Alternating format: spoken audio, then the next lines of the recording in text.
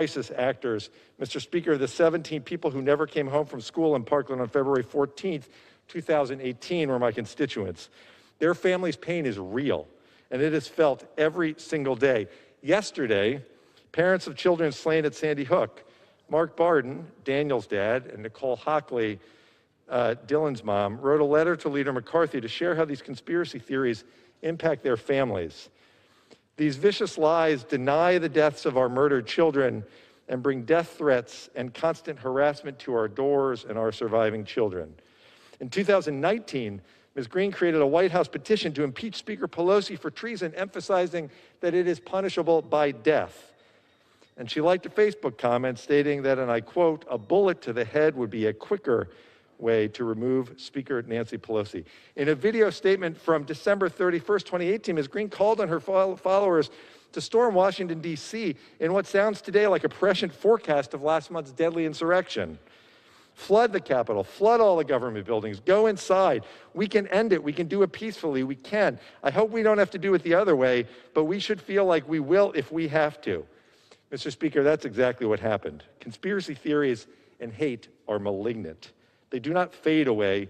We must stand up to them and say enough. Ms. Green has promised that she will never apologize. Well, we are here today because Republican leadership has decided to embrace and elevate Ms. Green. They've rewarded her with a seat on the committee of this House that has responsibility for teaching our children the truth and giving them a safe place to learn it.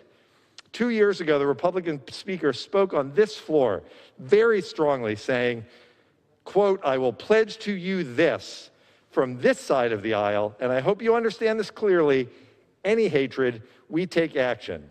And Mr. McCarthy did take action, but it wasn't condemnation, it was elevation, appointing her to committee seats. That's why it's necessary to put this resolution to a vote for every member of this body, because this House must take action. I urge my colleagues to support this resolution and remove Representative Green of Georgia from her positions on the Committee on Education and Labor and the Committee on Budget, and I reserve the balance of my time. Reserves. Gentlewoman from Indiana is recognized. Thank you, Mr. Speaker. I yield myself such time as I may consume. The gentlewoman from Indiana is recognized. Thank you, Mr. Speaker. Let me be clear. I absolutely reject racism, anti-Semitism, and bigotry. I condemn conspiracy theories and calls for violence. I do not in any way condone these reprehensible views. I am not here today to defend any comments made by Representative Green, whether as a private citizen, candidate, or member of Congress. I am here today to defend the precedent set by years of the majority and minority parties coexisting in this body. And I am here today to defend the House Ethics Committee, on which I serve as a ranking member. House Resolution 72 is nothing more than a partisan power grab. At a critical time when the majority party itself repeatedly calls for unity as our path forward, bringing a majority resolution to the floor to remove a minority member from her committee assignments is wrong and unprecedented. Referring such a resolution to the House Ethics Committee is unprecedented. Referring such a resolution to the House Ethics Committee and then completely bypassing the committee's role is unprecedented. On this floor today, we are witnessing one more effort to consolidate power with the majority party and diminish the rights of the minority. This is not the first power grab effort by this majority in Congress. Earlier this year, the Democrats destroyed over 100 years of representation in Congress and effectively eliminated the only tool that safeguarded the minority's voice, the motion to recommit. And they are doing it again today with House Resolution 72. In the last 20 years, several members have been removed from their committee duties. Members on both sides of the aisle have been removed, and for various reasons. But those reasons and that decision was always made by the members' party leadership or party's membership. Even if the decision to remove a member was followed with a voice vote on the House floor, the decision itself was made by that member's caucus following weeks of public and private infighting. Last week, the Republican conference met to discuss statements made by Representative Green last night prior to her serving in Congress. We listened to Representative Green. She made similar statements as she did on the floor today. She assured the conference that her prior statements did not reflect her views today as a member of this body. The Democratic majority claims the Republican conference hasn't acted, but that simply isn't true. The conference just hasn't done what the Democrats want it to do. Regardless, the majority has brought this unprecedented resolution before the House today. The majority party could have brought this matter directly to the floor as a privileged question, and the question of removal would have been a swift vote on the floor. Instead, the majority referred the resolution to the Ethics Committee, to then immediately and completely bypass the Ethics Committee and its functions by bringing this resolution directly to the floor. Involving the committee, then to only bypass the committee, violates the collegial and bipartisan manner by which the Ethics Committee should operate. This is my second term serving on the Ethics Committee, and I was looking forward to working with Chairman Deutsch in a collegial and bipartisan manner. You see, the Committee on Ethics is unique. It's the only standing House committee with equal numbers of Democrat and Republican members, 5 Democrats and 5 Republicans. There is a reason that neither party holds a majority on this committee, and that reason is to avoid one party or the other weaponizing the committee's purpose for use in a political and partisan fashion. The committee has publicly warned of this risk before. In 2012, following a particularly contentious investigation, the committee publicly expressed the necessity of bipartisanship, bipartisan cooperation within the committee leadership. The committee stated, quote, "Unlike any other committee, this committee avoids partisan legislative concerns and policies and must have bipartisan cooperation for the committee to fulfill its constitutional mandate to police the members, officers, and employees of this House. That mission calls upon members to step out of their partisan framework and approach the work of the committee without regard to their party. It's our recommendation for any member that serves on this committee that he or she constantly evaluate their actions on the committee to ensure they are living up to the highest standards of this committee," close quote. Today, we do not see the Ethics Committee's leadership upholding the highest standards of bipartisan cooperation. We don't see today the chair and ranking member presenting a resolution on the House floor together. At the end of each Congress, the committee issues a report detailing the activities of the committee during the Congress. For each Congress Chairman Deutsch has served on ethics, the committee has worked in a collegial and bipartisan manner. To be able to state for the 113th, 114th, 115th, and 116th Congress, all votes taken in the investigative subcommittees were unanimous. This stack of reports represents all the hard work the committee has completed in the last 4 Congresses. All of this work of the committee completed by its sitting members, the members who were asked to serve in the investigative subcommittees, and the committee's professional and nonpartisan staff was accomplished in bipartisan cooperation. In fact, Chairman Deutsch himself recognized in the committee report for the 116th Congress that, quote, "All of the committee's work is made possible by the committee's talented professional, nonpartisan staff. The members of the committee wish to acknowledge their hard work and dedication to the committee and the House. In addition, the committee wishes to thank its departing members for their service and for their thoughtfulness and collegiality they showed during their time on the committee," close quote. As you can see, the work on the Ethics Committee is extensive. In the 116th Congress alone, the committee commenced or continued investigative fact-finding gatherings for 50 separate investigative matters, impaneled 6 investigative committees, and filed 5 reports with the House totaling over 3,300 pages regarding various investigative matters. These tasks were agreed to by the chair and the ranking member of the committee. In fact, the phrase itself, chair and ranking minority member, appears 38 times in the committee rules. The Ethics Committee operates effectively because it's consensus-driven, with decisions made jointly by the chair and the ranking member. But that's not what's happening today on this floor. The current chair and ranking member have not received a complaint and determined whether the information meets the requirements of the committee rules. The current chair and the ranking member have not jointly gathered information concerning this alleged conduct. Until yesterday's rules hearing, the chair and the ranking member had not had a single conversation regarding Representative Green. As I stated earlier, involving the committee then to only bypass its function violates the spirit of how this unique committee operates. Once a majority determined that the Ethics Committee was the place for the resolution, it should have allowed the committee to consider the issues properly. I know our colleagues want to see the Ethics Committee function effectively and not to be used as a partisan political weapon on a manipulated platform.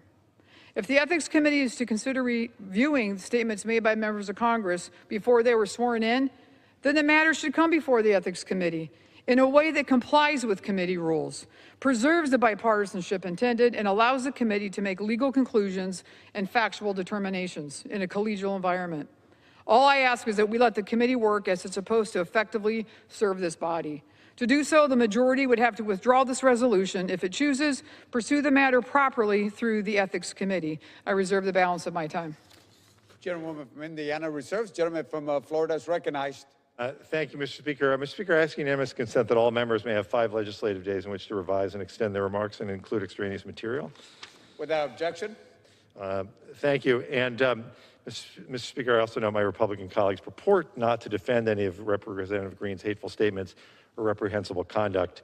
Instead, rely on process.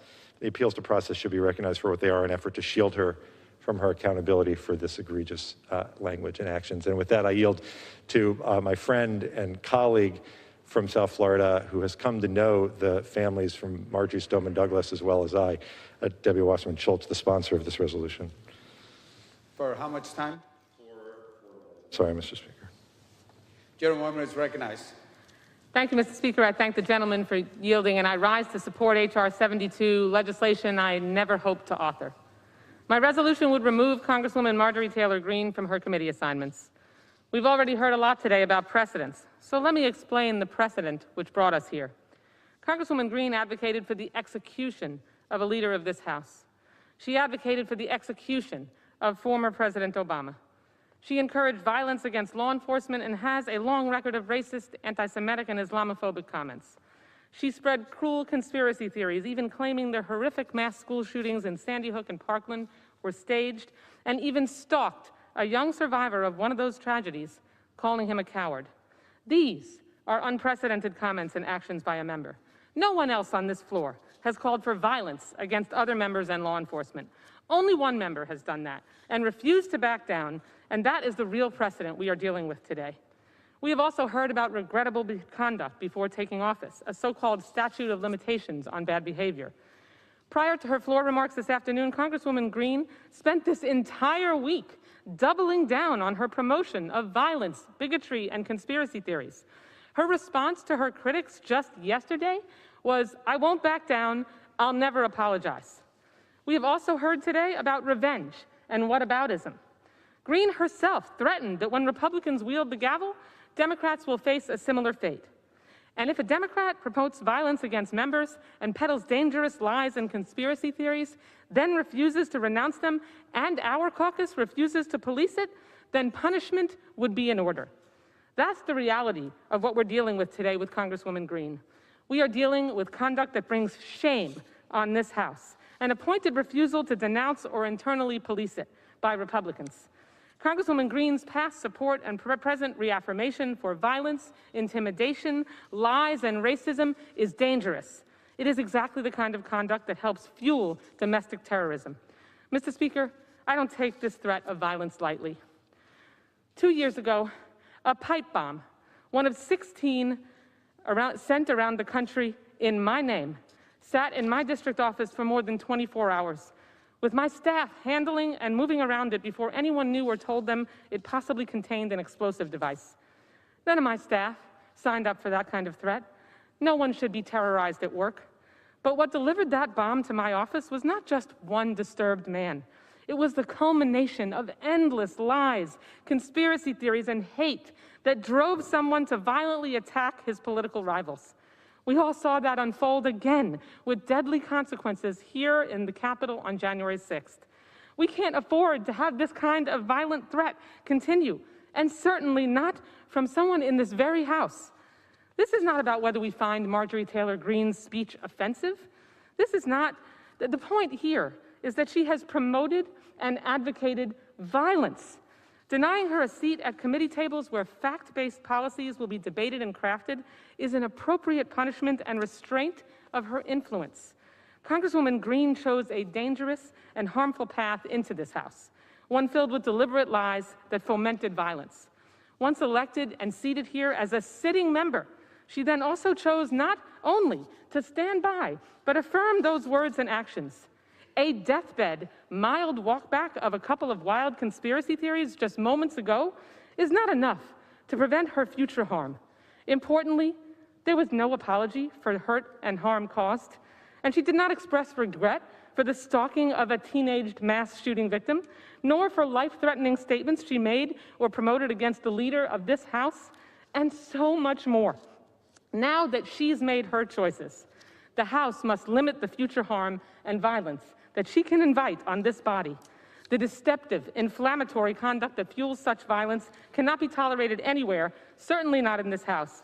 We can take an important step toward restoring integrity, security, decorum, and truth in this House by removing Congresswoman Marjorie Taylor Greene from her committee assignments. While it is an action we do not take lightly, it is the necessary course of action in the face of her extraordinary behavior that is unbecoming of a member of Congress. I yield back. Gentlewoman yields back. Gentleman from Florida reserves. Gentlewoman from Indiana is recognized. Thank you, Mr. Speaker. I yield 1 minute to the Republican leader, Mr. McCarthy. Gentleman from California is recognized. Mr. Speaker, I rise in opposition to House Resolution 72. This resolution sets a dangerous new standard that will only deepen divisions within this House. For all their talk about norms and institutions, it's the Democrats who've acted to undermine the people's House at every turn. Let's check the record. Afraid for their political careers, they have moved to shut down debate and silence dissent in committee and on this floor. They went so far as to eliminate the motion to recommit, the minority party's only chance to offer an amendment, which stood for over a century until this year. They have rushed impeachments through without a shred of due process, just like today, reducing this tool from the highest constitutional remedy to just another opportunity to fundraise and go on TV. And now they are declaring the majority has veto power over the minority's members' selections for committee. Now, we have reviewed this with the parliamentarian. Never before in the history of this House has the majority abused its power in this way. Never. In the entire history of this House have you ever abused the power in this way. But it's clear Speaker Pelosi's caucus thinks differently. They're blinded by partisanship and politics. And it's the American people who will suffer the most because of it. As for the member in question, let me be very clear. Representative Greene's past comments and posts as a private citizen do not represent the values of my party. As a Republican, as a conservative, as an American, I condemn those views unequivocally. I condemned them when they first surfaced, and I condemn them today. This House overwhelmingly voted to condemn the dangerous lies of QAnon last Congress and continue to do so. I made this clear when I met with Representative Greene. I also made clear that we as members have a responsibility to hold ourselves to a higher standard. She acknowledged this during our conversation and apologized for her past comments. I will hold her to her words and her actions moving forward. But because these comments caused such deep wounds, I offered Leader Hoyer a path to lower the temperature and address these concerns in a productive way. I offered to remove Representative Greene from Ed and Labor, but it was rejected. It was rejected. Now, privately, I've had calls from many Democrats acknowledging what they're doing is wrong. They understand that this partisan power grab is not only cynical, it's hypocritical. If this is the new standard,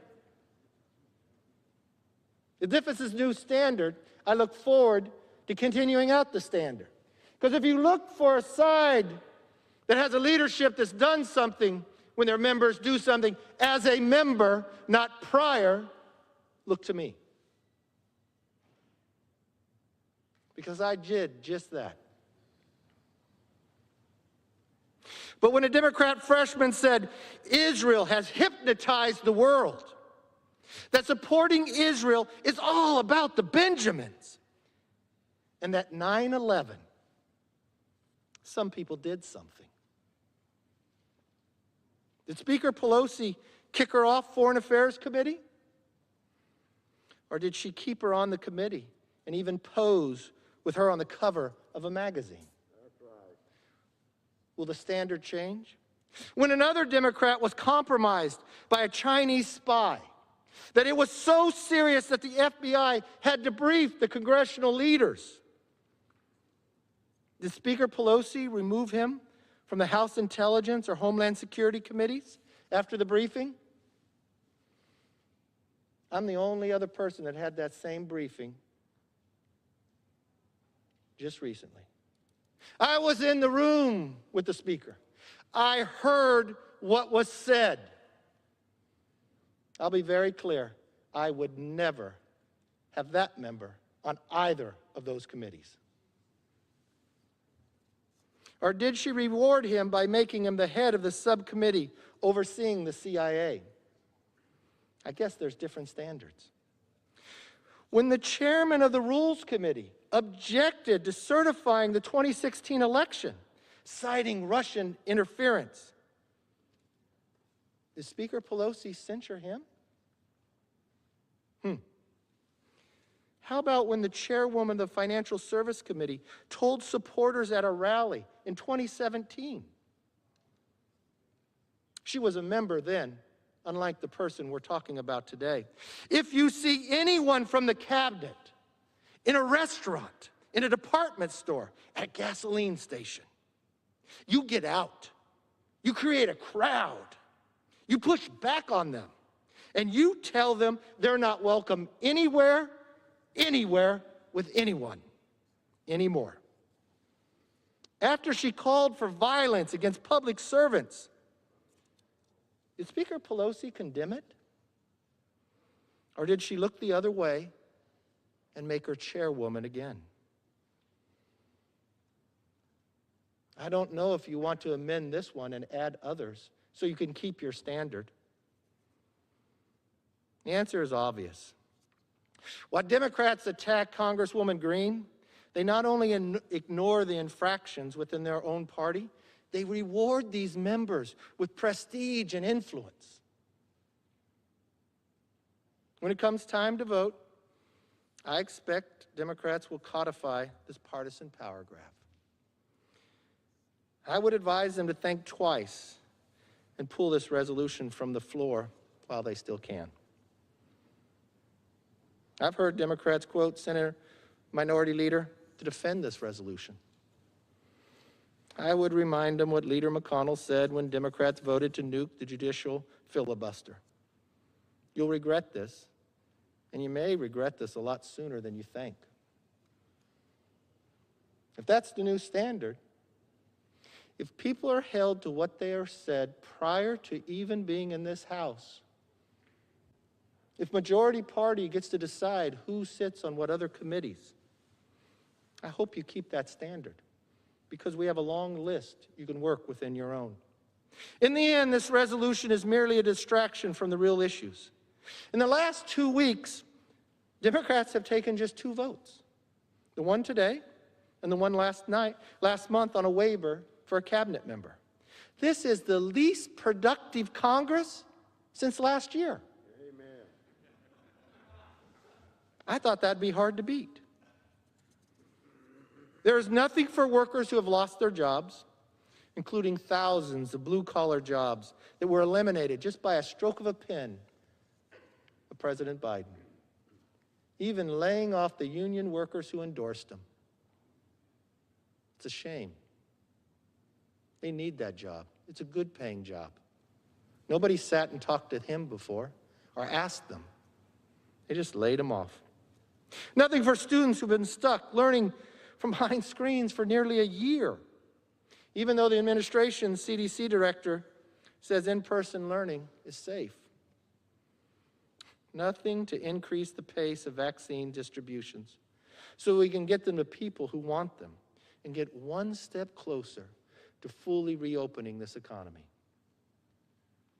At a time when households are already struggling, Congress should use its window of opportunity to get Americans back to work, get kids back to school, and vaccines for any American who wants it. These are the immediate priorities that deserve our energy and our attention. This is what we would work on if we had the opportunity to be in the majority, or even had the same opportunity that those in the minority had for the last 100 years to offer a motion to recommit. Mr. Speaker, as I've said before, a House distracted cannot govern. And we're proving it one more time today. Let's stop trying to invent dangerous and divisive ways to abuse the power of a majority and start working on what really matters. No one supports what was said before a person ever became a member. When a member said something that was inappropriate on this side of the aisle, we removed them from committee because they said it as they were a member. As we list the long list of the standards on the other side, no one ever got removed. They got rewarded. And now, more than 200-year history in this body is going to change. But if it changed as a standard to reach all, I'll be right here with you. If the concern was really what the majority leader said to me about being on Education Committee, I'm the first one to switch it. I actually offered it. That would be appropriate, but not for this majority. They believe something different, and that's wrong. Just as the words that were said were wrong. That member came to this floor to answer those questions. She did it as a member of Congress, not as a private citizen when they were said. I listened to President Biden as I watched him sworn in. I heard the word unity. That's why I reached out as well. If there's concern about education, we can fix that. If there's concern on the other side about working with people who are getting laid off with every stroke of every executive order, I'll work to fix that. If there's concern about getting kids back in school, we'll work on that. If there's concern about getting a vaccine to any American who wants it, we'll work on that. But unfortunately, the majority gets to decide what comes to the floor. And once again, this Congress will get listed as the least productive Congress in history. But the one thing it will have a record of is changing the rules to be one-sided, a long history that I believe this body will be embarrassed by. I yield back. Gentleman from California yields back. Gentleman from Indiana reserves. Gentleman from Florida is recognized. Thank you, Mr. Speaker. I yield 2 minutes to the distinguished gentlelady from Georgia, Representative McBath. Gentleman from Georgia is recognized for 2 minutes. Thank you to my colleague and friend from Florida, and thank you, Mr. Speaker. In 2 weeks, I celebrate the birthday of my son, Jordan. Every year since he was murdered, his birthday brings joyful memories, but profound sadness. 2 years ago, my pain on his birthday turned to horror and grief as I watched students in Parkland, children the same age as my son, run terrified out of their high school. I watched parents read texts from their kids that said, "Mom, if I don't make it back, thank you for everything that you've done for me." I watched as 17 families realize that their lives are never going to be the same. Throughout history, words have shown and have had the power to unite this nation with unity and with hope, or the power to divide with bigotry and hate. Words have an impact on everything that we do here in this chamber, on this hill, in this body. Every action that we take make life better for the American people. This today is about our members' words and actions that are beneath this body, beneath the American people that we have sworn to protect. This is about our members stalking the children of tragedy, attacking survivors, and threatening violence. This is about our member denying the existence of dead children at Sandy Hook Elementary and Marjorie Stoneman Douglas High School. This moment is about parents across America who now celebrate their child's birthday, just like me. And I yield back the balance of my time. Gentleman from Georgia yields back. Gentleman from Florida reserves. Gentlewoman from Indiana is recognized.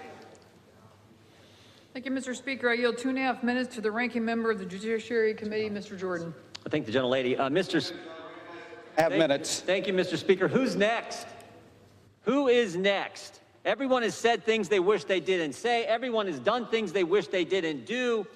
So who's next?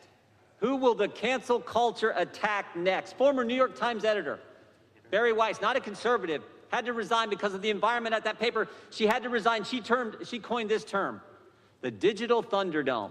You engage in wrong think, you engage in wrong speak, you're going in the Thunderdome. Today it's Miss Green. Who's it going to be tomorrow? Who's it going to be tomorrow? I've heard several times on the floor today from the Democrats. Conspiracy theory. The Democrats peddled the biggest conspiracy theory of all time, the Russia hoax. Amen. Two of those years, for the last 4 years, they peddled this theory. 2 of those years, they spent $40 million, 19 lawyers, 40 FBI agents, 500 witnesses, 2,500 subpoenas, but came up with zero collusion. Former Director of National Intelligence, James Clapper, he was going on television all the time talking about the coordination and the collusion that was going on.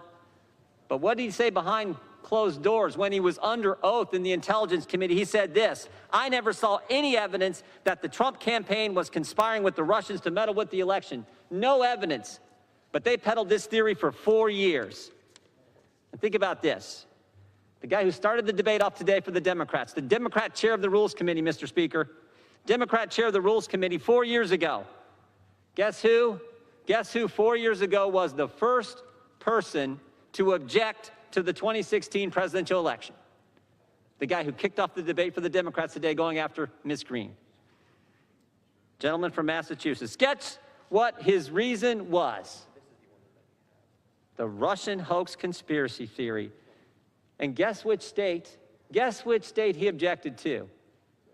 Guess which state? Alabama. That's right, January 6, 2017, the guy who kicked off the debate for the Democrats objected to Alabama, a state that President Trump won by 30 points. First person to kick off the debate today, 4 years ago, objected to Alabama based on this Russian hoax conspiracy theory, and now they're coming after Miss Green. I stood right here 3 weeks ago and I said, this cancel culture will not just come after Republicans. It's going to come after us all. It's going to come after us all. This is what's scary. And it took all of 13 days for that to be proven true. Last week, Mr. Speaker, could I have a few seconds? Last week, Senator Feinstein Elementary School is no longer named after Senator Feinstein. That's how bad this is. I hope this stops, and I hope it stops soon. Gentleman from Ohio yields back. Gentlewoman from Indiana reserves. Gentleman from Florida is recognized. 1.5 minutes to the gentleman from New Jersey, Mr. Malinowski. Gentleman from New Jersey, a minute and a half. Mr. Speaker, when we talk about unity, let's remember we were united last October when the House came together almost unanimously to condemn QAnon in a resolution that I had introduced. We said that QAnon was fanning the flames of anti-Semitism, that the loony lies it was spreading online would lead to people being killed in the real world. But then yesterday, Mr. McCarthy, the minority leader, said something that mystified me. He cited that resolution as a reason not to remove Representative Green from her committee. We'd already condemned QAnon, he suggested. Why would we need to do anything else? It's like saying we condemned bank robbers last year. We condemned bank robbery last year. We don't need to actually stop any bank robbers this year.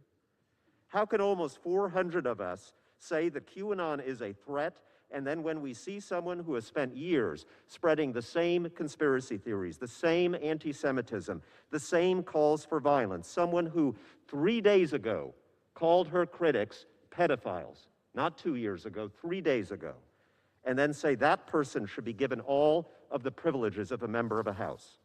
Mr. Speaker, if you condemn QAnon, that means you have to fight it.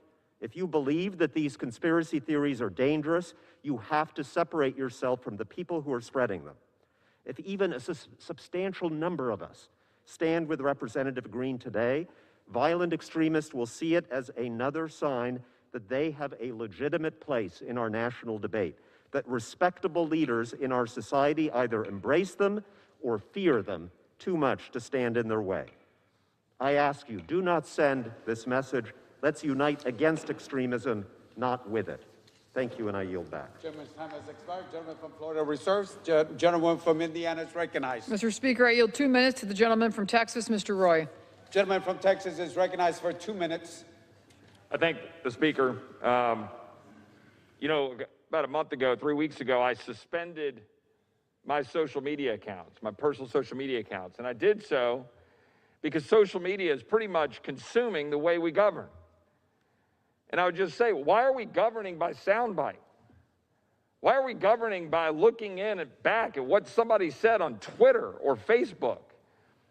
This is a body that is called under the Constitution to meet on the floor of the United States House of Representatives, not by proxy, by the way, and to sit here and debate, and to debate the important issues of the day. I was proud to say a few weeks ago, I was proud to stand with my colleagues on both sides of the aisle to condemn what occurred on January 6th. I joined with some of my colleagues on the other side of the aisle to disagree on the issue of objections. And then to have a member on the other side of the aisle attack my former boss and friend, Senator Ted Cruz, and basically accuse him of being an attempted murderer, I asked that that statement be stricken and there be an apology for it. I didn't ask that somebody be stripped from their committeeships. I didn't ask that they be censured. I tried to engage with that colleague and have and will. And then this last weekend had a statement directed at me, accusing me of the worst kind of horrific acts. Where is this body going to go, ladies and gentlemen? Now we're here in the first few weeks of this Congress attacking a freshman member who's addressing the concerns of statements that I take issue with, that a number of my colleagues on this side of the aisle have taken issue with, and you're going to unilaterally strip her of a committee assignment. This is not the people's house anymore. I made this statement yesterday on the budget reconciliation. I had a great conversation with the distinguished majority leader today about our need to restore regular order. And I would just ask my colleagues, in the 15 seconds, Jolly, no. I would ask my colleagues that we remove this. I made a motion to adjourn because we shouldn't be wasting the time of this body attacking a member of this body. This will not end well. Gentleman's time has expired. I yield back. Gentleman from Indiana reserves the balance of the time. Gentleman from Florida is recognized. Thank you, Mr. Speaker. Mr. Speaker, I just want to make clear that this is not an action by one party. This is a House resolution today. All of us will be voting And the Constitution couldn't be clearer. Article 1, Section 5 vests the House with the authority independent of the Ethics Committee to discipline a member, and as a sanction for such behavior, the House may limit any right, power, privilege, or immunity of that member. I'm sure my colleagues on the other side of the aisle are aware of that. With that, I am pleased to yield 1.5 minutes to the gentleman from Georgia, Representative Williams. Gentlewoman is recognized for 1.5 minutes. Thank you, Mr. Speaker. I rise today in support of the resolution to remove Congresswoman Marjorie Taylor Greene from her committee assignments. Her words and actions tout dangerous and deadly QAnon conspiracy theories, threaten our national security, and put the lives of every person in this room at risk. On January 6th, we witnessed what can happen when our leaders spread baseless conspiracy theories and spew violent rhetoric that echoes the same call to violence that resulted in a domestic terrorist attack on the United States Capitol. We can't control what Representative Greene does and says, but we can control how we operate as a governing body that holds its officials accountable. I'm particularly concerned about her appointment to the Education and Labor Committee, which not only has oversight of the education of our children, but also has the responsibility to ensure students have safe environments to learn. I watched in horror at the footage of Representative Greene berating a Parkland shooting survivor, a teenager who came to Capitol Hill seeking help from lawmakers to put an end to mass shootings and prevent other high school students from having to witness the senseless murder of their classmates and teachers. This is personal for me, as a mom of my Carter Cakes who just started kindergarten, and as a survivor of a school shooting my senior year of high school that claimed the life of a classmate. I still live with that trauma today. My colleagues on the other side of the aisle say they disapprove of Representative Greene's actions. However, disapproval without action means nothing. This is about doing what's right. As Dr. King stated, it's never the wrong time to do the right thing. And with that, I yield back. Gentlewoman yields back. Gentleman from Florida is recognized. Is reserving. And gentlewoman from Indiana is recognized. Mr. Speaker, I yield 3 minutes to the gentleman from Texas, Mr. Gomert. Gentleman from Texas is recognized. Thank you, Mr. Speaker. And this is personal to me. I've dedicated so much of my adult life to the Constitution of the United States. And if you go back to 1884, it's been cited for about 80 or 100 years even, a select committee back in 1884 was taking up the issue of a member of Congress being expelled, and the committee said that because the conduct was committed during an earlier Congress, it must be said that with practical uniformity, the precedents in such cases are to the effect the House will not expel a member for reprehensible action prior to the election of a member, not even for conviction of an offense. That has been so frequently decided in the House that it's no longer a matter of dispute. And yes, that was expelling from the House, but you're wanting to expel a member from being a full member as she was elected to do. Now, James Madison, hopefully that name rings a bell, said if the legislature could regulate those, talking about qualifications, which in this case would mean you got to meet our qualifications for what you say before you're a member of Congress, or you don't come in. And he said if you could regulate those qualifications, it can be by degrees subvert the Constitution. A republic may be converted into an aristocracy or an oligarchy, as well as limiting the number capable of being elected. Qualifications founded on artificial distinctions may be devised by the stronger party in order to keep out partisans of a weaker party. This is so dangerous. Never in the history of the Congress has a majority party been taking such fanatical action to remove somebody from the other party from committees. This is unprecedented. You know, we had a senator named Biden who looked at a Ku Klux Klan recruiter as a mentor and friend, and you punished him by inaugurating him as president. Look, please, I know there's so many good, decent Democrats. We disagree on a lot of things, but as a matter of conscience, you talk about conscience, you got to know if you do this, just like Democrats objecting to electors and then coming around later and say, oh, you're disenfranchising voters.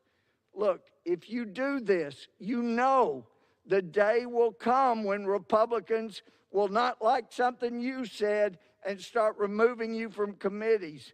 This is not a road to go down. I beg you, please don't start this precedent. It won't end well for either party, but we will follow your lead if you lead. I'm imploring you, do the right thing. Vote no on this resolution. I yield back. Gentleman yields back. Members are reminded to direct their remarks to the chair. At this time, the gentlewoman from Indiana reserves, and the gentleman from Florida is recognized. Mr. Speaker, I yield 1 minute to the gentlewoman from Michigan, Ms. Tlaib. Thank you, Gentlewoman is recognized. Thank you, Mr. Chair. After decades of living through discrimination from our government, my older Black neighbors in my district finally began having a sense of hope that a new generation of elected leaders are here. Recently, however, those same neighbors have told me they began to feel that fear again because of what is happening here in this chamber. Because in today's Republican Party, Marjorie Taylor Greene's worldviews are violent, anti-Black, racist, Islamophobic, anti-Semitic, and they're condoned. Every single day that goes by without outright condemnation from every single one of her Republican colleagues, without consequences for her extremist views, is an outright endorsement of white supremacy. We owe it to our residents who have been victim of these very hateful views to take action. When members like Marjorie Taylor Greene proudly claim that Muslims shouldn't be allowed in this Congress, or that 9/11 attacks were fake, or that the Speaker of the House should be executed, there must be consequences. I yield. Gentlewoman yields back. Gentleman from Florida reserves. Gentlewoman from Indiana is recognized. Mr. Speaker, I yield 2 minutes to the gentleman from Arizona, Mr. Biggs. Gentleman from Arizona is recognized for 2 minutes. Thank you, sir. Thank you, Mr. Chairman. It's good to be here today. But what I feel and what I believe as I'm listening and I'm hearing the debate is this is not really about words said by Ms. Greene before she was ever elected overwhelmingly in her district. Because if it was about language and that we were disciplining because of language, we would have disciplined somebody else from this side on the Democrat side who said, Israel's hypnotized the world. May Allah awaken the people and help them see the evil doings of Israel. It's all about the Benjamins, baby. That would have invoked some discipline, I would have thought. How about this one? Comparing Jewish Israeli settlers to termites. That guy didn't get disciplined. He's still on the committees I sit on. He said there's been a steady stream, almost like termites can get into a residence and eat before you know that you've been eaten up and you fall in on yourself. It goes on. It goes on. The Speaker of this House has said Republicans are enemies of the state. All of these incite to violence. All of these demean. All of these dehumanize. All of these are these are statements that just should not be accepted. But they were accepted. There was no condemnation. And as the last speaker just said, no condemnation is an endorsement. So I guess there's endorsement from all of them on those statements. And so here we are today. And you're doing something that's unprecedented. You're taking somebody for things she said before she got into this body. And you're saying we're going to control the minority choice of committee assignments. Never happened before, but here it goes. And I'm afraid it's going to cascade because that's not the way we should do this. You can't take away the rights of the minority leader and the minority conference. That is the problem that we have here. No one endorses what Ms. Greene said, but we endorse her election and the right of the leader to make her committee assignments, not to have those be taken away by the majority. I yield back. Thank you. Gentleman from Arizona yields back. Gentlewoman from Indiana reserves. Gentleman from Florida is recognized. Thank you, Mr. Speaker. I yield 1.5 minutes to the gentlelady from Illinois, Ms. Kelly. Mr. Gentlewoman is recognized for 1.5 minutes. Mr. Speaker, I rise in support of House Resolution 72 to remove Marjorie Taylor Greene from her committee post. Congresswoman Green is part of the cult conspiracy mindset that has infected segments of our American society and is ripping our nation apart. The wild conspiracy theories that QAnoners invent are in essence outrageous lies. Even more alarming, they are lies backed by the threat of violence. Yes, Representative Green and her QAnon adherents are ready to defend their deranged lies with violence. They have expressed a desire to assassinate Speaker Pelosi and to publicly execute those who disagree with their malignant lies. They have even expressed a passionate desire to overthrow our constitutional democracy. Congresswoman Green indicated before last year's election that if Donald Trump lost, Americans may need to reclaim freedom with the price of blood. Marjorie Green has harassed a survivor of Stoneman Douglas school shooting, calling him a coward and proclaiming the massacre was staged as a plot to pass more gun laws. Yet her Republican colleagues believe she has the proper credentials and principles to serve on the Education and Labor Committee. Some will play both sides, but that is a false equivalent. I think it's clear that we need to draw the line at Jewish space lasers and calling for political assassinations, not policy differences. At least with one xenophobic racist, both sides were able to put country over party. The party of honest Abe can no longer be honest with itself. Marjorie Green and her fellow conspiracy theorists have saturated our nation with lies. It's time to turn the tables and start talking about truth for a change. Gandhi liked to say, even if you are a minority of one, the truth is the truth. I urge everyone to join in defending truth. Stand up for truth, even if you're alone. I yield back. Gentleman from Florida reserves. Gentlewoman from Indiana is recognized. Thanks, Mr. Speaker. I yield 2 minutes to the gentleman from Texas, Mr. Babin. Gentleman from Texas is recognized. Thank you, Mr. Speaker. At the direction of the narrow Democrat majority, we are here today standing in judgment over a newly elected colleague of ours for things said as a private citizen and that have since been retracted. Meanwhile, some colleagues have engaged in anti-American, anti-Semitic tropes and commentary before and after their elections to Congress. Other colleagues have incited and called for violence across the country the day Donald Trump became president, and still encourage that violence against him and those who support the Republican Party, not to mention other dangerous words that have been harmful to the security of our nation. But, Mr. Speaker, none of those are in question, and those members never saw any condemnation. In this Democrat majority, they never will. I went to the Rules Committee yesterday, strongly opposed to this course of action, with a suggestion to correct this blatant double standard should it move forward. I was told by the chairman that, quote, we don't share the same values, because I was demanding that we prioritize accountability for members of his party and their comments and dangerous rhetoric carried out while in office, before we address Representative Green's commentary made before she was elected. Perhaps the chairman was right. My values are that anyone who blatantly calls for the violence against conservatives, praises deadly Antifa riots, endangers Americans, encourages the destruction of our ally Israel, and perhaps worst of all, dismisses the significance of 9/11, has no business serving in the House of Representatives. In closing, Mr. Speaker, no one in Congress should be more grateful than the Democrat majority eliminated our motion to recommit last month and the Democrat members who have made these inflammatory remarks over the years. Because I have no doubt that a motion by Republicans to oust those representatives would have succeeded with very strong bipartisan support. And by shattering this precedent today, perhaps this majority has set in motion a future majority's obligation to do so. If my Democrat colleagues are attempting to take the speck out of their eye, I encourage them to also take the log out of their own eye. Out of our eye, then take the log out of their own eye. Thank you, and I yield back. Gentleman's time has expired. Gentleman from Indiana reserves. Gentleman from Florida is recognized. Thank you, Mr. Speaker. I yield 1.5 minutes to the gentleman from Minnesota, Ms. Omar. Gentlewoman from Minnesota is recognized for 1.5 minutes. Thank you. Mr. Speaker, this is not about one member. This is about who we are as a body and what we are as a democracy. This is about whether it is acceptable to cheer on and encourage an insurrection against our basic democratic process. This is about whether it is okay to demand members swear in on a Bible of a religion they do not practice. This is about whether it is okay to hold an assault rifle next to members' heads in a campaign ad and incite death threats against them.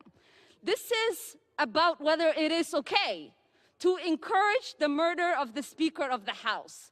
As a survivor of civil conflict and civil war, I know political violence and political rhetoric does not go away on its own. This is about whether or not we will continue to be a peaceful and functioning democracy. Thank you, and I yield back. Gentlewoman yields back. Gentleman from Florida reserves. Gentlewoman from Indiana is recognized. Mr. Speaker, I yield 1 minute to the gentleman from Virginia, Mr. Good. Gentleman from Virginia is recognized for 1 minute. I'm proud to have taken my oath on that Bible, after which I do follow and try to live my life after. And I rise today to object to the left pattern of teaming up with the mainstream media to try to stifle the voices of conservatives. First, it was 4 years of trying to remove President Trump, and today it's trying to strip my friend Marjorie Taylor Greene of her committee assignments.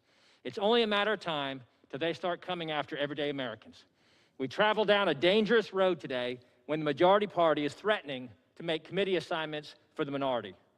My friends across the aisle, as we have seen, and from one we just heard from, Mr. Speaker, certainly have no shortage of members who've expressed very offensive opinions after they were elected to this body. Democrats are not looking to lower the temperature or deliver the results for the American people. Their goal is to cause chaos and divide our country so they can continue to expand their radical left agenda until they've silenced all opposing viewpoints. Democrats control the House, the Senate, and the White House. If they wanted to deliver results for the American people, they could do it. But their agenda is clear. They don't want to govern. They want to rule and clamp down on any dissent to their radical agenda. And I yield back. Gentleman, time has expired. Gentlewoman from Indiana reserves. Gentleman from Florida is recognized. Thank you, Mr. Speaker. I'm pleased to yield 2 minutes to the gentleman from Missouri, Representative Bush. Yeah. 2 minutes. The gentlewoman from Missouri is recognized for 2 minutes. Thank you, Mr. Speaker. St. Louis and I rise in defense of our nation's school children. I cannot sit idly by and allow white supremacy and hatred to have decision-making power over our students' futures. To my Republican colleagues, let history remember what you did in this moment. A prerequisite for appointment to these committees and for all that we do must be that you love and represent all people, meaning all people. We owe it to our children, we owe it to their parents to have a House Education and Labor Committee that is committed to fighting for a country where all children have an equitable education in an intentionally anti-racist society. Let me say that again, an intentionally anti-racist society. From the Ferguson-Florissant School District in St. Louis to the Normandy, Hazelwood, Riverview Gardens, Jennings, University City School Districts to St. Louis Public Schools, all of our school districts deserve better. Harris-Stowe State University, Missouri, University of Missouri, St. Louis, our tech and trade schools, St. Louis University and Washington University, they deserve better because our teachers and our custodial workers, our cafeteria workers deserve better because our students who don't have a roof to sleep under at night, our students who don't have running water at home, our students who don't have enough to eat deserve better because those living with student debt and those who desire to go to college deserve better. Our parents, they deserve better. We cannot build an equitable anti-racist education system if a seated House Education and Labor Committee member incites violence through the perpetuation of racist lies in an attempt to overturn an election. We cannot build an equitable anti-racist society if a member of Congress endorses white supremacy. We need to strip them of their committee assignments. And then we must pass my resolution, HRES 25, to investigate and expel them. Thank you, and I yield back. Gentlewoman yields back. Gentleman from Florida reserves. Gentlewoman from Indiana is recognized. Mr. Speaker, I yield 2 minutes to the gentleman from Georgia, Mr. Heiss. Gentleman from Georgia is recognized for 2 minutes. Thank you. The hypocrisy here is an outrage. My fellow Georgian Congresswoman Greene stood right here in this House and took full responsibility for her statements. That's more than we can say for any of the many in this chamber who have made outrageous hate-filled and vile statements and comments over the past years and recent months in particular. For example, a Democrat member of the House Foreign Affairs Committee has repeatedly made blatant anti-Semitic statements. She still holds her position. The Democratic chairwoman of the House Financial Services Committee encouraged supporters to aggressively assault anyone who supported President Trump. She still holds her position. The Speaker of the House has called Republicans enemies of the state. She still has her position. While we watch cities in flames, businesses being destroyed, officers killed, and civilians attacked, a member of the majority party called for further unrest in the streets. She still has her position. I've got 4 pages of similar comments, and this is by no means exhaustive. Inflammatory rhetoric around here has become commonplace, unfortunately. And members of this House have absolutely crossed the line for calling for violence or making other similar remarks. The majority refuses to hold its own members accountable. That is a zenith of hypocrisy and injustice. And I call on and urge our members to oppose this resolution, and I yield back. Gentleman yields back. Gentlewoman from Indiana Research. Gentleman from Florida is recognized. Mr. Speaker, I am pleased to yield 1 minute to the gentleman from Ohio, my friend Ms. Beatty. Gentlewoman is recognized for 1 minute. Thank you, Mr. Chair, Mr. Speaker. It is a shame that we must use precious time on the floor of the People's House to address the inflammatory remarks of member Marjorie Taylor Greene. But just as we are in the midst of 3 crises of the coronavirus, the economic distress, and social injustice, we must also act against a crisis of extremism and unhinged conspiracy theories. Disturbing and dangerous words and actions like those we have heard and seen from this individual in this House are below, Mr. Speaker, the dignity of a member of Congress. And as they did not stop when we were all sworn in, if anything, these backward views gained a national platform. Well, I stand here to tell you, I will stand up to bullies. Bullies who threaten students and threaten and celebrate the violence towards our speaker and our colleagues. Today, and yes, as a conscience of the Congress, it is important that we take this step to affirm that conspiracy theories and outrageous lies have no place in the Congress, no place in the People's House, no place, no place. Gentleman's term has expired. Gentleman from Florida reserves. Gentlewoman from Indiana is recognized. I yield 1 minute to the gentleman from South Carolina, Mr. Norman. Gentleman from South Carolina is recognized for 1 minute. Thank you, Mr. Speaker. On the 4th day of February, here we go. We have a pandemic that's shutting down businesses all across this country. We have schools shut down, causing havoc with our children. We have a national debt of over $30 trillion. We have seniors wondering if their Social Security payment will be suspended due to anticipated bankruptcy. We have a Democratic Party focusing today and yesterday on bypassing the legislative process and issuing executive orders, defunding our police departments, destroying our energy dependence, shutting off our production of oil and gas, allowing men to identify as women and go into any bathroom of choice. And what is the majority spending the hard-earned tax dollars today? Attempting to throw a member of our party who was duly elected by something purportedly not said before she got into Congress. Here's what I would ask. Throw us all off the committees. Throw all of us off. God, I hope the American people see what you're doing. And this is nothing more than an abuse of power, than a party drunk with power. I yield back. Gentleman yields back the balance of his time. A gentleman from Indiana reserves. Gentleman from Florida is recognized. Mr. Speaker, I'm pleased to yield 2 minutes to Representative Hayes from Connecticut. Gentlewoman is recognized for 2 minutes. Mr. Speaker, I rise today in support of this motion on behalf of my constituents in Connecticut's 5th District. The statements made by the representative from Georgia have amplified horrific and deeply dishonest rhetoric and empowered and mainstreamed fringe conspiracy theories about school shootings. Giving any member the platform to spread dangerous rhetoric only rewards and normalizes this behavior, places already vulnerable groups in danger, and further traumatizes survivors.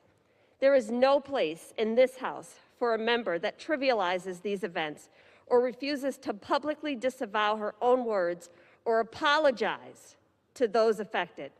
Mr. Speaker, there are men and women on both sides of the aisle whom I strongly disagree with, colleagues who have made statements that have deeply offended me, yet I have never believed we should remove them from committees or this body. But today is different. We are forced to make this motion not because of a disagreement in values or opinions, but because the Republican conference has refused to take any actions addressing dangerous comments made by a member, comments which have no place in common discourse and cannot be given a platform to be amplified. While I remain respectful of the voters in Georgia, we have a responsibility as a body to hold our own members accountable. And I would vote in the same way if a member of my own caucus had committed the same infractions. No member of Congress, Mr. Speaker, the House is not in order. House will be in order.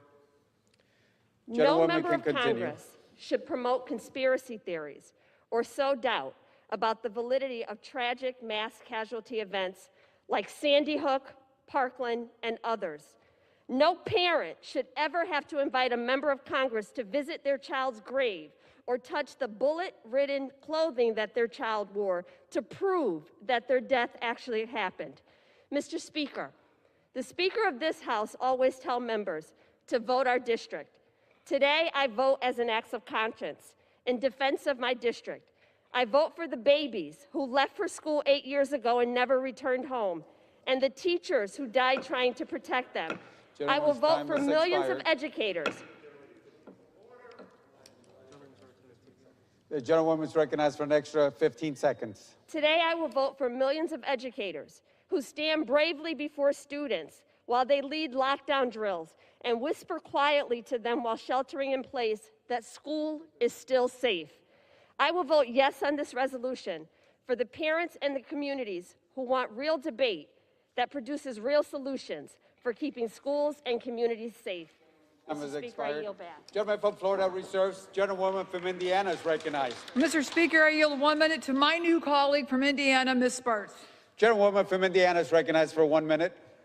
Mr. Speaker, as someone who grew up in a communist country where people were punished for expressing their opinions, I have an enormous appreciation for our First Amendment rights.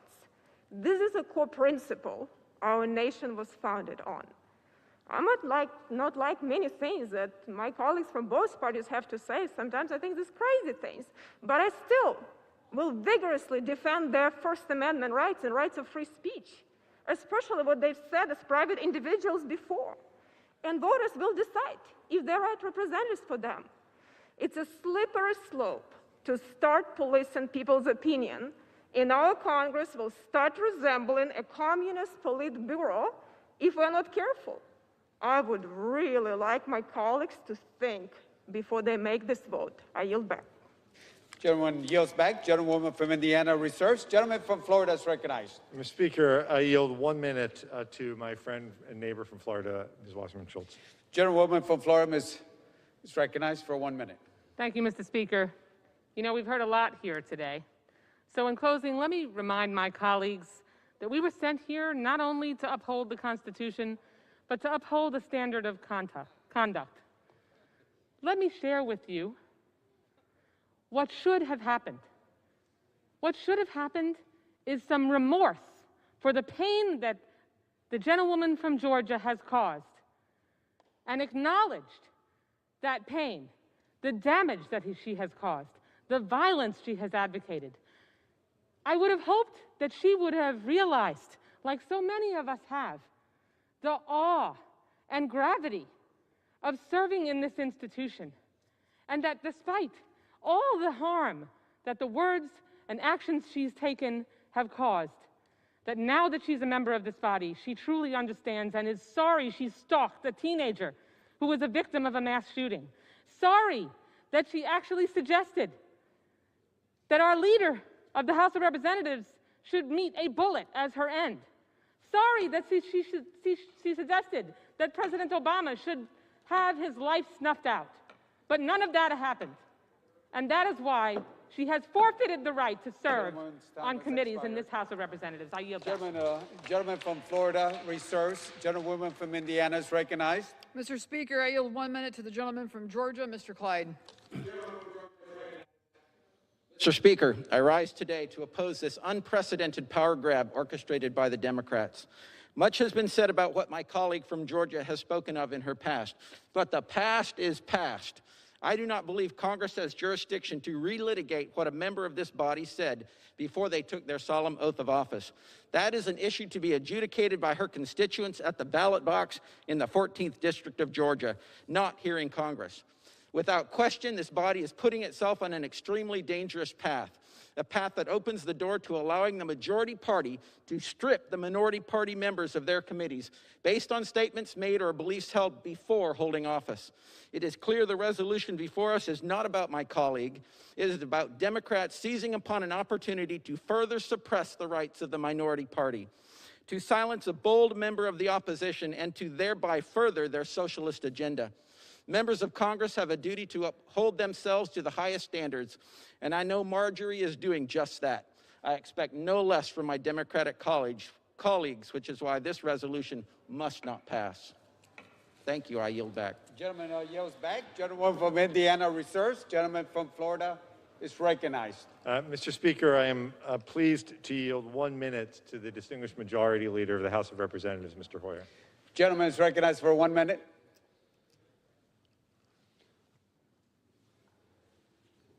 Mr. Speaker, this is a sad day and a difficult day for the House of Representatives and for our country. I have had the great honor of serving this body for 40 years. And in that time, I have never encountered a situation like the one before us. Now, where a member has made such vile and hurtful statements, engaged in harassment of colleagues, and expressed support for political violence.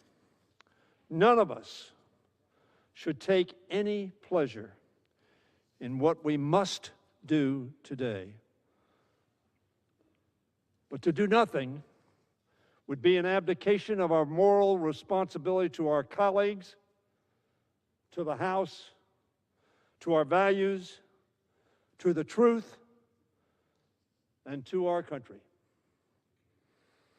A great forebearer of legislators, Edmund Burke, famously declared, "The only thing necessary for the triumph of evil is for good men to do nothing." Yesterday, the Republican conference chose to do nothing. So today, the House must do something. I have heard some condemnation from across the aisle of the contents of Representative Green's statements. Some have condemned the white supremacist and anti-Semitic things she said and posted online. Some have condemned the falsehoods she shared about 9/11 and the horrific school shootings.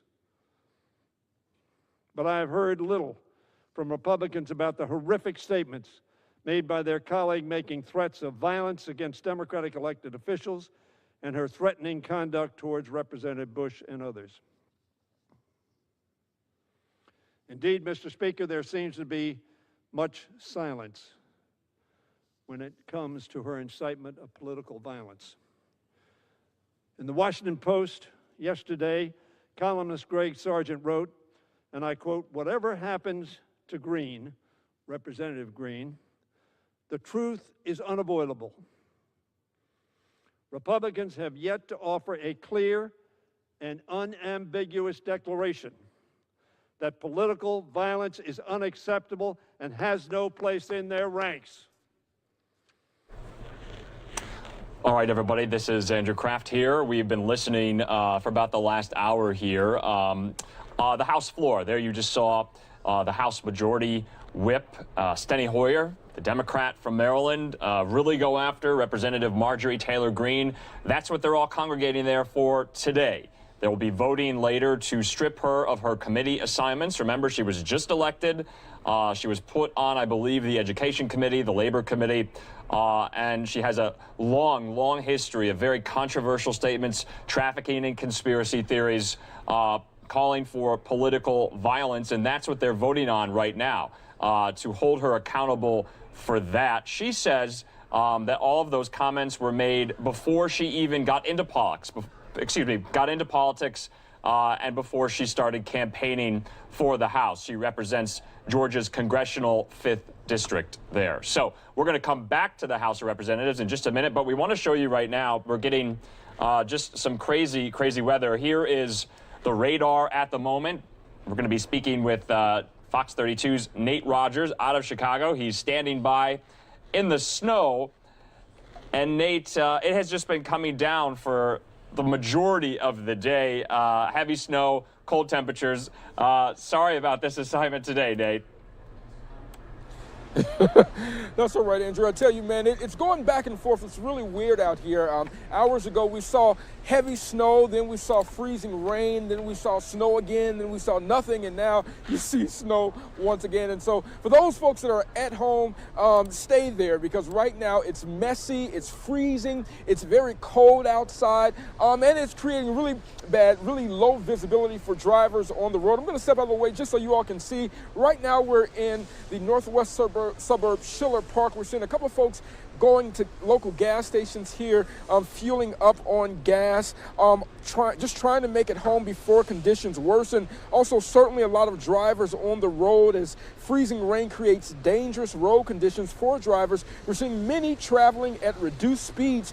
Now remember, nearby Rosemont took in nearly 11 inches of snow this past weekend. Right now, public works crews are clearing roadways before moving to the main sidewalks and smaller sidewalks.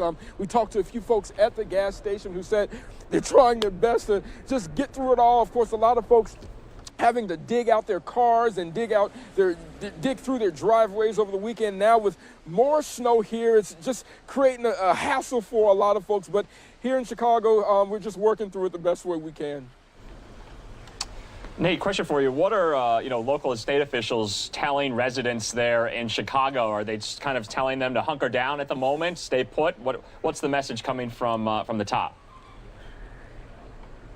Sure, not so much to hunker down or stay put. Clearly, a lot of folks have to go to work, come back and forth from school. But the main message here is because of the freezing rain that we're experiencing now and those cold temperatures that are yet to come, they're just asking folks to be very careful while they're driving on the road. We're seeing some cars that are driving at like 30 miles per hour, but then there are other folks that are really speeding. And as you're trying to approach a stop sign or a stoplight, you do have the chance of wrecking another vehicle. And so that's really the main concern right now, just being on the roads, taking your time. Some folks doing it, some folks not.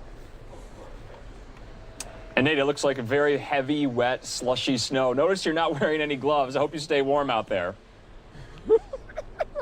Absolutely. I'm running in and out of my car. And so, yeah, it's wet, but it's manageable. We're used to this here in Illinois, just trying to get through it the best way we can. You know, it's a little crazy. My cameraman is going to throw me a snowball so you all can see. We did have a lot of accumulation, though, from the previous days. And again, to your point, that is the concern here. A lot of crews were trying to get rid of all of this snow just so when more snow comes, it won't freeze as much. But I don't know. It's the beast that we're working through right now and just trying to handle as best as we can. All right, Fox 32's Nate Rogers there in the suburbs of Chicago. We were following wicked weather on Monday, that huge nor'easter in the Northeast. Now this other storm hitting the Midwest there. Thank you, Nate, so much. Talk to you again. Stay warm. Yes, sir. And not to mention that we this week was Groundhog's Day on the 2nd. We brought you that event live there. Punxsutawney Phil saw his shadow, so there'll be 6 more weeks of winter. So we're going to be following all the latest on the winter weather. Here's a last look, though, of the radar that we've been following.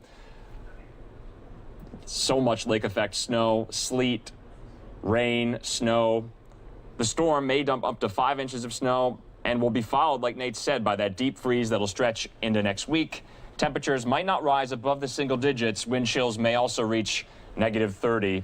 City officials are calling it, quote, an Arctic blast. So, in the meantime, we're going to go back out to the House floor where members are debating that resolution to strip Representative Marjorie Taylor Greene of her committee assignments. The last time that this was done, it was from former Congressman Steve King of Iowa due to past controversial comments that he made. And that was after the 2018 midterms when the Democrats were in the majority in the House. Anyway, we are following all the latest here. Let's take a last live look at the U.S. House of Representatives. But first, let's go to commercial.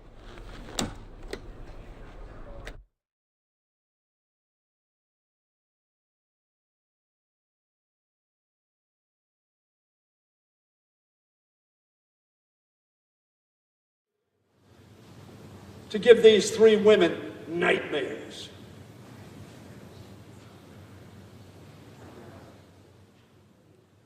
Indisputably, these are clear threats to commit or incite political violence. Not from years ago, but just months ago. Imagine the pain that these members' families must be experiencing when they see pictures like this one. Imagine what our children think, their children. Or when they know their loved ones are walking the halls of Congress and may encounter harassment as it happened to Representative Bush. So I ask my colleagues on the other side of the aisle, when they take this vote, imagine your faces on this poster. Imagine it's a Democrat with the 8 or 15. Imagine what your response would be, and would you think that that person ought to be held accountable?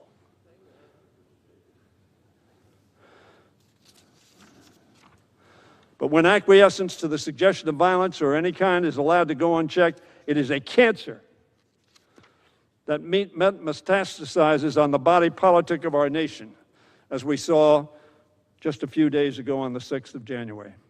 A cancer.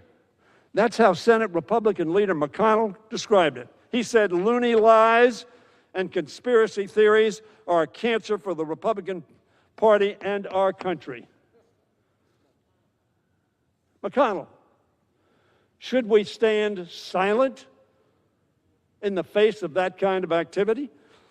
He continued, somebody who suggests that perhaps no airplane hit the Pentagon on 9/11, that horrifying school shootings were pre-staged, and that the Clintons crashed JFK Jr.'s airplane is not living in reality.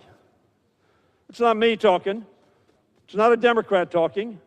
It's Senator McConnell. This has nothing to do with the challenges facing American families or the robust debates on substance that can strengthen our parties. My colleagues across the aisle have an opportunity today to reclaim their party from the dangerous cancer of QAnon and violent conspiracy theories that promote and have demonstrably resulted in sedition and insurrection. Senator Romney, you remember Senator Romney? He was candidate for President of the United States on the Republican ticket, nominated in the Republican convention.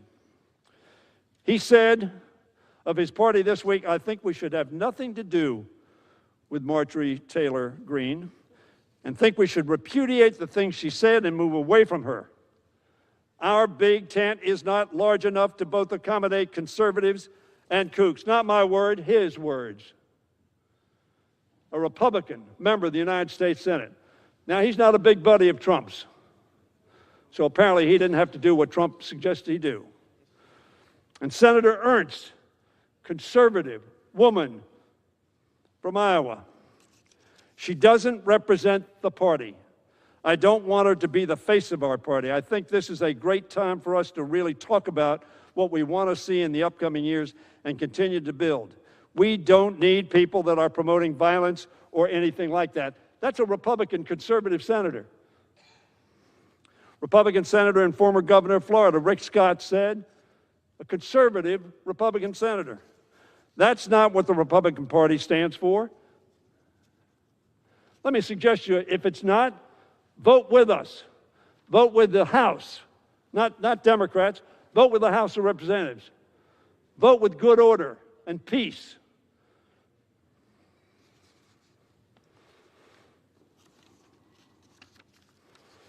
Furthermore, Senator Young of Indiana said, there ought to be no place in the Republican Party for the kind of views espoused by Representative Green.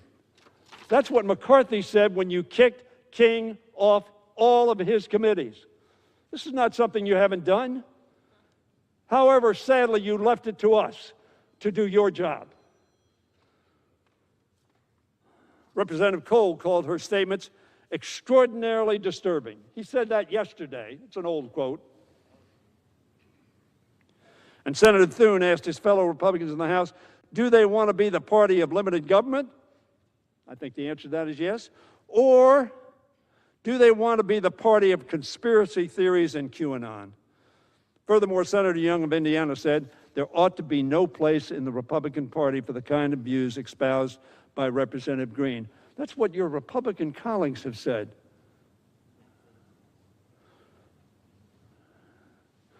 This is not partisan. This is about principle. And you can shake your head as much as you want. This is not about party. It's about whether or not you will vote for decency and truth, not being members' worst nightmare. I hope we can do it together. All of us embracing our humanity and our basic adherence to the Constitution. Edmund Burke, who I'd quoted earlier, said, the only thing necessary for evil to triumph is for good men to do nothing. Let us not do nothing.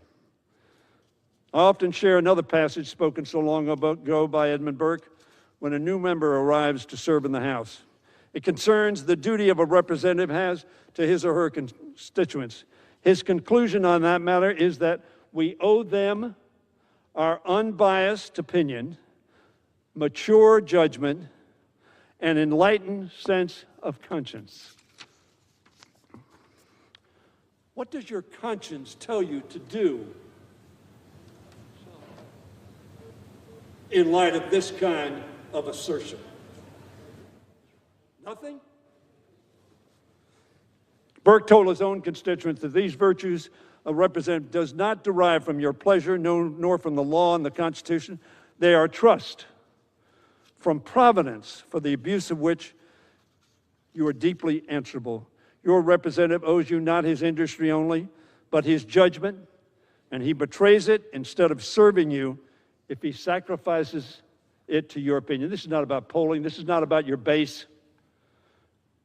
This is about your conscience and your moral judgment. In other words, each of us ought to look inside our hearts to the answer we know is right and is best for the House and for our country. If the Republican Party, for less toxic language, took committee assignments away from Steve King, should they do less in this instance? There is no doubt that if somebody came to the Congress and had said before they came to Congress, I am for violent revolution against the government of the United States of America, that your party would say that's not somebody we want to be associated with. That's not what she said. I do not assert that. But should we do less than you did for Steve King, for far less toxic language? Let us not do nothing. Mr. Speaker, let us do the right thing. I yield back the balance of my time. Gentleman yields back the balance of his time. Gentleman from Florida reserves. Gentlewoman from Indiana is recognized. Mr. Speaker, I yield 1 minute to the gentleman from North Carolina, Mr. Budd. Gentleman from North Carolina is recognized for 1 minute. Thank you, Mr. Speaker. You know, today is really about one party single-handedly canceling a member of the other party because something said before that member was even elected. This isn't about agreeing or disagreeing with the comments. This is about Democrats abusing their power and using it to cancel. This sets a very dangerous precedent. There are members across the aisle who have said alarming things recently. They've made anti-Semitic comments repeatedly. They've made anti-American comments repeatedly. And they've made comments threatening violence repeatedly.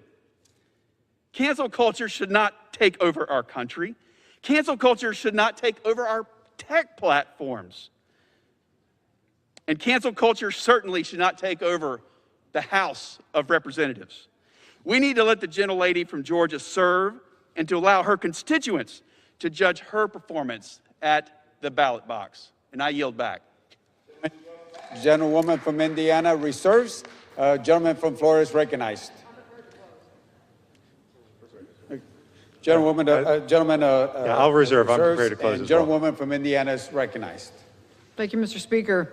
I absolutely reject racism, anti-Semitism, and bigotry, as I said earlier. I condemn conspiracy theories and calls for violence. I do not in any way condone these reprehensible views. Sadly, though, here we are today to effectuate another partisan power grab. The Democrat majority has taken unprecedented steps to marginalize Republicans just because we have not done what they want us to do, and that's wrong. There's a reason that neither party holds a majority on the Ethics Committee, and the reason is to avoid one party or the other weaponizing the committee's purpose for use in political and partisan fashion. The majority should withdraw this resolution, and if it chooses, pursue this matter properly through the Ethics Committee. If the resolution is not withdrawn, then I'll vote no and hope at some point the Ethics Committee will again be used to serve this body as intended. Our colleagues deserve better, and the House as an institution deserves better. I ask my colleagues to vote no, and I yield back. Gentlewoman from Indiana yields back. Gentleman from Florida is recognized. Thank you, Mr. Speaker.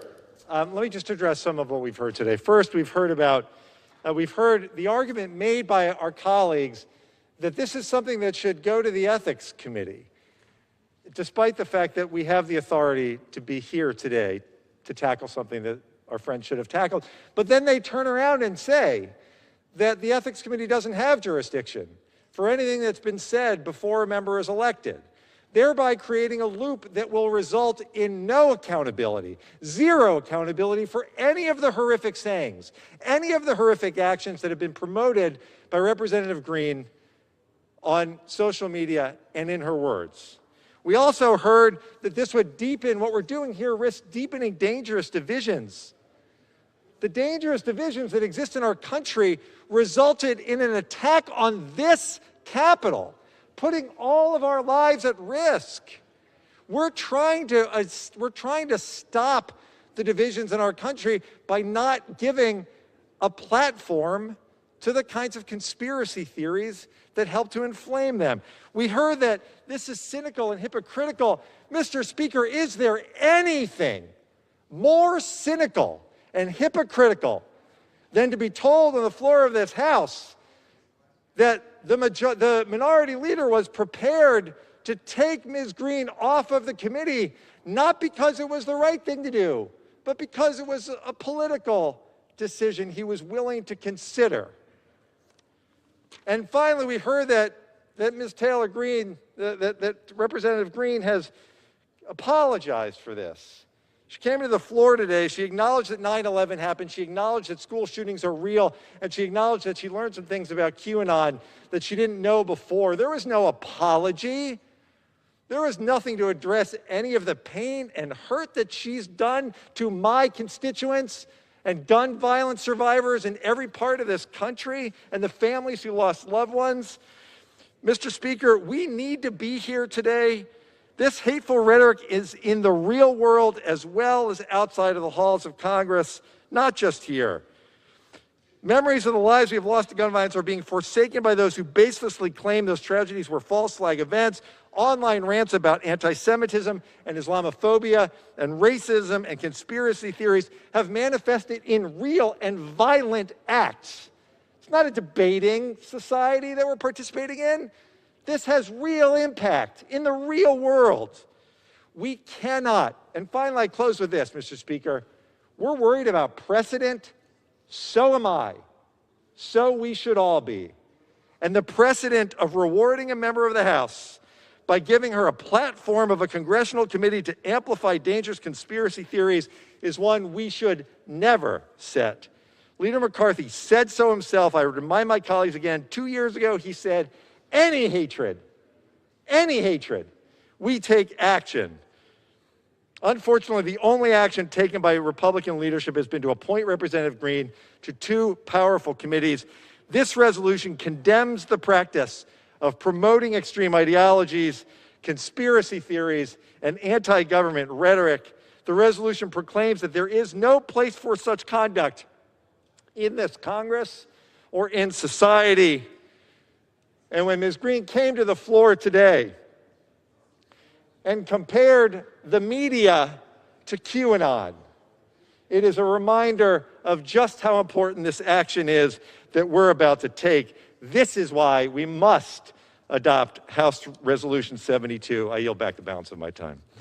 Yields back. All time for debate has expired. Pursuant to House Resolution 91, the previous question is ordered on the resolution. The question is on the adoption of the resolution. Those in favor say aye. Aye. Those opposed say no. No. The ayes have it. The resolution. Gentlewoman from Indiana is recognized. Mr. Speaker, I ask for the yeas and nays. Pursuant to Section 3S of House Resolution 8, the yeas and nays are ordered. Members will record their vote by electronic device.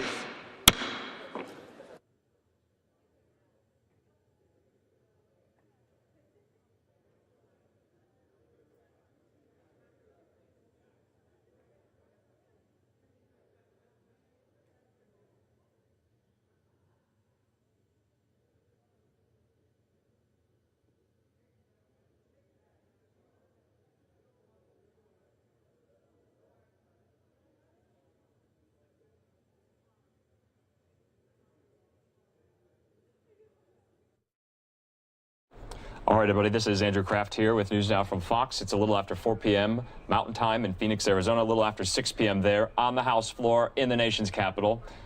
Members are now currently voting on stripping Representative Marjorie Taylor Greene of her committee assignments. There you can see the vote tally at the moment. We're going to be on this until the vote is completed, so we can bring you that live, but don't want to call this unprecedented. This has been done before. It's not used often, that's for sure. The last time this was done was with former Congressman Steve King from Iowa for similar comments that he made, trafficking in conspiracy theories, white nationalist rhetoric, and the like.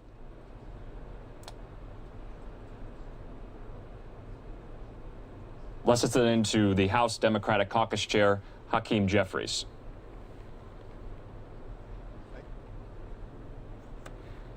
All right, and he just stopped talking. The camera went away for a moment. So they do have some time to vote. Members can come and go in the next 15 to 20 minutes. But just to give everyone up to speed on this story,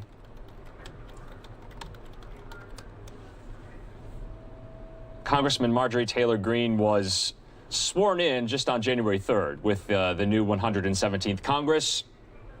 She was elected in 2020 to serve her constituents in the 5th Congressional District in the state of Georgia.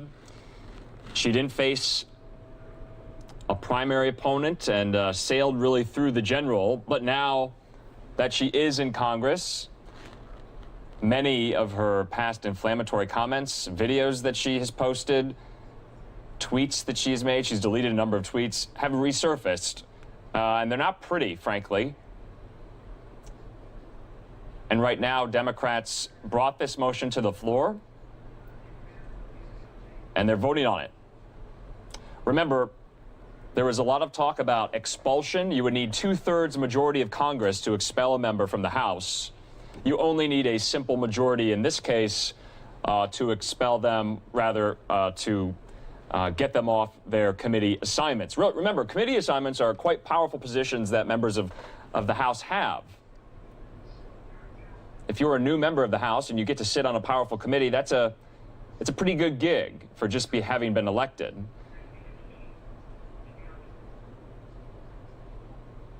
The issue in question was, why should Marjorie Taylor Greene sit on the Education Committee when so many Democrats objected to comments that she made, thinking that mass shootings were either false flag operations or staged?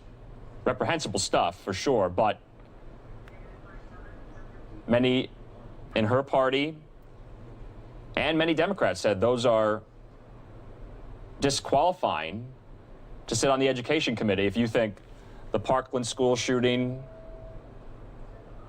or the Sandy Hook school shooting were fake. And you heard some of those same sentiments on the House floor. So this is not happening in a vacuum. Remember, just a couple days ago, Congresswoman Marjorie Taylor Greene said she had the support of President Trump, the de facto leader of the Republican Party. But yesterday, in what was quite a telling vote, you saw Republicans have to decide which wing of the party are they going to be. Are they going to be the establishment types like Liz Cheney? Or are they going to be the far-right conspiratorial-minded types like Marjorie Taylor Greene?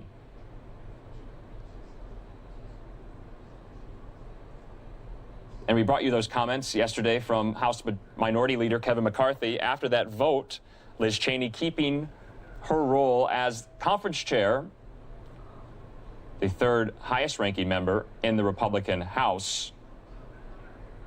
Let's listen into some of these comments from members right now.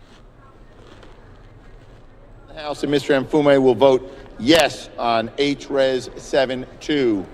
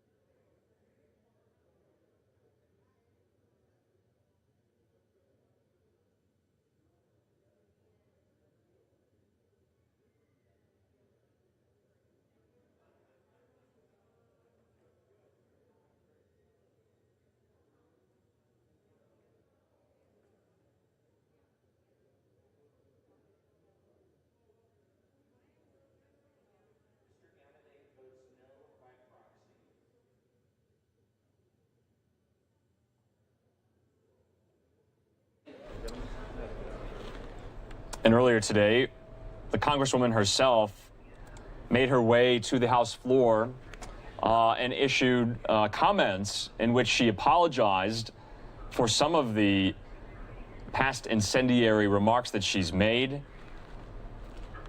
She said, quote, "I was allowed to believe things that were not true, and that is absolutely what I regret."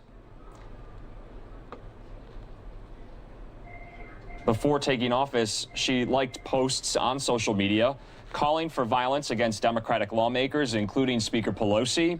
She claimed, like I mentioned before, school shootings and the 9/11 terror attack were staged events and suggested Muslims should not serve in government. When she was on the floor today, she retracted that past claim, suggesting that, quote, "I do not believe that it's fake. I want to tell you 9/11 absolutely happened." She also said, walking back comments she made about the Parkland school shooting and the Sandy Hook school shooting, that school shootings are absolutely real.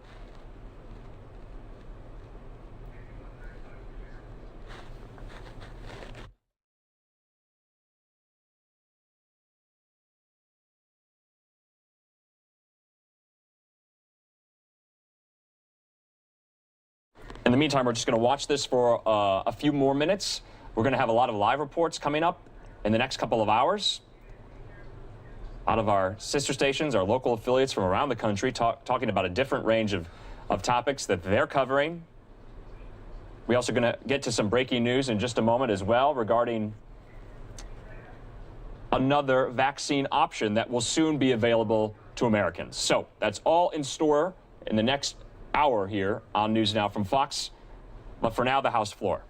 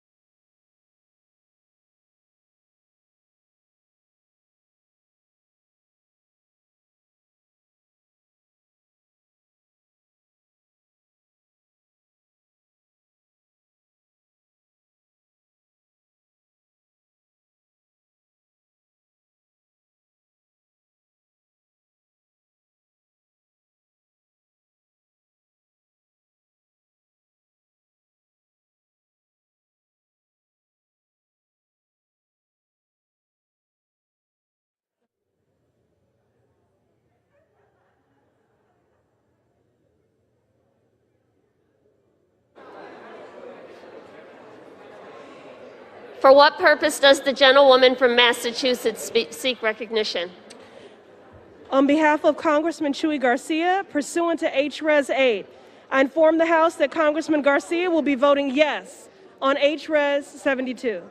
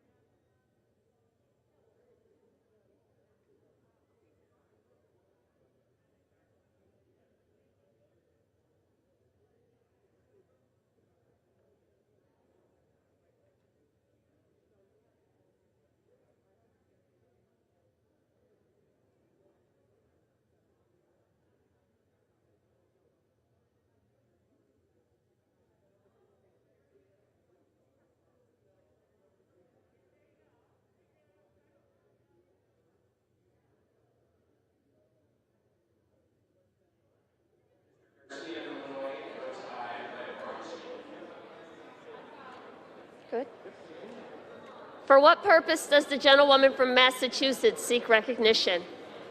As the member designated by Mr. Bowman pursuant to HRES 8, I inform the House that Mr. Bowman will vote yes on HRES 72. As the member designated by Mr. Cooper pursuant to HRES 8, I inform the House that Mr. Cooper will vote yes on HRES 72. As the member designated by Ms. Frankel pursuant to HRES 8, I inform the House that Ms. Frankel will vote yes on HRES 72. As the member designated by Ms. Jayapal pursuant to HRES 8, I inform the House that Ms. Jayapal will vote yes on HRES 72. As the member designated by Mr. Lynch pursuant to HRES 8, I inform the House that Mr. Lynch will vote yes on HRES 72. As the member designated by Ms. Mang pursuant to HRES 8, I inform the House that Ms. Mang will vote yes on HRES 72.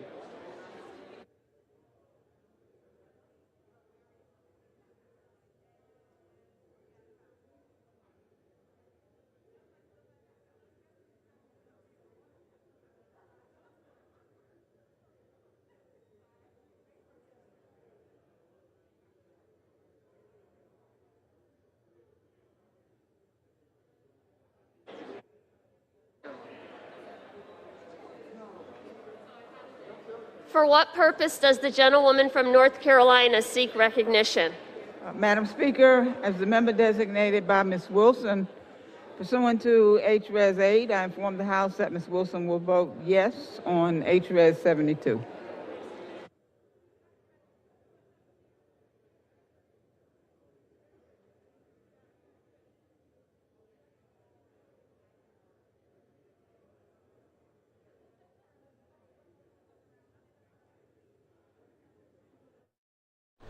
All right, as we monitor the voting on the House floor to see what will happen if members of Congress do decide to strip Congresswoman Marjorie Taylor Greene from her committee assignments. Remember, she was just sworn in as a new representative January 3rd with the new 117th Congress. In the meantime, we are going to take a pause because we are going to be speaking very soon with one of our reporters in the field. He's in Wisconsin, right outside Milwaukee. So before we do that, we're going to go to a quick commercial break. So we'll see you in about 2 minutes.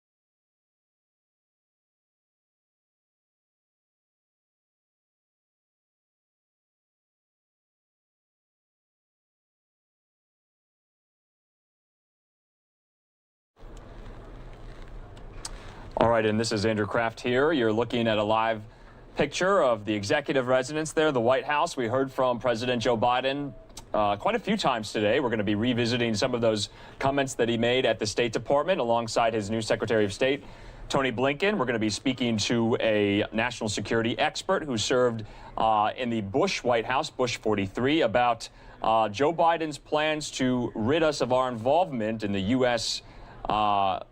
In the Yemeni civil war, rather, with Saudi Arabia and those factions there. So we're going to bring you that about 6 p.m. Mountain Time, 8 p.m. Eastern. So that'll be a great conversation, hopefully. We're going to go out now. We are following this story out of Washington County, Wisconsin. 3 people are dead in Washington County, including the suspect after this home invasion that went awry. It led to a police shootout. Yesterday afternoon, deputies responded. We're being joined now by Fox 6's Bill Miston, who is on the scene, I believe, right now. Bill, what's the latest on this? Well, Andrew, I can tell you the Washington County Sheriff's Office is being extremely tight-lipped today as they're continuing to investigate the series of events that occurred here in Washington County. And for those viewers that are unfamiliar, Washington County and where I am, it's called the town of Kewaskum, is about 45 minutes northwest of downtown Milwaukee. And what we can tell you, according to the Washington County Sheriff's Office, is that they received a 911 call at about shortly before 3 p.m. on Wednesday, and that there was a man that had forced his way into a home and that he had a gun. Another phone call to 911 came in several minutes later saying that a caller had reported hearing gunshots and that the armed suspect was seen walking towards that caller. We do know that deputies, as well as a Village of Kewaskum police officer, showed up to the residence and that there was gunfire that was exchanged between the suspect and deputies. That suspect took off into the woods. David, if you could pan over to the left to give you an idea, this is an extremely rural part of the area. This town of Kewaskum, it's not in an actual municipality. It's a rural farm area, and there's homes here along this rural road. It's about a half-mile stretch. What we do know is that when this was all said and done, deputies had put up a perimeter around this area, and they put up a drone, and they were able to locate the suspect.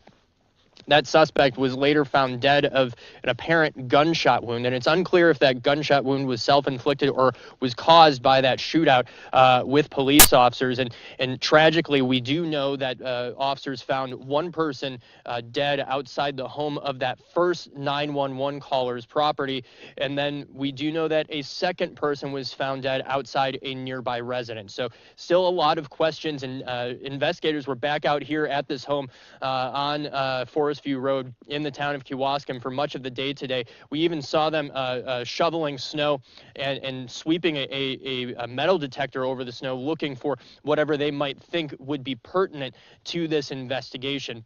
And there's several other instances of events that took place in talking with neighbors up and down this street that really is going to be hard to try and put together. And so we know that the sheriff's deputies and the sheriff's office is doing a lot of work right now to try and piece together all these events that took place that, again, left 3 people dead, including a suspect in what appears to be a home invasion. Andrew?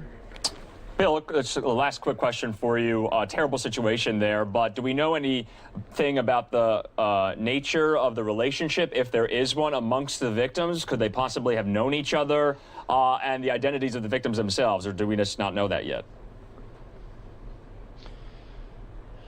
Right now, you know, there is information out there, but you know, the sheriff's office is not confirming or at least publicly releasing the names of the victims right now. And this is a very small, tight-knit community. I mean, people know people in this area. It's very rural, and it's unclear if the suspect knew the victims involved or this was just a crime of happenstance, an opportunity hoping to try and you know, break into a home. Again, we are unsure about the exact motives behind this, and that's what investigators are really trying to put together, and they're getting help from the Wisconsin Department of Justice's Department of Criminal Investigation to help piece all of this together as well. All right, Fox 6's Bill Miston for us there live in Kewaskum, Wisconsin. We appreciate you very much. See you again. Thank you. All right, we're going to just go to commercial really quickly as well. We have this live picture, though, the snowy roads in Wisconsin. We just want to bring this up. Well, it looks a little pixelated at the moment. We will not go to that at the moment, but we're going to go to commercial. We'll see you back here in 2 minutes.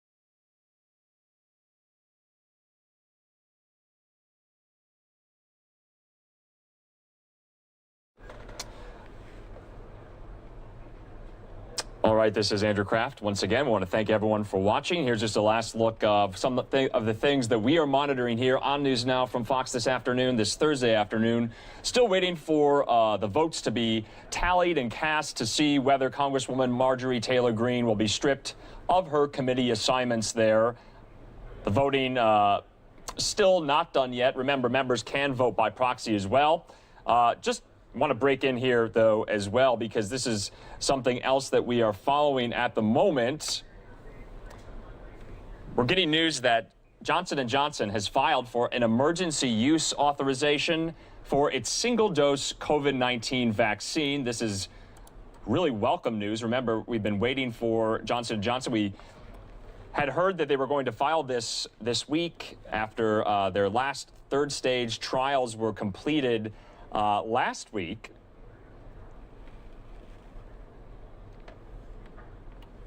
And now we're learning that they have asked the FDA for emergency use authorization. That's the next and final step. This could be Americans' third option for a COVID vaccine. It's asked U.S. regulators to give this emergency okay to its experimental vaccine, a step that could make the shot more widely available within weeks. Johnson & Johnson, which is based in Brunswick, New Jersey, came out and said this in a statement that they have asked for this. Now it's just up to FDA scientists and outside experts on the FDA advisory panel. They'll scrutinize a lot of the data to determine whether the vaccine is safe and effective. You might remember, this was before Christmas, the last few weeks of December, that we aired this as well, the same panel from the FDA to issue the emergency use authorization for the Pfizer and Moderna vaccines. And so right now, Americans only have those two options available to them. Soon they could have this third option available to them. Remember, the vaccines are a little different. The Johnson & Johnson vaccine is just a single dose. It's not 2 doses spread out by 3 or 4 weeks. The single dose shot we reported just last Friday here on NewsNOW.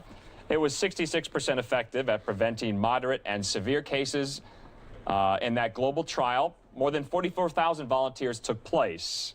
So, like I said, this would be the third vaccine option available to Americans if regulators did approve it and authorize it for emergency use. Very, very welcome news. Scientific miracle that vaccines can be produced even this quickly. So we'll be following that story as well here on NewsNOW from Fox. In the meantime, let's go back out to the House floor.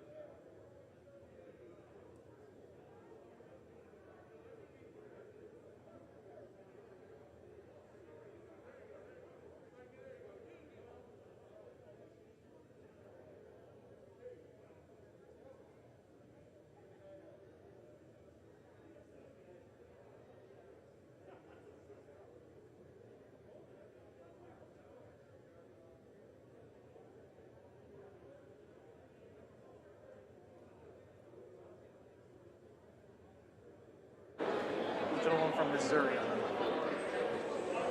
For what purpose does the gentlewoman from Missouri seek recognition?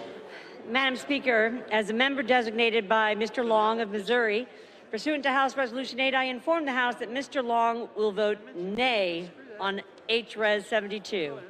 And as a member designated by Mr. Gosar of Arizona, pursuant to House Resolution 8, I inform the House that Mr. Gosar will vote nay on HRES 72.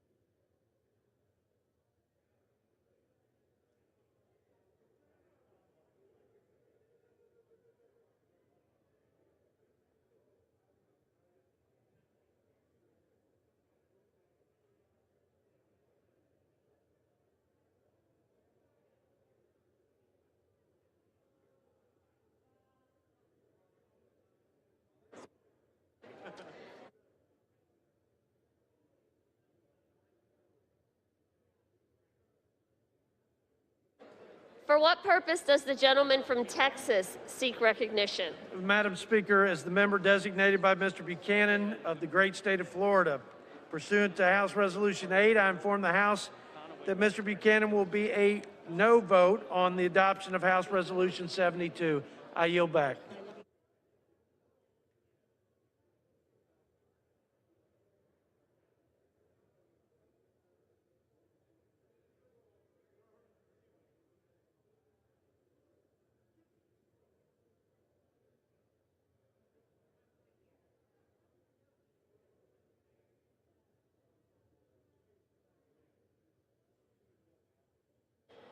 For what purpose does the gentleman... Okay, everybody, it's Andrew Kraft. Once again, I'll be helming the coverage all night here. My colleague Daytona Everett is off today. That we're going to kind of come in and out of the House floor there as members are still voting on whether or not to strip Congresswoman Marjorie Taylor Greene of her committee assignments. Remember, she was just elected to the House for the first time last election in 2020. She was sworn in on the 3rd of January in the new Congress.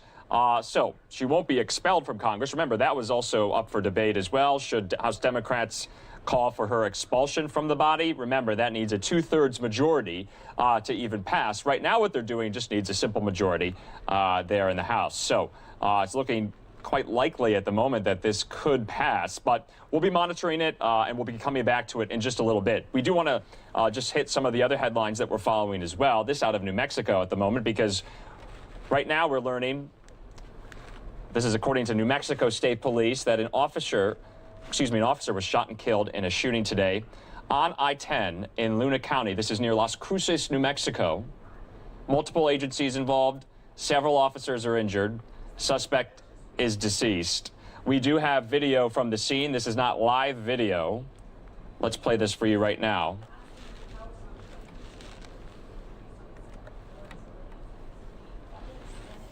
So right now we're just trying to get more information on this. This is breaking at the moment. This happened about an hour and a half ago, that this shooting came into the KFOX newsroom there in El Paso around noon. Reports indicated multiple shots were fired during a pursuit and multiple law enforcement agencies were spotted.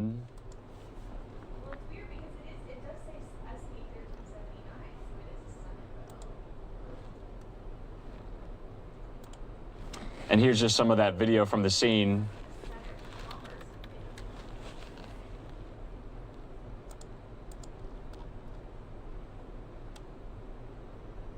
I just want to read some more information for you. This is in and around Las Cruces.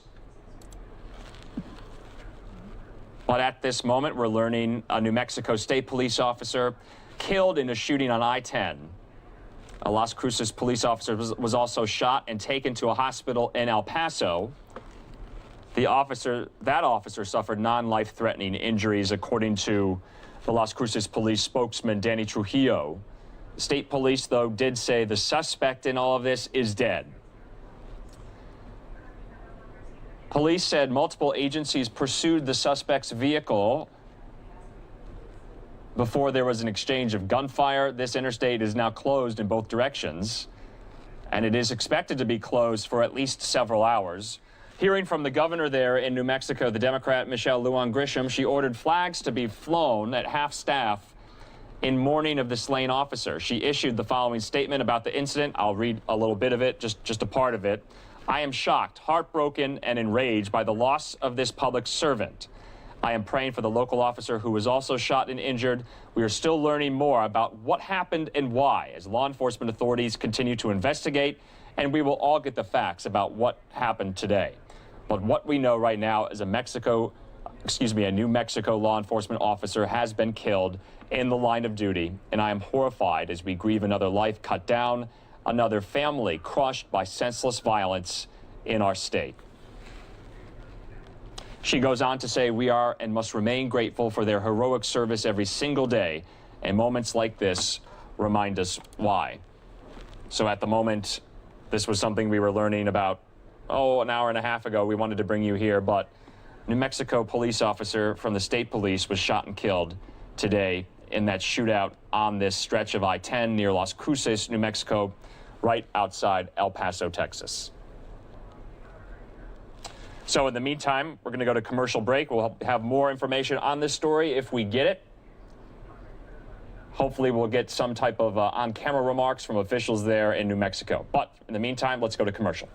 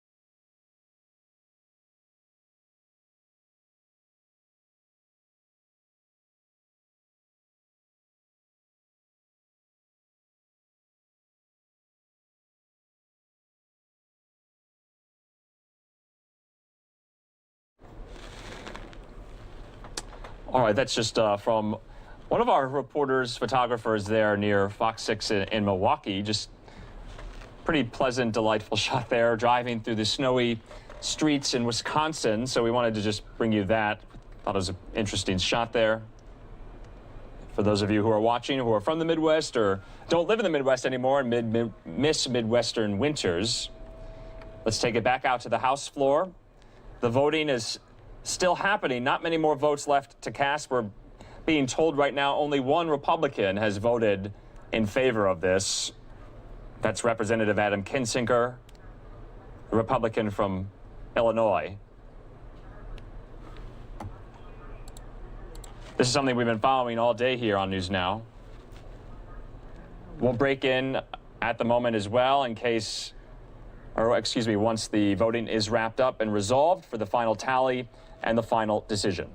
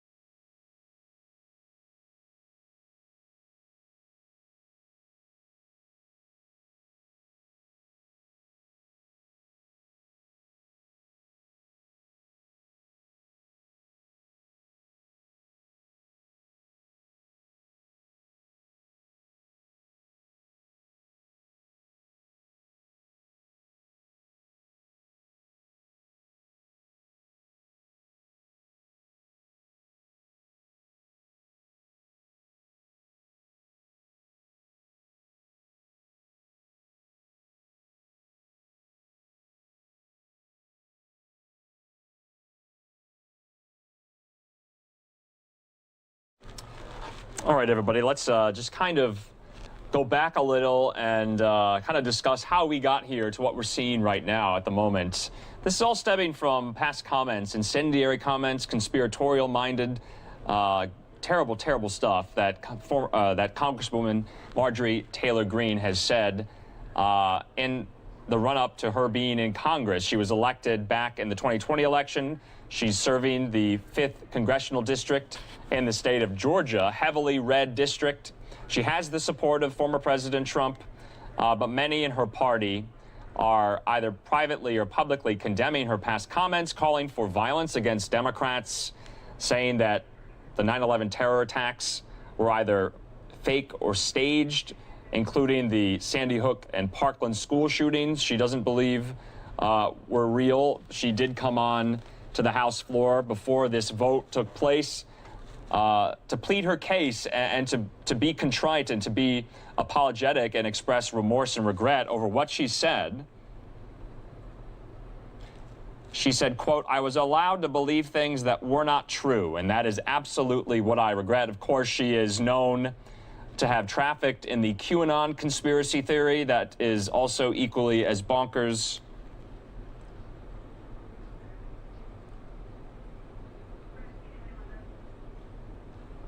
And remember, we were all waiting for what House Minority Leader Kevin McCarthy was going to say. He condemned the remarks, but remember, we read that statement on air that he issued yesterday saying he will vote against this resolution. He will not agree to it to strip the Congresswoman of her committee assignments. Many, remember, expressed outrage, especially the victims of those, or excuse me, the families of the victims of those terrible mass shootings. You know, how could a Congresswoman who thinks the Parkland and Sandy Hook shootings were staged or fake serve on the Education Committee? That was the main crux of their argument.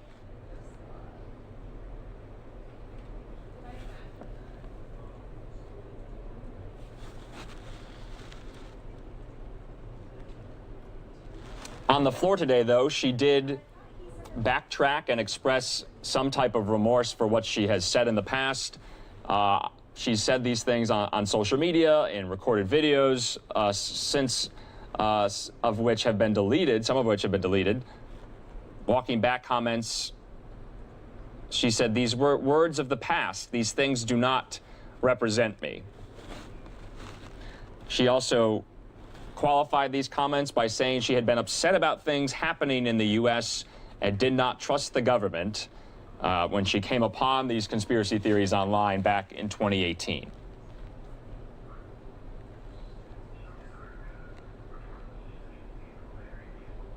And just to give people some context, you know, for any House member, a new House member, for example, to be on these powerful committees and you're you know, grilling witnesses before the committee, you're writing legislation, you're offering amendments, they're pretty, you know, good jobs and powerful positions to have as such a new member.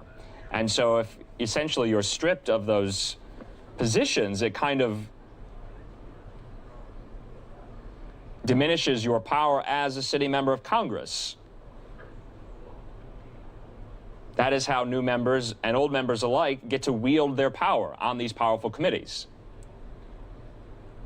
And right now you see House Democrats trying to essentially kneecap Marjorie Taylor Greene's options to do that.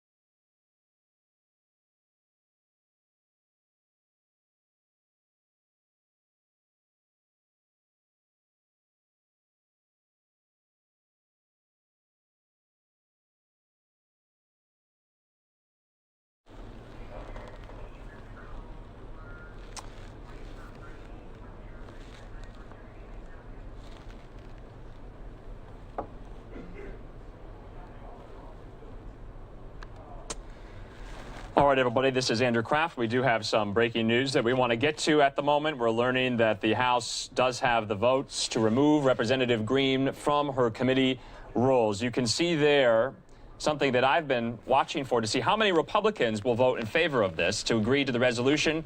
There you can see 11 House Republicans have joined their colleagues on the other side of the aisle, the House Democrats, to vote to remove Representative Marjorie Taylor Greene from serving on any committees in the House. I just outlined for you what does it mean to serve on committees, what kind of power do you wield when you serve on committees, writing legislation, amending legislation, getting legislation out of the committee to be voted on the floor of the House. This advantage of being elected will now be stripped for Representative Marjorie Taylor Greene. The last time this was done, for those of you who are politicos who follow this very closely, was with former Congressman Steve King, the Republican from Iowa, back in 2018. You'll remember he had many incendiary comments and suffered the same fate. He was stripped of his committee assignments as well. He ran again for re-election in 2020 and lost. So the voters served him another loss there as well. Remember, Marjorie Taylor Greene, like I've been saying, was just elected back in the 2020 election. She was just sworn in January the 3rd. She has a full 2-year term. This is happening right at the beginning of it, though. Not a good sign for her and the future of her 2-year congressional term. At the moment right now, I do want to figure out who these 11 Republicans are. I find that to be interesting, and we want to bring that to you here.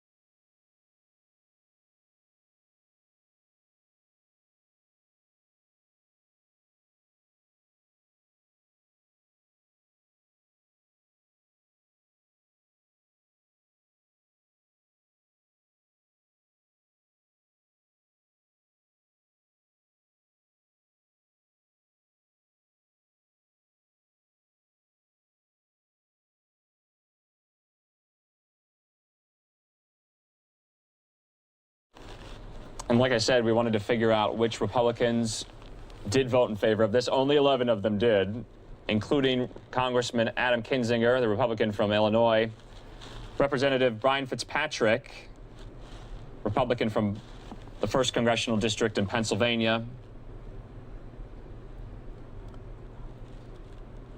also Representative John Kotko as well. Interesting to see the alignment of who voted in favor of this resolution and who also voted in favor of former President Trump's impeachment. Drawing parallels there as well.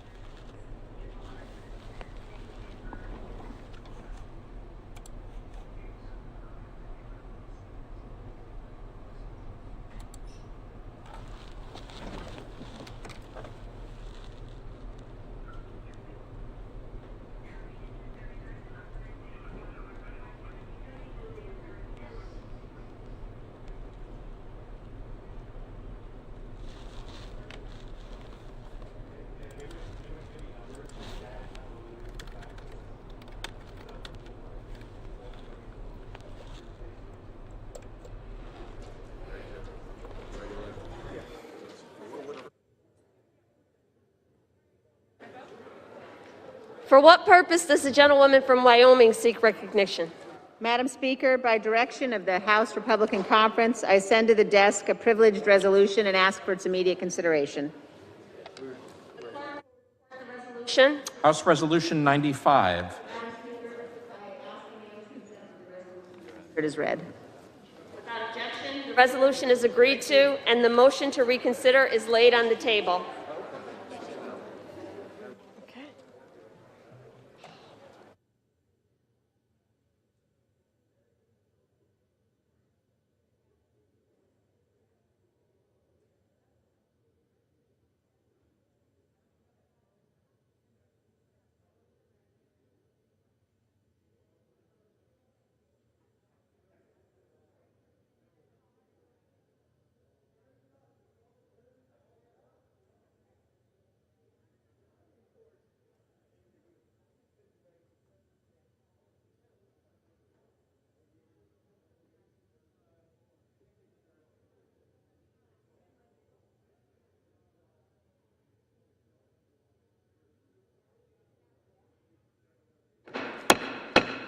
The House will now be in order.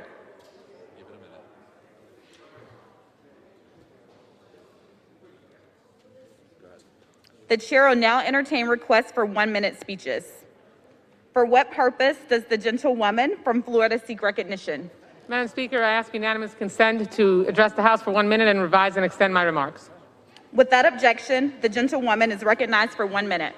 Madam Speaker, it is with a heavy heart that, Madam Speaker, can I ask for the House to be brought into order?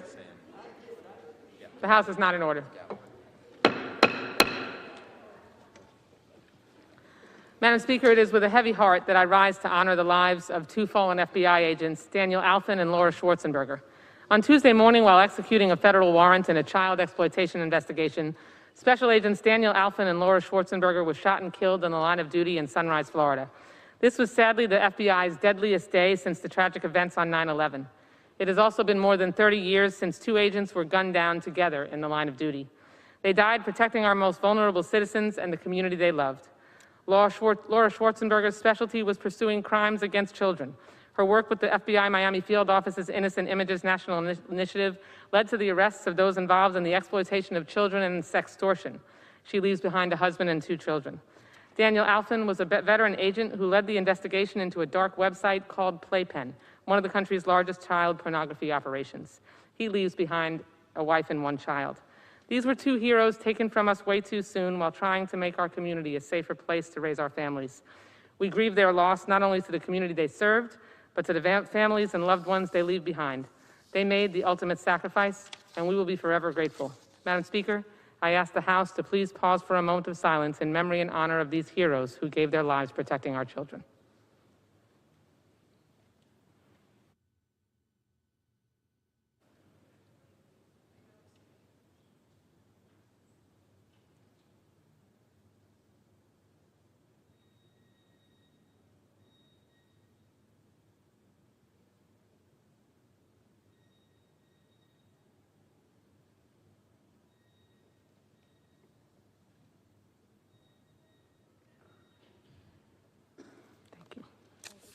Debbie, thank you.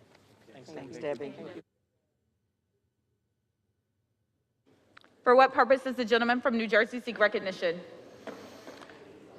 Madam Speaker, I ask unanimous consent to address the House for 1 minute and to extend and revise my remarks. Without objection, the gentleman from New Jersey is recognized for 1 minute. I am here to speak about a wonderful...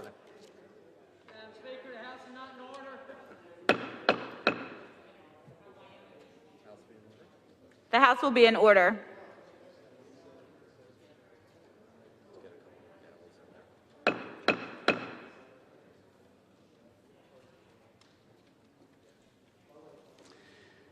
I am here today to speak about a wonderful cause, Dream Like Drew, that promotes awareness of a rare genetic disorder, Cri du Chat.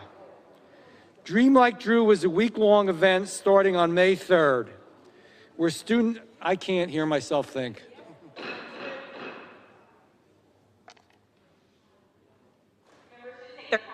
Off the floor. Thank you, Madam Speaker. I'm here today to speak about a wonderful cause, Dream Like Drew, that promotes awareness of a rare genetic disorder, Cri du Chat. Dream Like Drew is a week-long event starting on May 3rd, where students can show their support by wearing unique socks, 1 high and 1 low. Cri du Chat is caused by the deletion of genetic material on the 5th chromosome that can cause delays in motor functions. Dream Like Drew was started by Casey Aiken, a teacher in South Jersey, in honor of her son, Drew Aiken. Drew is an 8-year-old little boy who was diagnosed with Cri du Chat shortly after he was born. He lives life with a positive outlook and mindset that will allow him to achieve his dreams always. Drew is an inspiration to all, and Dream Like Drew is an amazing cause that encourages a discussion on how important acceptance and inclusion is for those with disabilities. God bless him forever. Thank you, Madam Speaker. For what purpose does the gentlewoman from Texas seek recognition? Madam Speaker, I ask to address the House for 1 minute and revise and extend. Without objection, the gentlewoman is recognized for 1 minute. Madam Speaker, I rise with a somber spirit and a heavy heart to be able to celebrate the law officers, the police officers who stood their ground on behalf of this citadel of democracy on January 6th. Police officers were beaten, sprayed with mace, hit with stun guns, and beaten with the United States flag and symbols of Nazism. You could see their valiant efforts. The Washington, D.C. Metropolitan Police with our own Capitol Police. They stood their ground, being beat continuously by insurrectionists and, of course, domestic terrorists. I want to offer today my deepest appreciation for them and the sympathy for their brothers who were lost in the fight to preserve democracy. Yes, it was a fight because it was an attack on the United States Capitol. We owe them a great deal of gratitude. All right, this is Andrew Kraft here. We're going to just get out of Congresswoman Sheila Jackson-Lee's comments there, commemorating the police officers, thanking the police officers who stood their ground, fortified the U.S. Capitol on the January 6th riot. We're going to go to a quick commercial break. We'll have a live report out of Atlanta about new mask mandates for all types of travel due to President Biden's new executive order. So stay tuned for that.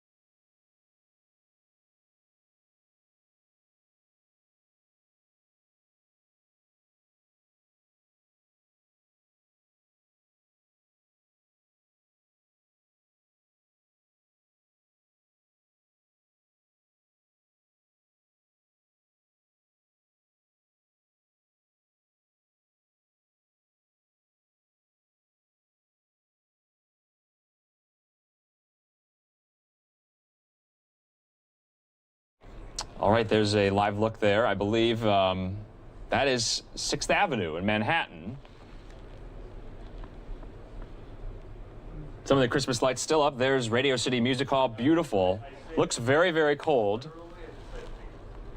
Well, we're going to go down south right now. As you know, let's talk about this new mask mandate. You know, before you board your next flight, there are new rules in place to protect you from the virus. This week, the federal government put in place an executive order signed by Joe Biden that requires all passengers to wear a mask. Fox's Jayla Whitfield, I believe, is live for us in Atlanta's airport. Jayla, thanks so much for being with us today. How is this affecting travelers? Of course, that's right. I'm right here at a baggage claim inside of the busiest airport in the country. And masks are now required at every airport across the country. And if you're not wearing one, you won't get past security. On top of that, TSA agents are working to introduce a fine for those that won't comply with wearing a mask at the airport. Over 2.5 million people have gotten on a plane so far this week. And here at the busiest airport, they have over 3 million masks available for passengers that may not have one. TSA agents say that if you're not wearing an approved mask, they will ask you to put one on, and in some cases, they will provide one for you. They say this would add an extra layer of protection. With the President's executive order and CDC's guidance, we're doing the same thing. So for the most part, for the past couple of months, people have already been wearing masks quite a bit because the airlines have asked for it, and so have airports. So we're just adding another layer. So now that when you're in the airport the whole time, you have a mask on. Now, this is all because airport officials are working to keep passengers and their workers safe. Since the pandemic started, 6,000 TSA employees contracted COVID, and of that, over 5,000 recovered, but 14 passed away. TSA says they have not seen a lot of passengers not complying with this mask mandate, but if they don't, those fines will be put in place soon. And I'm going to send it back to you, Andrew.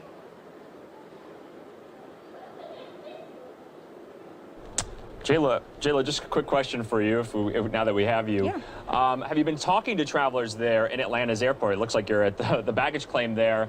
Because, as you mentioned, some of these airlines have already put these requirements in place. Now it's just kind of codified at the federal level via this executive order.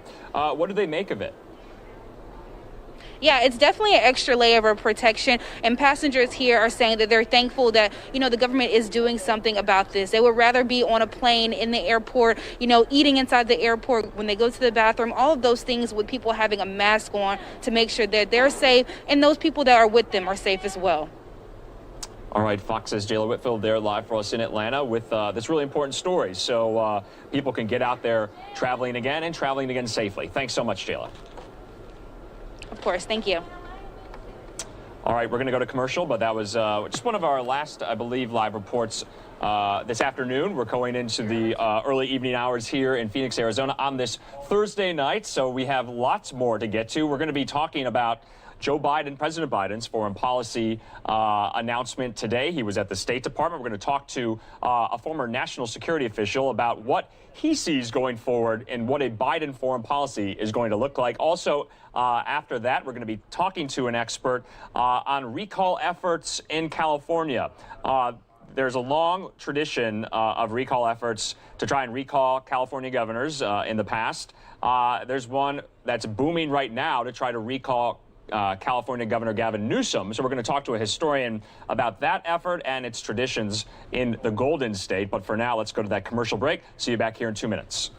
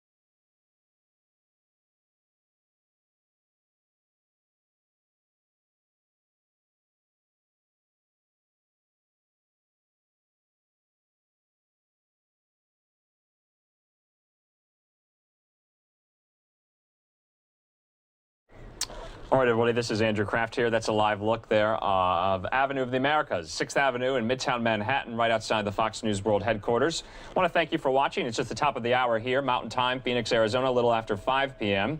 And remember, this story we want to touch on that we brought you yesterday out of Columbus, Ohio, where a former Ohio police officer was charged with murder of Andre Hill, an unarmed black man who was fatally shot back in December. The state's attorney general made that announcement. We brought you that announcement live here on NewsNOW from Fox just yesterday. And that grand jury in Franklin County indicted the ex-Columbus police officer Adam Coy on a murder charge after an investigation by the Ohio Attorney General's office revealed that he failed to use his body camera during the December 22nd encounter. The ex-cop was arrested late last night and has a court appearance, had a court appearance rather, today. At the moment, we want to bring you a update from his family. His family spoke today along with their attorney, the famous civil rights attorney Benjamin Crump. But at the moment, we want to pause for a minute because we do see the House floor right now. Representative Alexandria Ocasio-Cortez is at the lectern. Let's listen into what she has to say. Are already demanding that we move on, or worse, attempting to minimize, discredit, or belittle the accounts of survivors.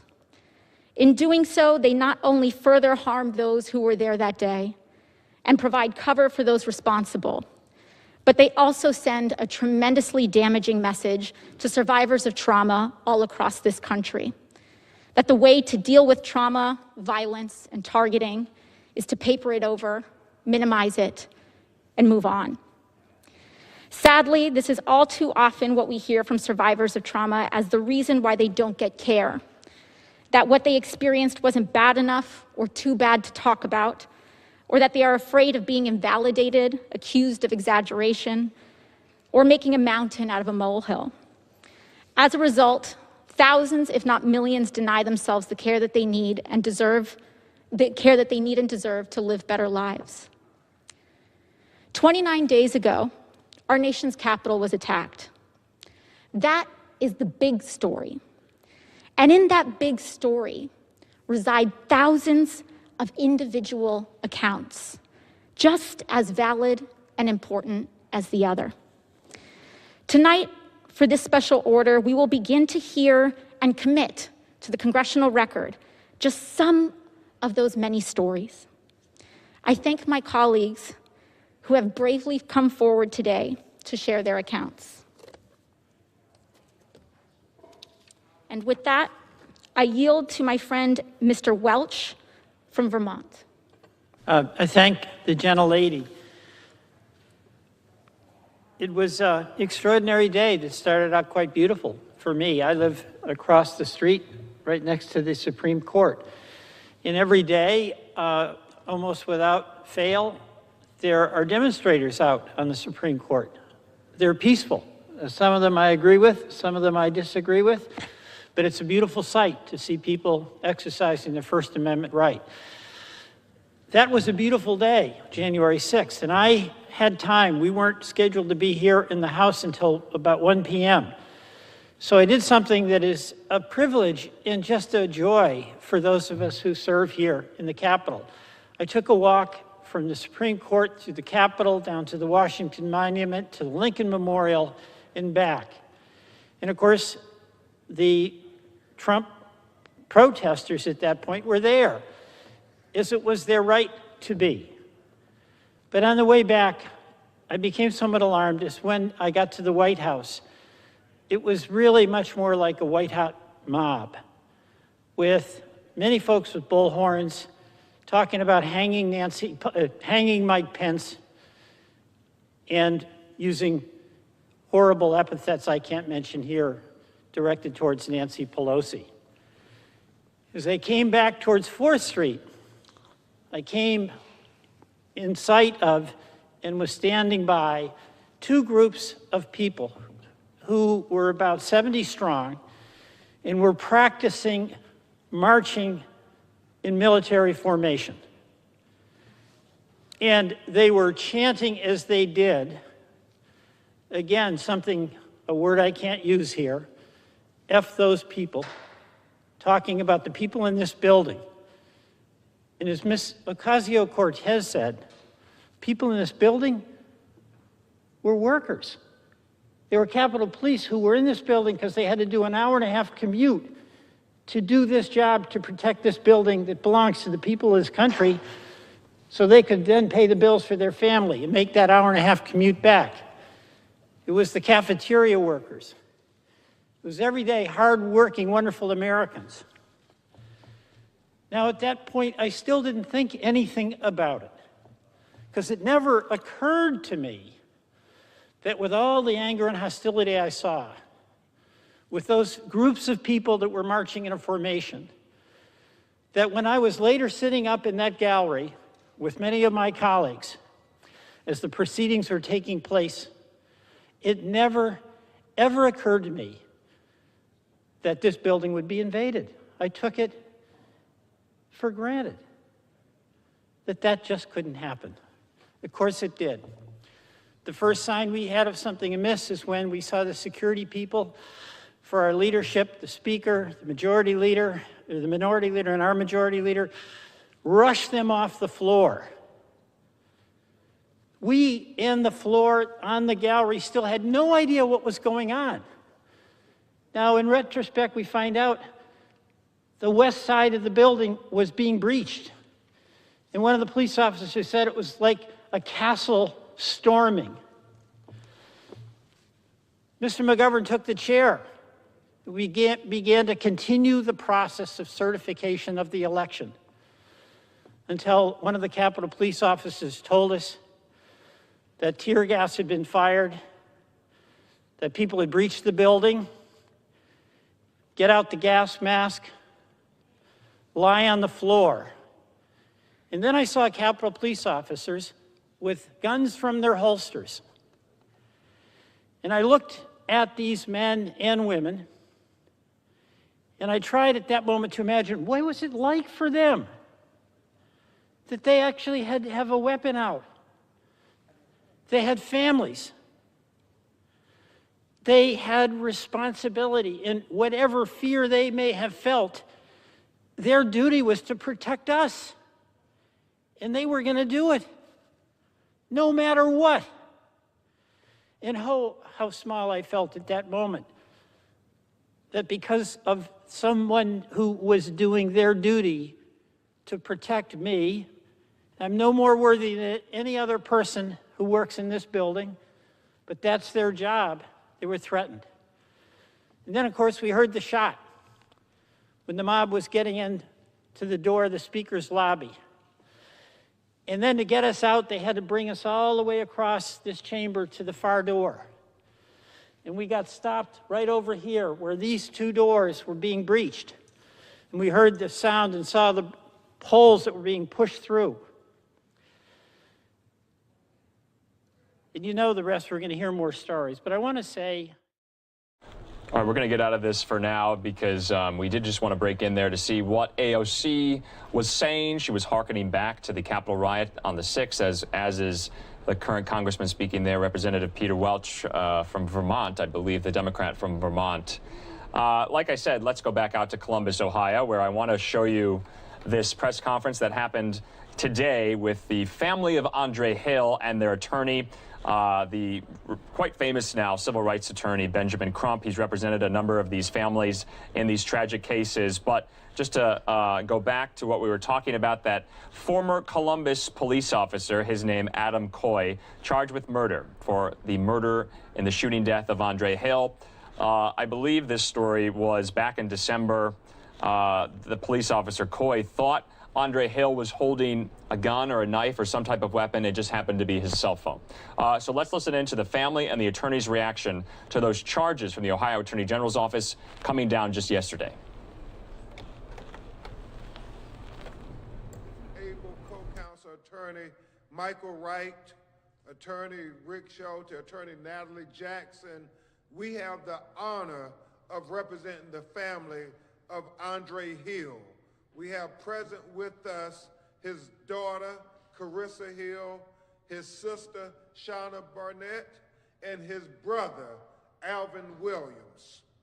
The family of Andre Hill is relieved this morning, but they are not satisfied with an indictment of the police officer who killed Andre Hill as he held a cell phone walking out of a garage.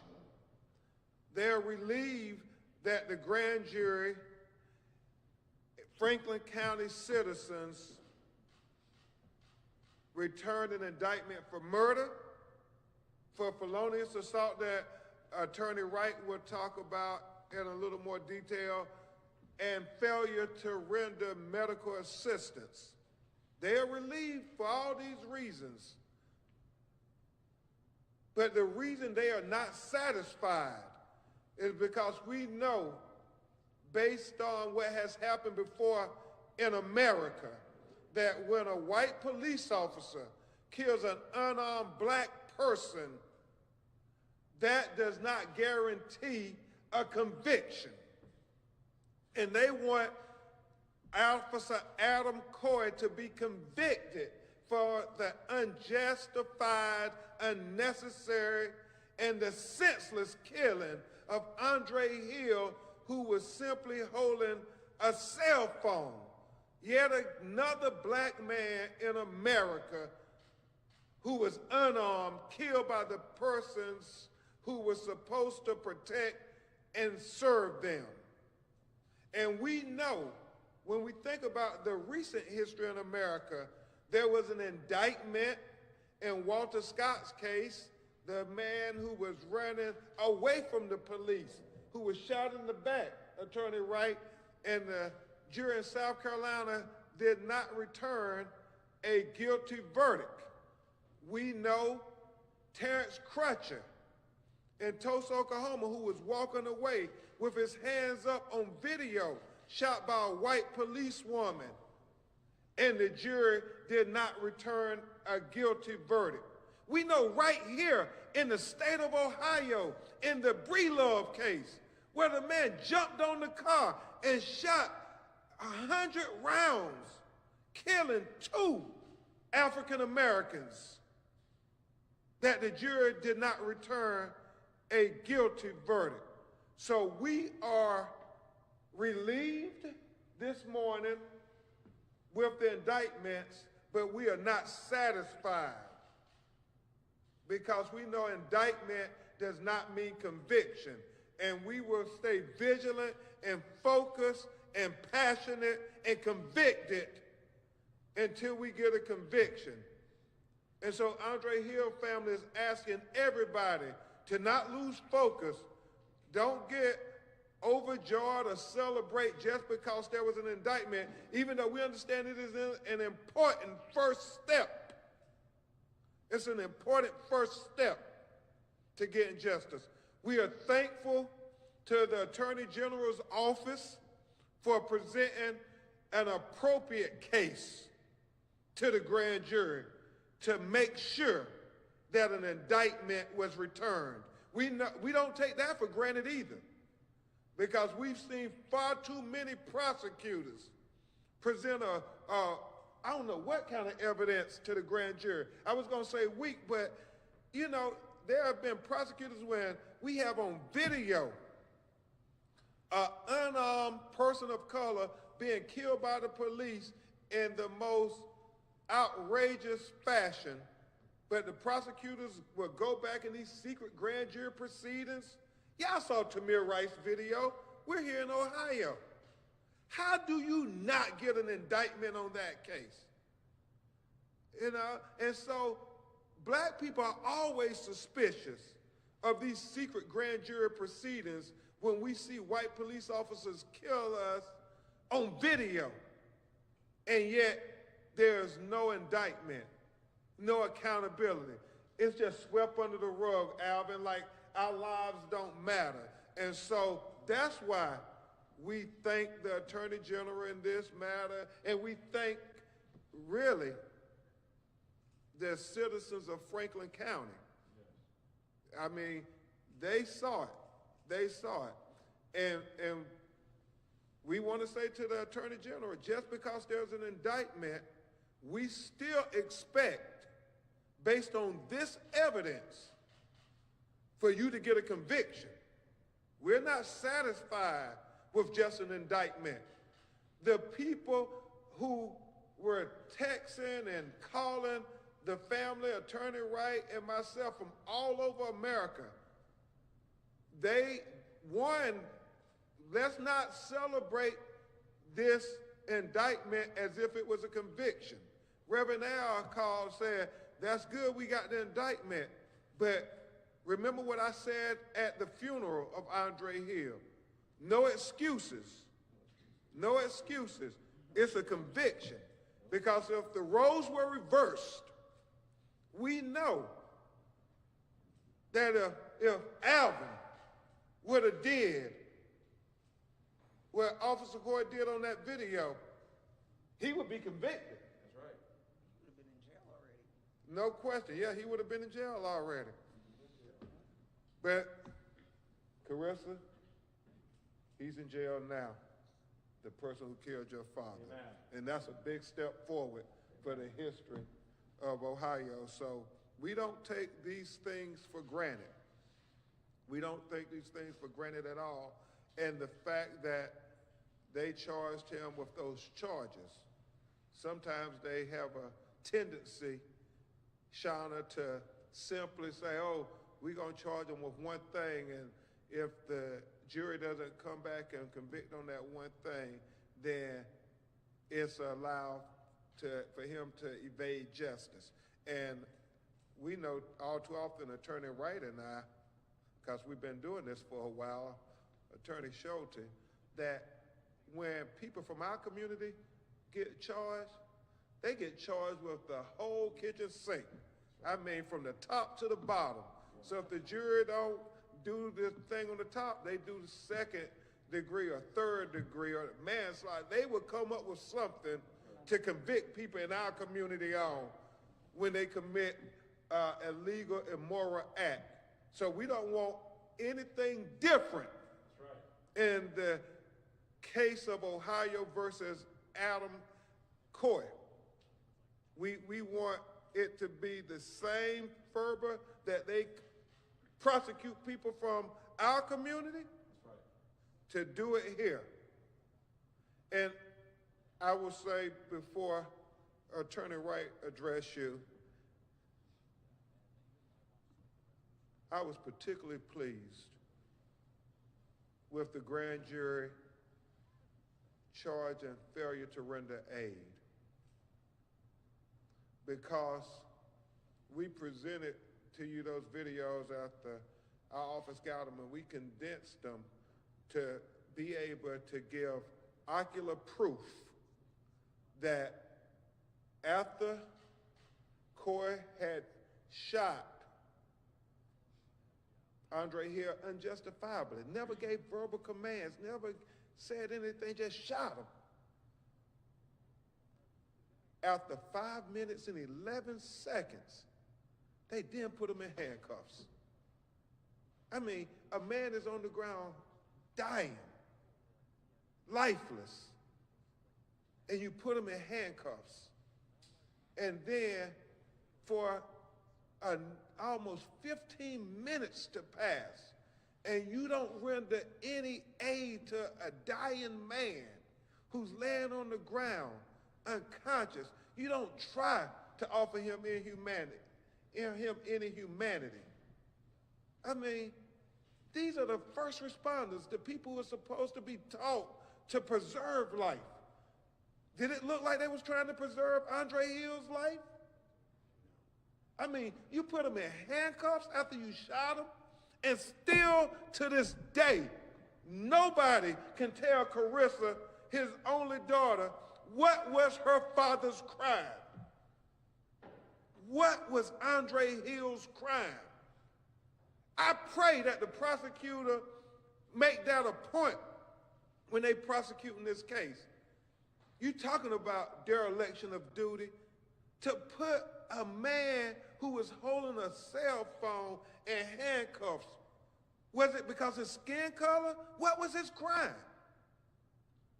That's a question that America is asking, and all these killings of these unarmed black people. What was our crime? And so we are relieved, Columbus. We're relieved, but we are not satisfied. We are not satisfied.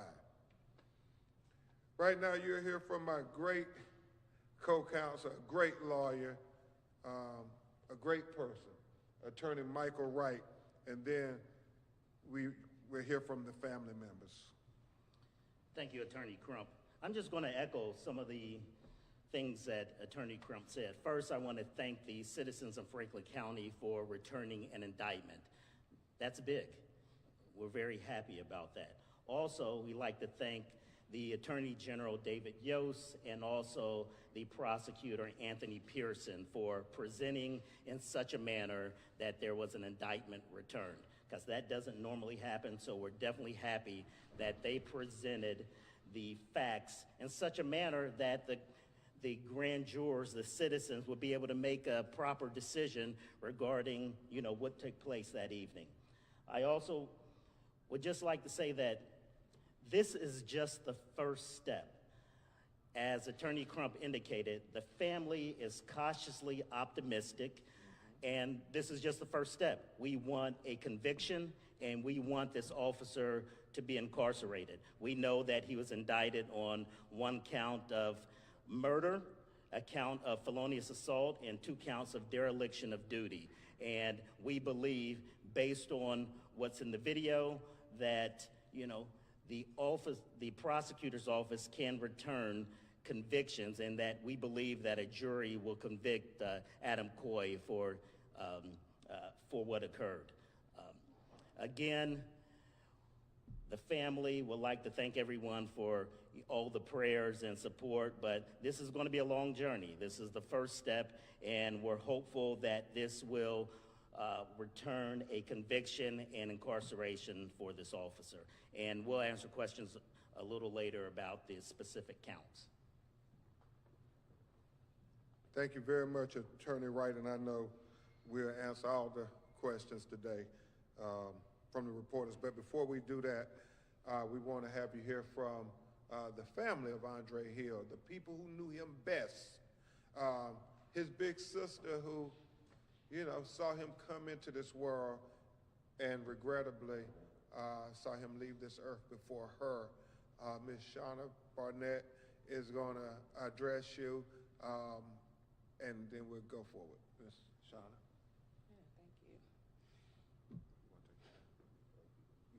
Oh, can you hear me okay? Okay.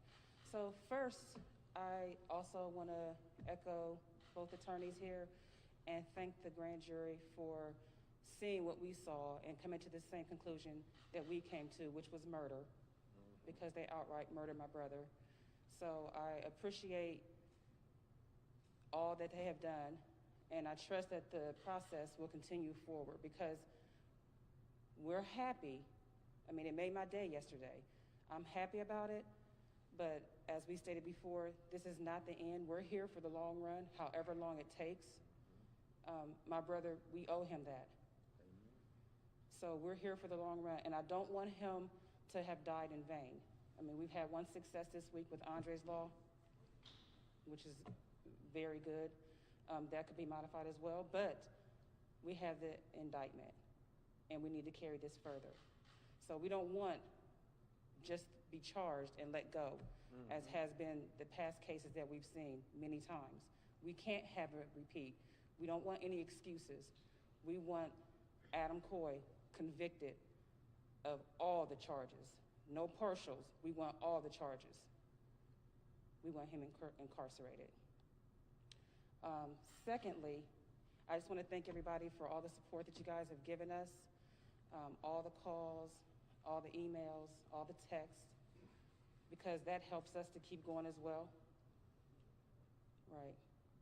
That helps us keep going as well. So keep them coming. And I need for everyone to keep that same energy that we've had thus far. And also I need the prosecutor to please keep that same energy. And the grand juror or the jury that we get, hopefully will keep that same energy that blacks get when we're incarcerated for crimes that we do. Keep that same energy going towards Adam Coy for what he did. Yes. Amen. Thank you. Amen. Amen. Thank you, Shauna. And his sister Michelle couldn't be with us today, but her family speaks for her as well. She lives in South Carolina. At this time, you're going to hear from the brother of Andre Hill, a person who spent a lot of time with his brother, often gets emotional talking about this tragedy, but he always speaks truth to power. Mr. Alvin Williams. Good morning. I'm gonna echo a lot of things myself. One of the main things is that I like to appreciate and say thank you to the open-minded, non-biased jury decisions, the people who caused this action to take place. I'd like to thank the prosecutor, Mr. Yost, for being a part of this and doing the right thing, the city councilman, and everybody else who's had hearts to understand and seen the devastation of this tragedy. I just hope at the end of the day that if you indict it with 4, you convict with 4 charges overall. Yes. I'm just wishing that a lot of people, everybody, black and white citizens, bring this tragedy home with you and understand how you would feel if it was your loved ones. It's not a black and white issue. This is a people issue. And it takes all of us to actually dissect the problems for where you work, downtown, prosecutor's office, police departments. There's always a discrepancy when it does come to black lives. I have experienced the most biased situations of charges that was ridiculous. Lies from the beginning. So if I'm a normal citizen, I hope that you treat a murdering police officer the same way when you have actual evidence that you can press a button and see it all yourself. There's nothing to be proven. So I just pray and hope, as all of us, as decent American people, that we will come together against any type of unjust actions, no matter who it is. And get this country and the city running like it's supposed to be. Because if it's a fair playing field, I'm sure you will get a better results and attitudes from black folks and white folks coming together, or any other nationality. Don't allow this person to get away with what he's done to keep on separating the people. And I also like to appreciate the good officers who did not deserve this. They have to go home every day, non-black officers and black officers, that has to go home and suffer and to be mentally tormented that I can't go and do my job and people respect me because they might feel that I'm like him. That's good. Amen, sir. If you indict it with 4, convict with 4, and that's the only thing to do.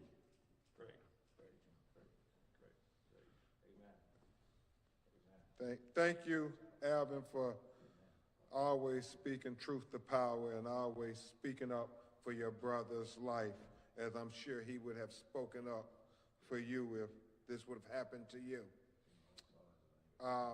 And finally, you're going to hear from Andre Hill's legacy. His only daughter, Carissa Hill, who has 3 young children who lived in the house with her father. They called him Big Daddy. And they continue to ask her, when is Big Daddy coming home? But it was somewhat a fulfilling moment. I was on planes, as I often am, and I landed. Attorney Wright had a text, and then I saw I had missed calls from Carissa, and so when I called her back, she said, "We did it." She said, "We did it. He's indicted." And so I give her a lot of the credit, this family a lot of the credit, for making sure that they would not stop talking about Andre Hill, that Andre Hill life matters, that Black Lives Matter. So Carissa, this morning is for you and your children. Big Daddy is looking down from heaven and he's smiling, proud of you. Carissa Hill. Yeah, we can clap for her. All right. Take your time. Well, I just want to start by thanking Ben for helping me and my family for staying together and being so supportive and strong. I just feel like Adam Coy messed with the wrong family, and his family is not backing down. We're not letting loose, and we are on it. Amen. And we are going to make sure that all 4 convictions happen. Like, that's what we want, and that's what we're shooting for. I wish we could have added a couple more charges, but I'm not going to get into that. So. That was your daddy. Yesterday when Anthony called me, I was just so happy for the first time. It was my first time having a genuine smile. And I just want to thank you, Anthony, for giving me something to smile about and a start. I understand this is a long journey, but I just want to thank you for helping us start it. So I just want to make sure that everybody knows that, and the community for being behind us. I want to thank you guys as well, because we need you guys, and I'm glad that everybody stepped up and seen what we seen in this murder. And it's just hard, because this is what's supposed to happen when another person murders somebody. This is what's supposed to happen. Yep. The prosecutors are supposed to do this. This is what's supposed to happen. So I'm just glad that this is what's happening in Black History Month. Yes. On the 1st of Black History Month, my dad got a law in his name, and I'm just so grateful for that. And the 3rd day, 2 days later, the officer's getting arrested, and it's just like Black History Month is moving for me, and I just pray that it keeps on moving, you know? So, Making history. I appreciate everybody. Thank you. Yes. Good job. Carissa, Alvin, Shauna, Michelle, your family is making history, not only for Andre, but for Ohio. At this time, ladies and gentlemen, we will take some questions. Do you have concerns that this will be pleaded down to a lesser charge? Will you be satisfied if there's a conviction on some charge in incarceration, or does it have to be murder? Well, the family wants him to be held to the full extent of the law. And so that's what they are expecting. You saw what happened on that video. That is prima facie evidence of these charges. He should be convicted on each and every one of them. I think what we want from the citizens, not only in Franklin County, but in America, we want full justice. That's what they hold their hand up and swear to when they're sworn in as jurors. And they swear to render a verdict to deliver justice, not half justice, but full justice. And so why should Andre Hill have to get less than full justice? You know, we say that his life matters just like everybody else's. Would any family member be relieved if this happened to their loved one and they only got half justice? We want full justice. Mr. Wright, you talked, and Attorney Crump did this as well, you talked about the dereliction of duty charges being for not rendering aid.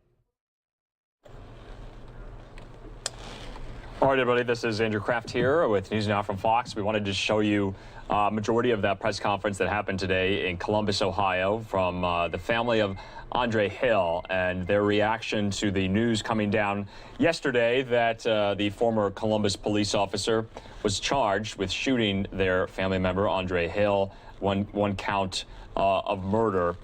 He didn't have his body camera turned on at the time of the encounter, and that police officer, Adam Coy, was arrested last night. So there you saw Ben Crump, the kind of famous now civil rights attorney. He represented families in multiple cases like these tragic cases and these police-involved shootings. So we'll be following that story here in the next couple of days in case there are any more developments on it.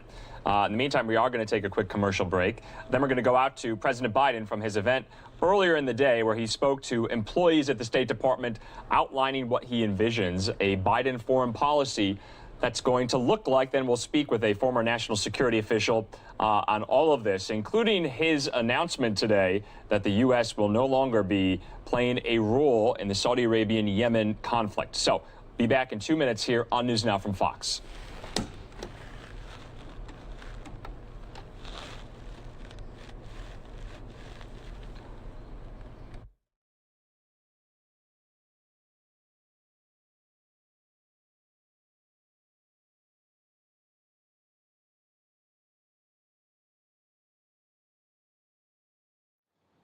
Mr. Secretary, it's great to be here with you, and I've been looking forward a long time to be able to call you Mr. Secretary.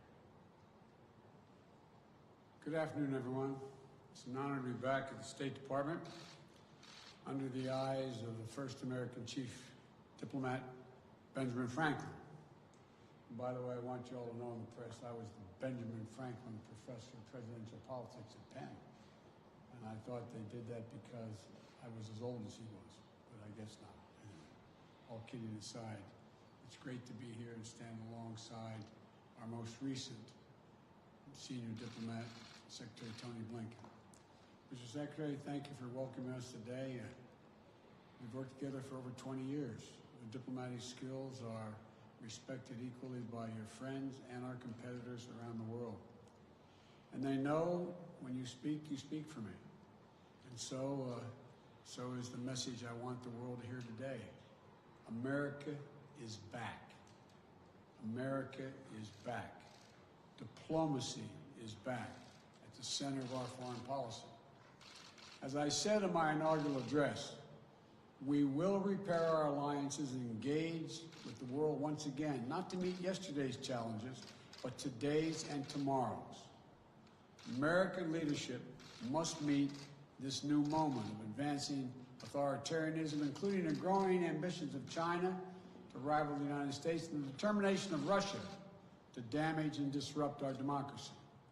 We must meet the new moment, accelerating global challenges, from the pandemic to the climate crisis to nuclear proliferation, challenging the will only to be solved by nations working together and in common. We can't do it alone.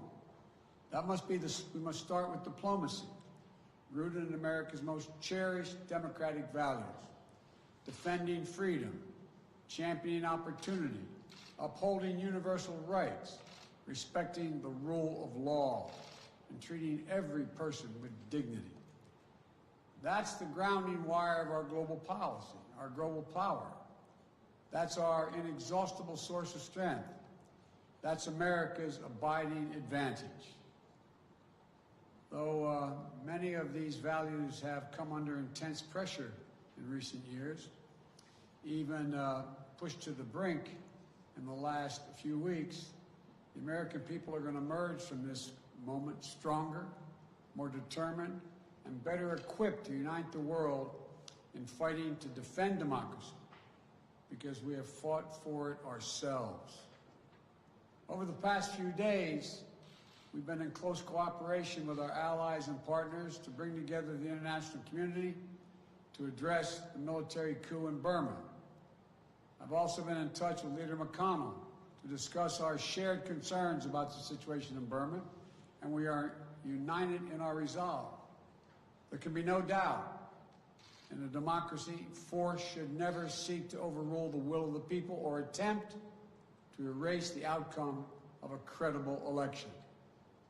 The Burmese military should relinquish power they have seized, release the advocates and activists and officials they have detained, lift the restrictions on telecommunications, and refrain from violence. As I said earlier this week, We will work with our partners to support restoration of democracy and the rule of law and impose consequences on those responsible. Over the past 2 weeks, I've spoken with the leaders of many of our closest friends: Canada, Mexico, the UK, Germany, France, NATO, Japan, South Korea, Australia, to being reforming the habits of cooperation and rebuilding the muscle of democratic alliances that have atrophied over the past few years of neglect and, I would argue, abuse. American alliances are our greatest asset. And leading with diplomacy means standing shoulder to shoulder with our allies and key partners once again. By leading with diplomacy, we must also mean engaging our adversaries and our competitors diplomatically, where it's in our interest, and advance the security of the American people. That's why yesterday the United States and Russia agreed to extend the New START treaty for 5 years to preserve the only remaining treaty between our countries safeguarding nuclear stability. At the same time, I made it clear to President Putin, in a manner very different from my predecessor, that the days of the United States rolling over in the face of Russia's aggressive actions, interfering with our elections, cyber attacks, poisoning its citizens, are over. We will not hesitate to raise the cost on Russia and defend our vital interest and our people. And we will be more effective in dealing with Russia when we work in coalition and coordination with other like-minded partners. The politically motivated jailing of Alexei Navalny and the Russian efforts to suppress freedom of expression and peaceful assembly are a matter of deep concern to us and the international community. Mr. Navalny, like all Russian citizens, is entitled to his rights under the Russian Constitution. He's been targeted for exposing corruption. He should be released immediately and without condition. We'll also take on directly the challenges posed by our prosperity, security, and democratic values by our most serious competitor, China. We'll confront China's economic abuses, counter its aggressive, coercive action to push back on China's attack on human rights, intellectual property, and global governance. But we are ready to work with Beijing when it's in America's interest to do so. We will compete from a position of strength by building back better at home, working with our allies and partners, renewing our role in international institutions, and reclaiming our credibility and moral authority, much of which has been lost. That's why we moved quickly to begin restoring American engagement internationally and earn back our leadership position, to catalyze global action on shared challenges. On day one, I signed the paperwork to rejoin the Paris Climate Agreement. We're taking steps led by the example of integrating climate objectives across all of our diplomacy and raising the ambition of our climate targets. That way we can challenge other nations, other major emitters, up the ante on their own commitments. I'll be hosting a Climate Leaders Summit to address the climate crisis on Earth Day of this year. America must lead in the face of this existential threat. And just as with the pandemic, it requires global cooperation. We've also re-engaged with the World Health Organization. That way we can build better global preparedness to counter COVID-19, as well as detect and prevent future pandemics, because there will be more. We've elevated the status of cyber issues within our government, including appointing the first Deputy National Security Advisor for Cyber and Emerging Technology. We're launching an urgent initiative to improve our capability, readiness, and resilience in cyberspace. Today, I'm announcing additional steps to course correct our foreign policy and better unite our democratic values with our diplomatic leadership. To begin, Defense Secretary Austin will be leading a global posture review of our forces so that our military footprint is appropriately aligned with our foreign policy and national security priorities. It will be coordinated across all elements of our national security, with Secretary Austin and Secretary Blinken working in close cooperation. And while this review is taking place, we'll be stopping any planned troop withdrawals from Germany. We're also stepping up our diplomacy to end the war in Yemen, a war which has created a humanitarian and strategic catastrophe. I've asked my Middle East team to ensure our support for the United Nations-led initiative to impose a ceasefire, open humanitarian challenge, and restore long dormant peace talks. This morning, Secretary Blinken appointed Tim Lenderking, a career foreign policy officer, as our special envoy to the Yemen conflict, and I appreciate his doing this. Tim has lifelong experience in the region, and he'll work with the UN envoy and all parties of the conflict to push for a diplomatic resolution. And Tim's diplomacy will be bolstered by USAID working to ensure that humanitarian aid is reaching the Yemeni people who are suffering unendurable devastation. This war has to end. And to underscore our commitment, we are ending all American support for offensive operations in the war in Yemen, including relevant arms sales. At the same time, Saudi Arabia faces missile attacks, UAV strikes, and other threats from Iranian-supplied forces in multiple countries. We're going to continue to support and help Saudi Arabia defend its sovereignty and its territorial integrity and its people. We also face a crisis of more than 80 million displaced people suffering all around the world. The United States' moral leadership on refugee issues was a point of bipartisan consensus for so many decades when I first got here. We shine the lamp of liberty on oppressed people. We offered safe havens for those fleeing violence or persecution. And our example pushed other nations to open wide their doors as well. So today, I'm approving an executive order to begin the hard work of restoring our refugee admissions program to help meet the unprecedented global need. It's going to take time to rebuild what has been so badly damaged, but that's precisely what we're going to do. This executive order will position us to be able to raise the refugee admissions back up to 125,000 persons for the first full fiscal year of the Biden-Harris administration. And I'm directing the State Department to consult with Congress about making a down payment on that commitment as soon as possible. And to further repair our moral leadership, I'm also issuing a presidential memo to agencies to reinvigorate our leadership on the LGBTQI issues and do it internationally. You know, we'll ensure diplomacy and foreign assistance are working to promote the rights of those individuals, included by combating criminalization and protecting the LGBTQ refugees and asylum seekers. Finally, to successfully reassert our diplomacy and keep Americans safe, prosperous, and free, we must restore the health and morale of our foreign policy institutions.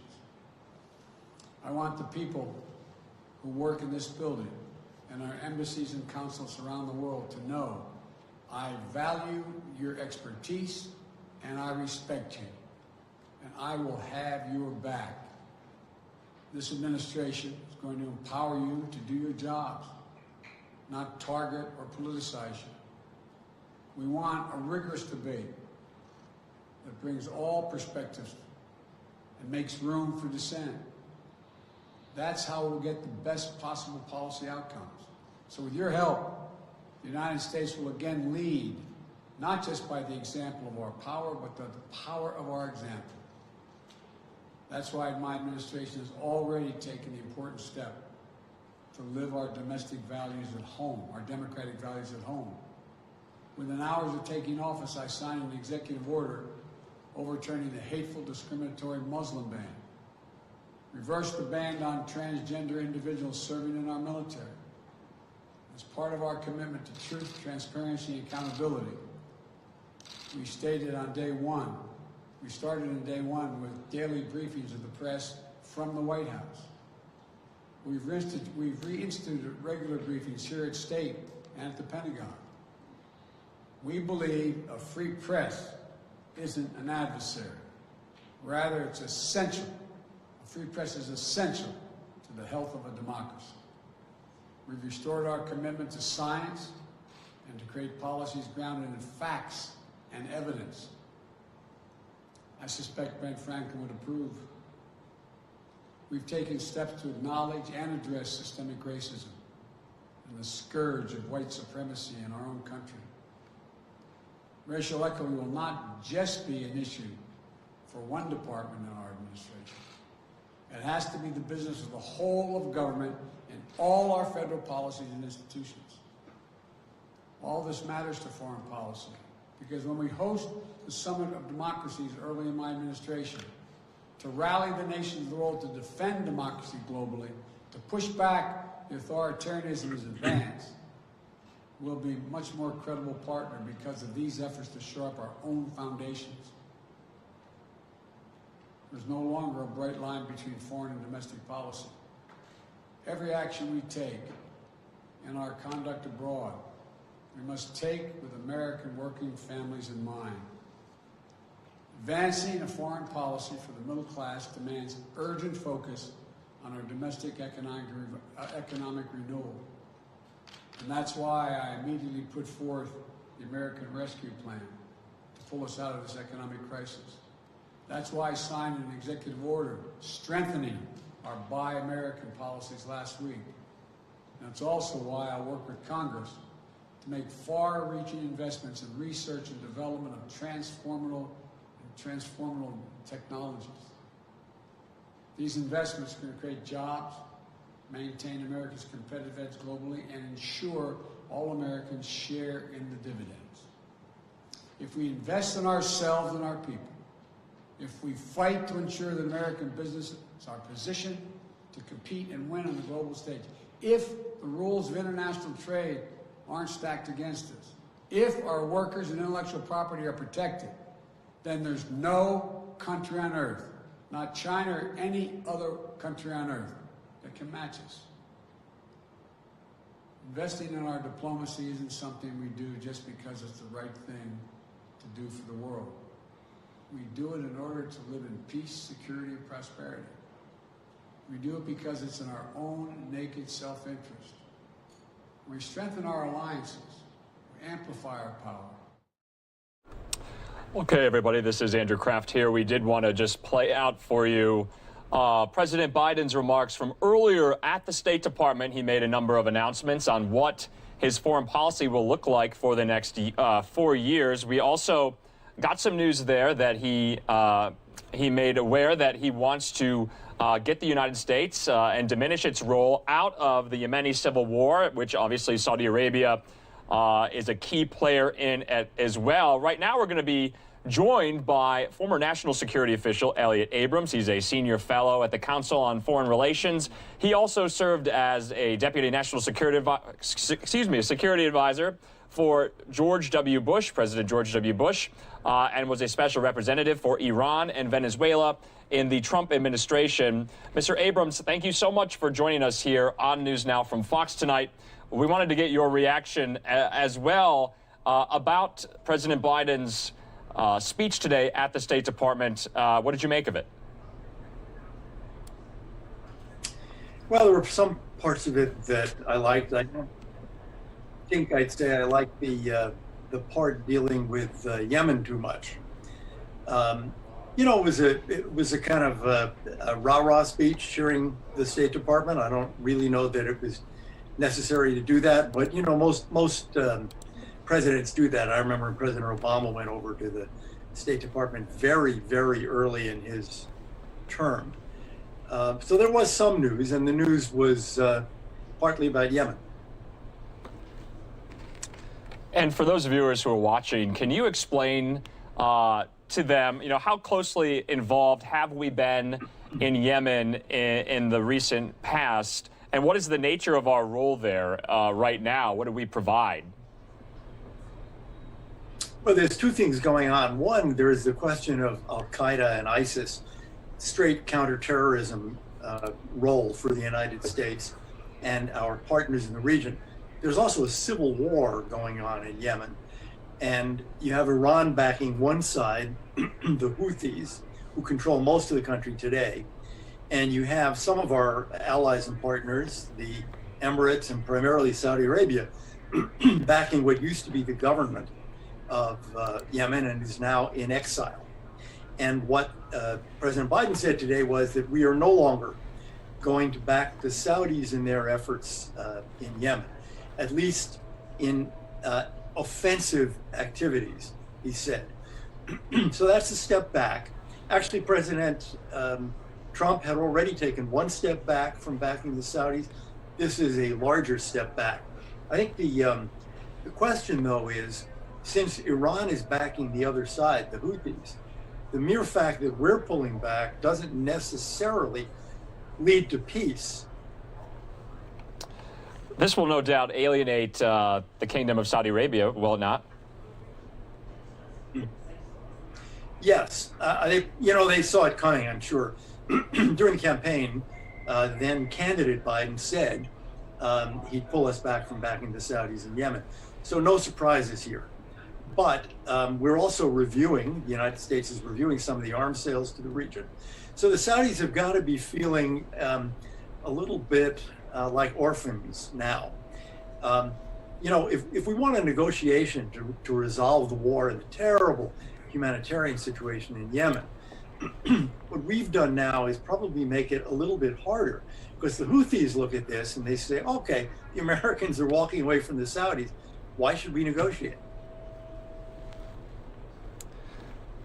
I see. What did you make of Joe Biden's remark today that he said America is back? Will we see this kind of, I guess, not renaissance, but reemergence on the world stage? As you know, the Trump administration, of which you worked, was somewhat recalcitrant in the 4 years that he was in office. So, restoring kind of some of the relationships with our allies and the like.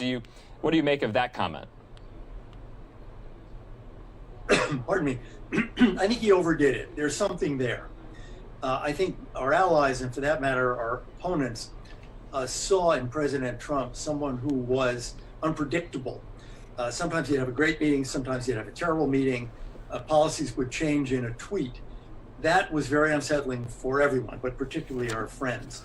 So they all like the fact that this may be a bit more predictable. But what Biden was doing today was also setting up a gigantic straw man, which was, for 4 years, we had no diplomacy, none. So now we're going to have some diplomacy. And that really is just ridiculous. We cooperated with many allies, particularly European allies, on all sorts of things all over the globe. We had great cooperation with allies and partners who are near and worried about China, from Australia to Japan to South Korea to Singapore. I mean, one could go on. So I think he just overdid it. And, I guess what I'd say is the campaign's over. So tone it down a bit. And new Secretary of State Tony Blinken was obviously flanking him during that speech today. What kind of job does he have in store? As you know, a lot of criticism was leveled at former Secretary of State Mike Pompeo of kind of hollowing out the State Department. The diplomatic corps largely was, viewed him very unfavorably. So what kind of job does he have in front of him at the moment, Tony Blinken? Well, the critical thing, is how much clout does he have? Most secretaries of state are popular the day they arrive. The question really is, are you popular 2 years or 3 years later?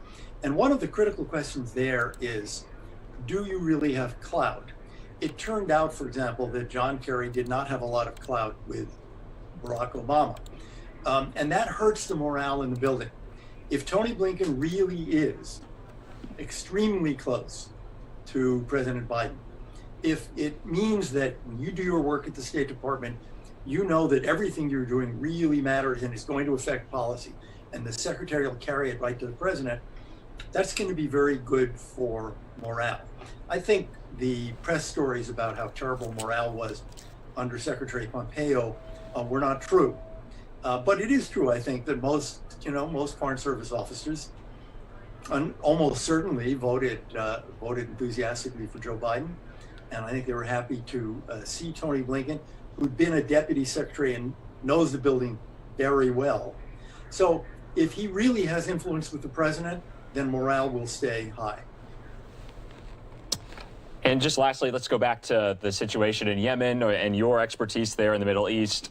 For those Americans who haven't been following this terrible humanitarian crisis, what is it like on the ground there in Yemen, this protracted conflict? And kind of maybe just highlight again what our role has really been in assisting the Saudis in this kind of proxy war right now. Well, the Saudis are being attacked from Yemen. That's something that I think a lot of Americans don't realize.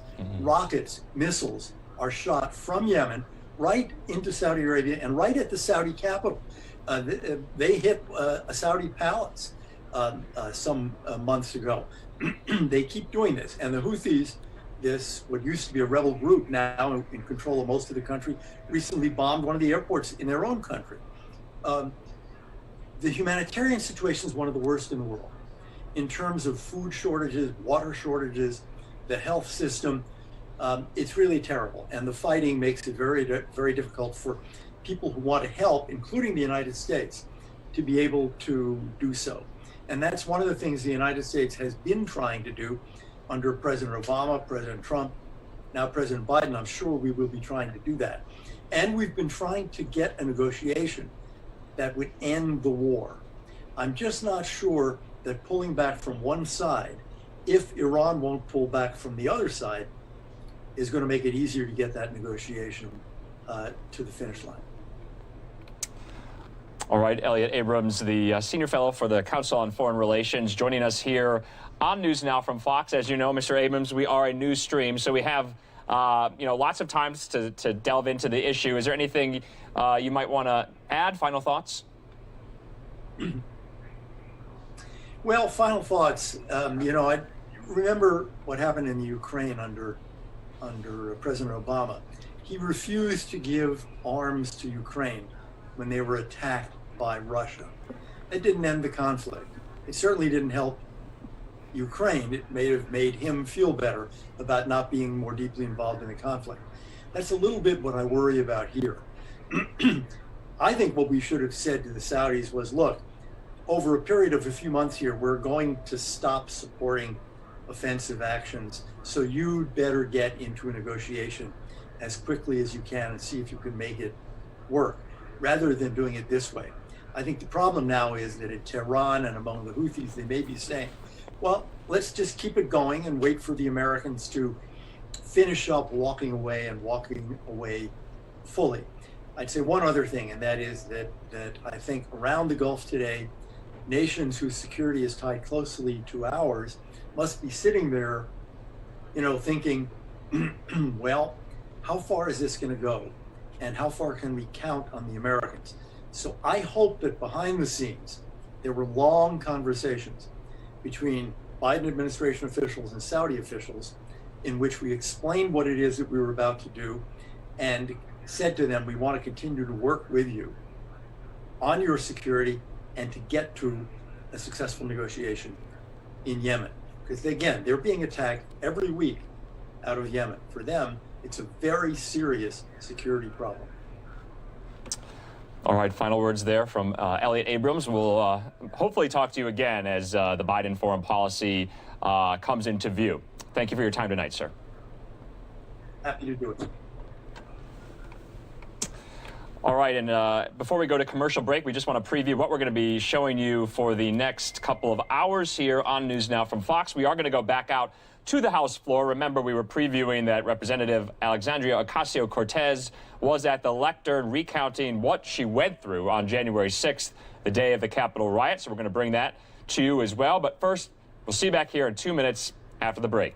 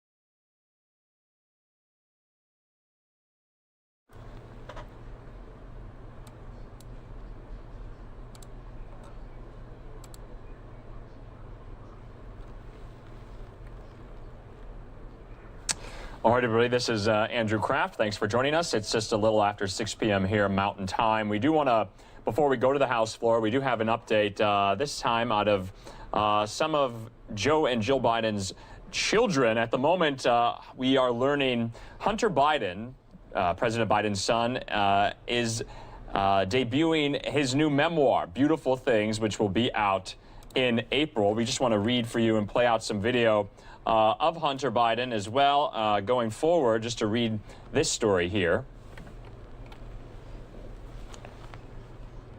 The title of it is Beautiful Things. The book chronicles the younger Biden's struggles with addiction and substance abuse. It was written in collaboration with the author and journalist Drew Jubera. It's expected to be available on April 6th.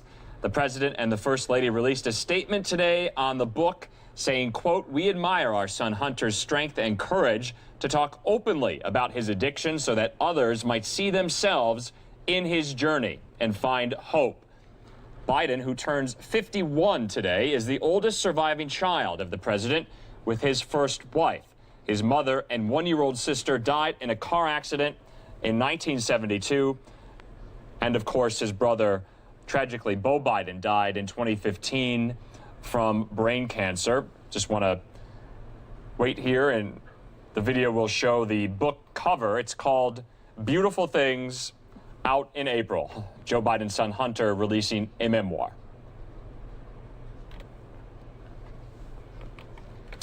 All right, and for all of us here at News Now from Fox, we want to thank you for watching. We are going to go back out to the House floor where some Democratic members gave some very impassioned statements about how they felt and recounting their experience from the January 6th riot, including Representative Alexandria Ocasio-Cortez. We're going to go to that right now.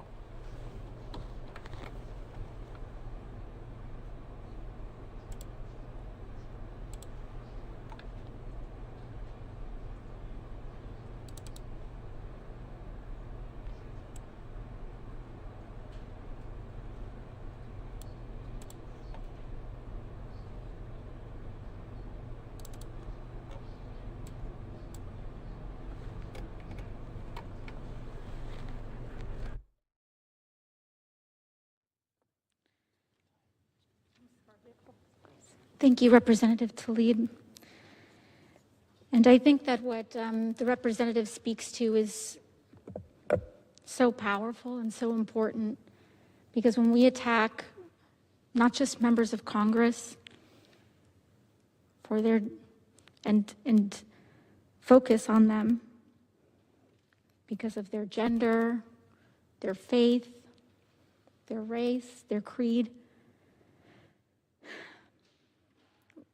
we make everyone on this complex feel unsafe and feel less than safe, because our seats do not belong to us.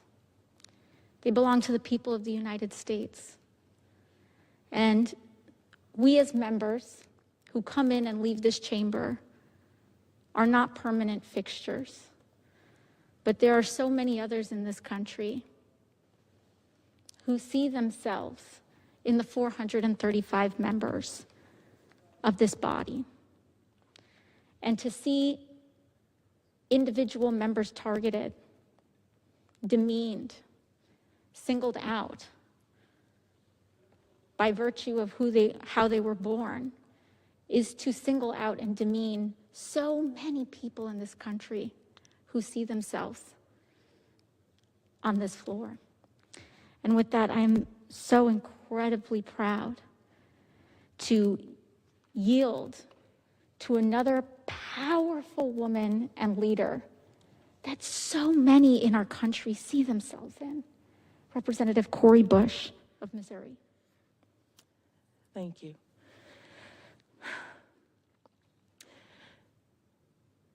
Thank you for that, and thank you for being such a leader at this time.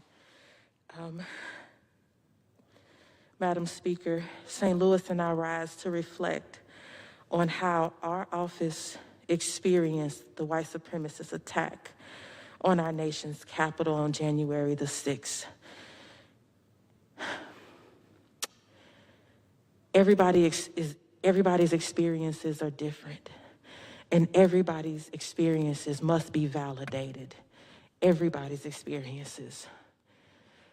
I remember sitting up in the gallery, listening to floor speeches, knowing that there was supposed to be a protest happening outside, seeing people outside, and thinking that this was just part of the day until something happened. And I just felt the need to stand up and walk out. I walked out and I walked over I went to the steps. I went down a flight and I went to the steps and I went to look to see what's happening outside. And I saw the tip top of flags. And then I saw more of the flags and I could read words. And then after I could read words, I could see people. And then I realized that people were approaching. So I hopped on the nearest elevator and left and made it back to my office safely. And when we came back into our office, we walked in and we started to see on our televisions people breaching doors. And I remember thinking, is this actually what's happening? The more I watched, and people were calling this a protest, let me say this, that was not a protest. I've been to hundreds of protests in my life. I've co-organized, led and organized protests, not only in Ferguson, Missouri, alongside the amazing Ferguson front line that most people don't even acknowledge. They don't even know their names. They don't even know who died. They don't even acknowledge the amazing people that put their lives and livelihoods on the line for our safety, believing that Black Lives Matter, because they actually do. And we shouldn't have to say it. It should just be true. But it's not evident in our society when we have to continue to say, my life matters. And then they hit us with things like this. And so I remember sitting in the office with my team and just thinking to myself, I feel like I'm back. At this very minute, I feel like I'm back. I feel like this was one of the days out there on the streets when the white supremacists would show up and start shooting at us. This is one of the days when the police would ambush us from behind trees and from behind buildings, and all of a sudden now we're on the ground being brutalized. It felt like one of those days. And I just remember taking a second thinking, if they touch these doors, if they hit these doors the way they hit that door, if they hit these doors and come anywhere near my staff, and I'm just going to be real honest about it, my thought process was, we banging to the end. I'm not letting them take out my people, and you're not taking me out. We've come too far. So, Madam Speaker, St. Louis and I rise with a message for our Republican colleagues. On January 6th, I thought about January 3rd, and I thought about how we all raised our right hands up and took an oath. Each and every one of us on this very floor, we swore that we would support and defend the Constitution of the United States against all enemies, foreign and domestic. Even though that Constitution wasn't written for people who look like me, even that Constitution wasn't written by people who look like me, and even though that Constitution cemented an unjust nation for people like me, my team and I got to work and we unveiled legislation to investigate and expel those who were responsible for inciting this attack so that we could defend it. Because we have a duty to fight for a more perfect union. Because we cannot stand up to white supremacy in this. Because if we cannot stand up to white supremacy in this moment as representatives, then why did you run for office in the first place? No matter what district you represent, no matter where you live, no matter Democrat or Republican, you represent a district that is on average about 700,000 people, meaning you have to resent those who love you, those who despise you, those who voted for you, those who swear they'll never cast a vote for you, people who talk like you and people who don't look like you. Building better communities, building better lives, building a better society. It's not a Democratic or Republican issue. We can't build a better society if members are too scared to stand up and act to reject the white supremacist attack that happened right before our eyes? How can we trust that you will address the suffering that white supremacy causes on a day-to-day basis in the shadows if you can't even address the white supremacy that happens right in front of you in your house? Does your silence speak to your agreement? Is the question. In St. Louis, the COVID-19 pandemic is disproportionately hospitalizing and killing Black and brown people. Well, I've lived that. We have people dying from gun violence, a crisis that stems from decades of economic disinvestment and disruption from an over-reliance on policing that this very chamber has continually voted to endorse. I've cried those tears. You don't know what that's like. So I ask you today, take a moment to think about what it's like to live what we live through. If you cannot do what's right in the face of blatant, heinous, vile, white supremacist attack like the one we just saw, how will you do right by the Black and brown people you represent who just want to know that our children will have safety, that our children will have life, and that they will have shelter, because you represent us too. So on January 3rd, we stood together to swear our oath to office to the Constitution. We swore to defend it against all enemies, foreign and domestic. Well, it was attacked by a domestic enemy called white supremacy, and we must stand together now, today, to uphold that oath and hold every single person who helped incite it accountable. Thank you, and I yield back. So, Bush, and your comments today and how you carry yourself in this chamber every day are just a powerful demonstration of why so many people are inspired by your example. Thank you. Madam Speaker, how much time is remaining? The gentlewoman has 4.5 minutes remaining. Thank you so much. Lastly, I'd like to close speaking to the individuals, some of the individuals that have already been mentioned, and some of the folks that have already been mentioned in prior remarks. Our staff, our Capitol Police, our House clerks, we thank you. We know how many of you were put in the line of danger because of the job that you have. We know and felt how many staffers were willing to put themselves on the line in order to protect the members that they serve alongside. And that is a weight that no one should have to carry. And so we thank you. To our House clerks, we thank you. To every single staff member of the United States Congress, we thank you. To our food service workers, we thank you. To our custodial workers, sweeping up the glass on the floor shattered by white supremacists, cleaning up after their mess, there is not enough ways to say thank you. We thank you. To our Capitol Police, who are willing to defend us, we thank you. And again, to our staffers, we thank you. I would be remiss if I did not specifically thank my staffer right here to my left, Gerardo Bonilla Chavez, who was with me on the day of the attack and who did everything he could to protect me. I want his community to know that he is a hero. I want his parents and his family to know that he's a hero. Our staff already know that he's a hero. And I believe he's a hero too. And I know it's not just him, he'll be the first one to say that. But to every one of our House clerks, we thank you. To our Capitol Police, we thank you. To our food service workers, our custodial workers, every person here that was standing to fight for our democracy, we thank you. And with that, Madam Speaker, I yield my time. The gentlewoman yields. Under the Speaker's announced policy of January 4th, 2021, the gentleman from Washington, Mr. Newhouse, is recognized for 60 minutes as the designee of the Minority Leader. Thank you, Madam Speaker, and good evening. All right, this is Andrew Kraft here. You are listening to some very moving comments there by Congresswoman Ocasio-Cortez from the state of New York.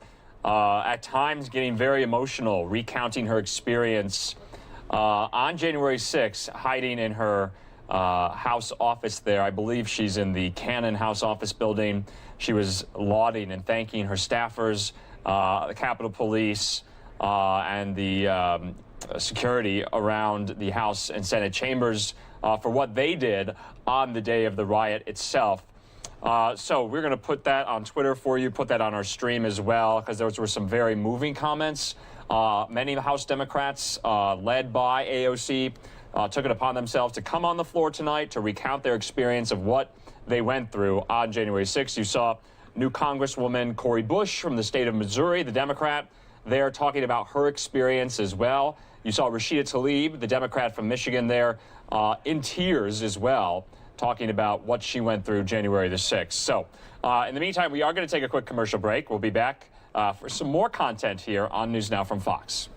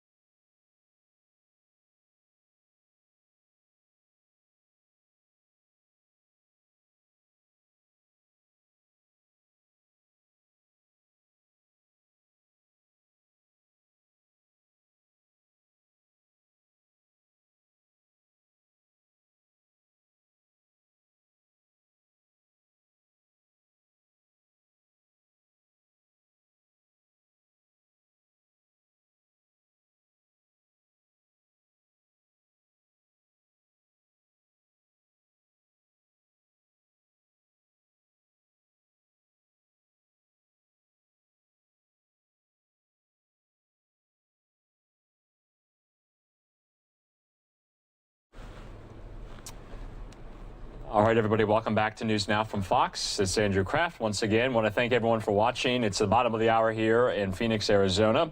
It's 8:30 there on the East Coast. You were taking a live look at the White House, and the Senate floor is going on right now. Their senators are up to speak.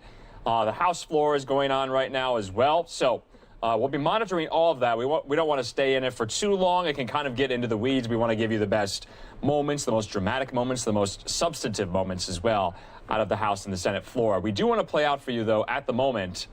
Well, let's see what the Senate floor is doing right now, because this is Senator Bernie Sanders.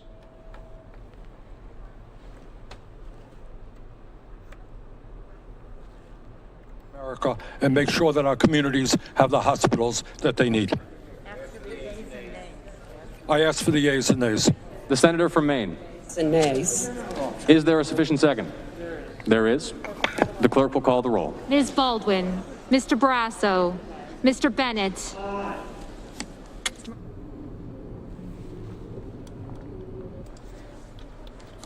Mrs. Blackburn, Mr. Blumenthal, Mr. Blunt, Mr. Booker.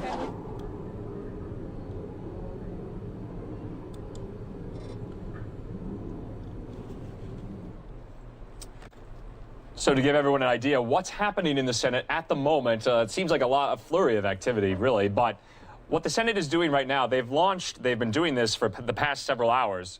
This is a marathon voting session with Republicans eager to force Democrats into tedious and uncomfortable votes on immigration, boosting the minimum wage, reopening schools, and many, many more issues.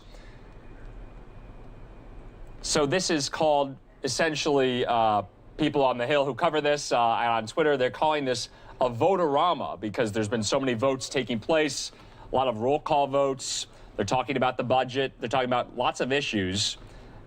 Senators are adding amendments as well. But this offers some insight into how Congress and the White House might approach what we've all been following, is how this next round of COVID relief will look like. Remember, there was just a second round of COVID relief passed a little after Christmas.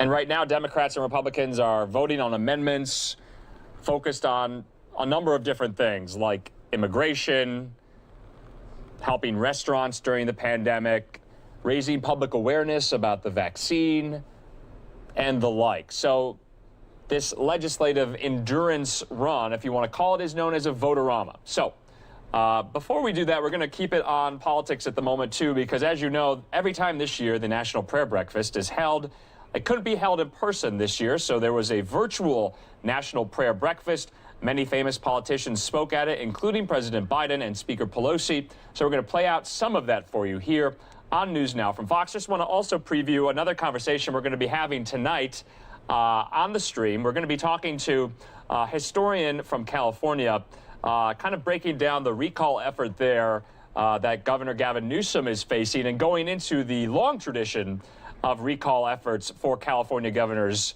in the Golden State. So, but now let's go out to the National Prayer Breakfast. This was recorded from earlier. This is the virtual breakfast. We regard no one from a worldly point of view. Though we once regarded Christ in this way, we do so no longer. Therefore, if anyone is in Christ, the new creation has come. The old is gone, and the new is here. Then he said this, all this is from God, who reconciled us to himself through Christ and gave us the ministry of reconciliation. That God was reconciling the world to himself in Christ, not counting people's sins against them.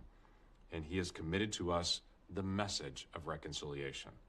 We are therefore Christ's ambassadors, as though God were making his appeal through us. We implore you on Christ's behalf, be reconciled to God. This group, more than most groups, understands the nature of what it means to be an ambassador, to be able to represent, to be able to bring clarity from another place and another people to a new group. We're literally bringing the message of hope and of Christ to be able to reconcile people and to be able to put people back together again. That's what happens in a weekly time when we get together to be able to pray, and that's what I pray happens through our National Prayer Breakfast and through this dialogue as well. Let's pray together. Father, I'm so grateful for the way that you provide for us. In very difficult days, we find you faithful. Help us to be reconciled. Help us to see each other as you see us, and that we would see people that we disagree with as people that were created by you with value and worth. Help us to be ambassadors of Christ, reconciling people to you and reconciling people to each other. Give us unity through the challenges to be able to answer the hard questions that we have to face together. Thank you, Jesus, that we can stop at every moment, good times and bad, and to be able to hear your voice and know your direction and see your love and truth. Use this time, God, in a way that only you can. In the name of Jesus, I pray. Amen.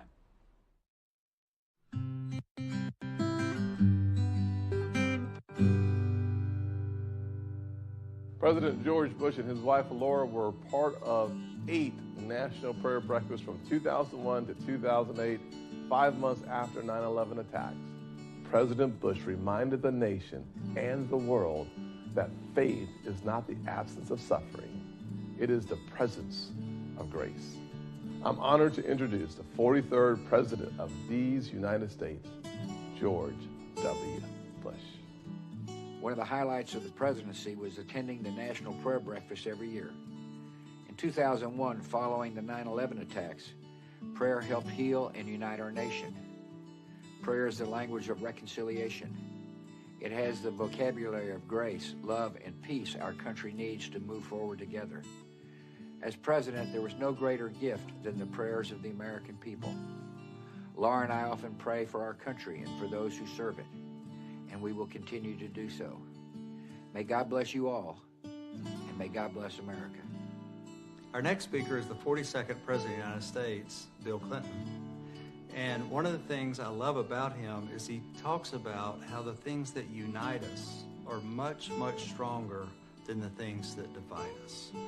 And I think that this is a moment where we need to hear messages of unity and togetherness and forgiveness.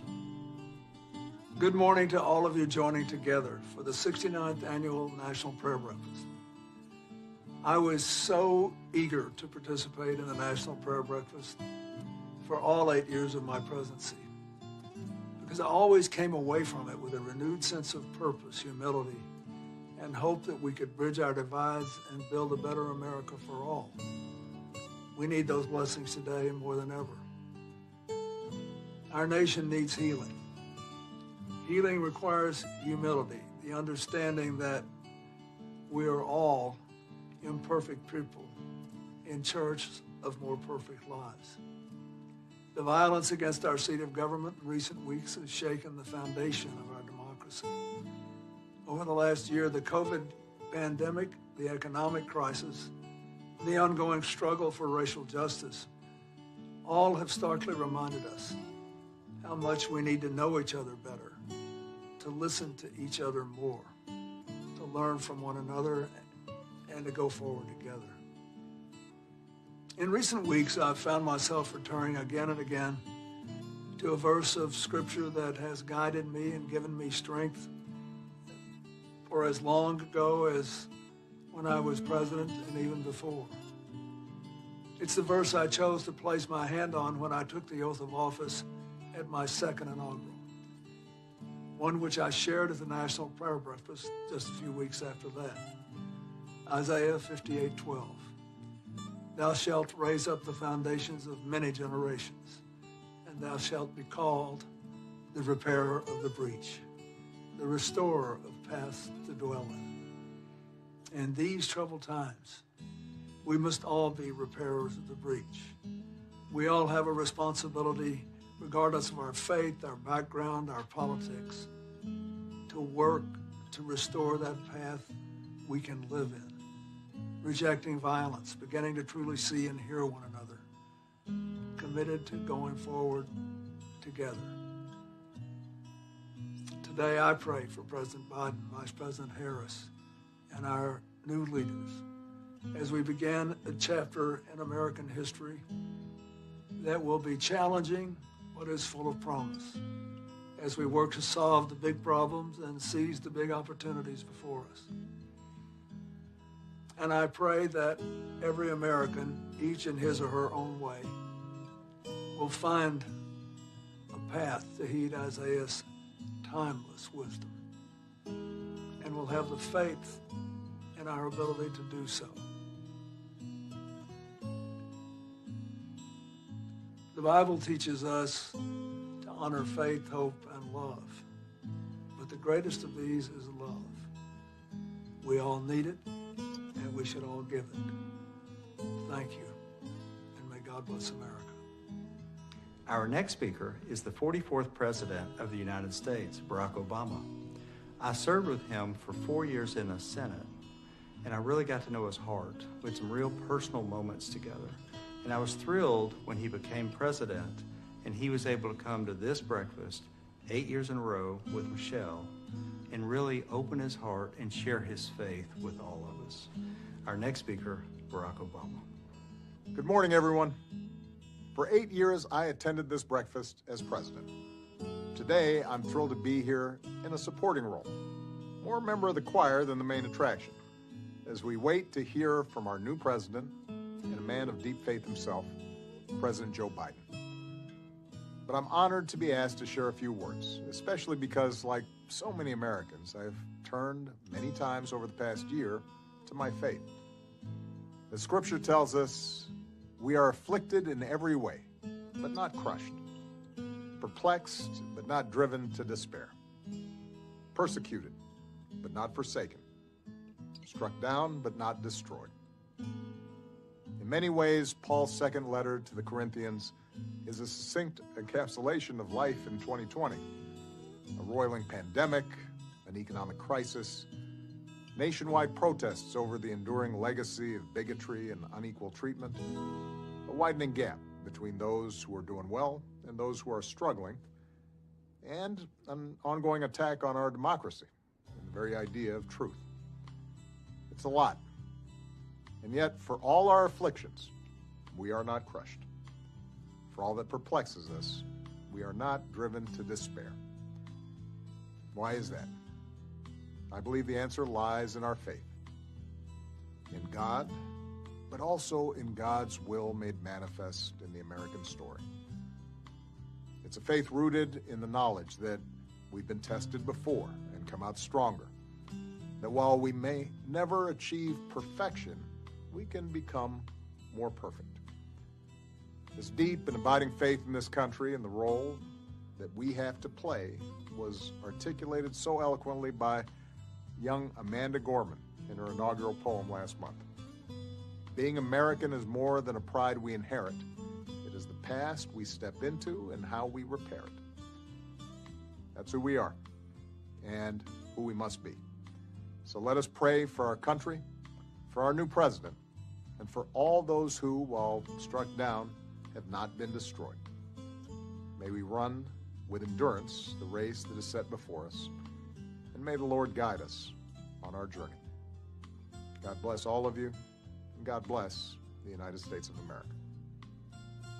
I'm honored now to share a message with you from President Jimmy Carter. President Carter was unable to join us today due to health reasons, so he wrote this letter for me to read aloud.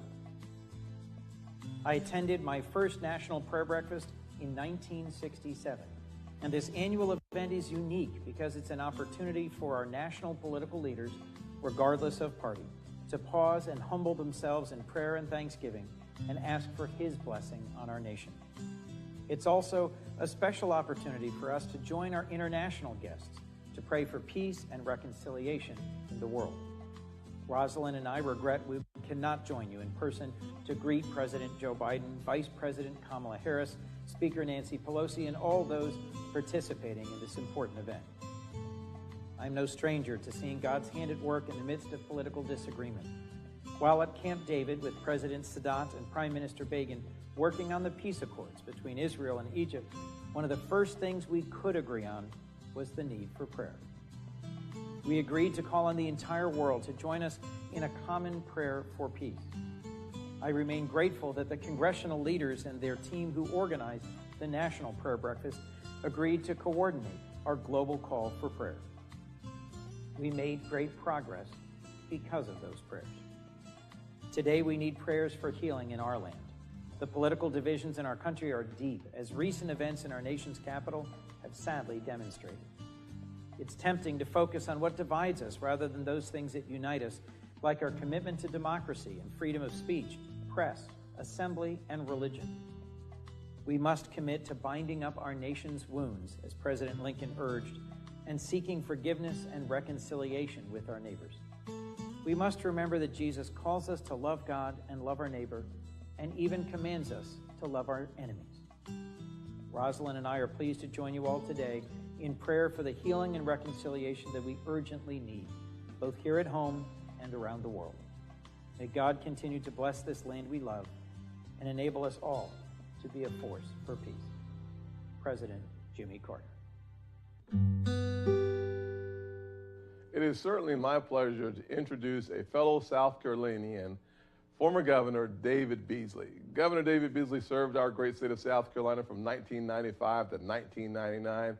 He has a number of accomplishments that make us very proud of who he is and what he represents. For many years, he worked behind the scenes to put on this National Prayer Breakfast. Currently, He is executive director of the UN World Food Program. The recipient, amazing, a good South Carolinian, is the recipient of the Nobel Peace Prize for using food as a powerful tool for making peace possible around the world. It is my distinct honor to introduce to you Governor David Beasley. These are extraordinary times. When I took this role, there were 80 million people marching to the brink of starvation, not just going to bed hungry, but literally marching to starvation. Now they're 270. COVID has really dynamically and catastrophically impacted the poor and the least of these around the world. So let's pray. Lord, we thank you for creating us. You created each and every one of us in your image. And when we fail to feed the poor, the needy, the least of these, we fail to feed you. If we could just truly understand to love your neighbor as yourself, to love your neighbor as your equal, as you say so clearly in the scripture, and what that means, if we could truly love one another as our equal, because every human being is made in your image, that would end racism and war and conflict and discrimination. Lord, give us that spirit, your spirit that transcends all understanding, that transcends all man-made division, so that we can come together in this spirit with the image that you've given us, so that we can be one as you and the Father are one. Let us not forget the poor and the needy and the least of these, because these are our brothers and our sisters. The world is in tremendous conflict now.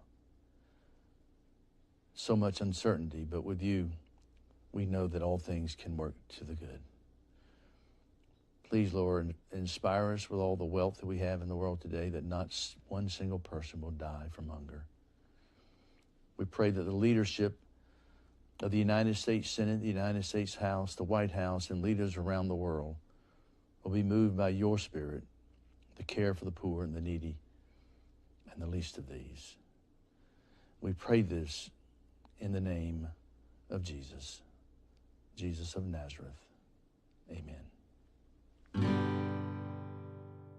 I'd like to introduce a good friend of mine. She is a representative from the great state of Washington, Kathy McMorris Rogers, CMR. She is the ranking member on our Energy and Commerce Committee. She has been a leader in bringing people together from both sides of the aisle for prayer and for fellowship. We've asked her to offer a prayer today for healing and reconciliation. My hope and my prayer for our nation right now is one that we will humble ourselves and seek God's face. And we need to make prayer our number one priority. And through prayer, I have found that I receive more of those gentle promptings as to a word that I can offer to someone else. Maybe a word of encouragement, but to provoke one another to love and good works. Heavenly Father, we thank you and praise you that we can come to you this day. We thank you and praise you for the mighty ways in which you're working in each one of our lives and in our nation. We believe that you govern in the affairs of men and women. And in this hour of our great need, we pray that you will begin to do again as you have in years gone by. We pray, Lord, that you will plow the hard ground in each one of our hearts and make us new. The Bible says that you make us new creatures, you give us new hearts, new minds. And I pray, Lord, that you will make us new in this era, and that you will provoke us to love and good works. Thank you, Lord, for your love. Thank you for your faithfulness. Guide and direct us even today. In your precious name, amen.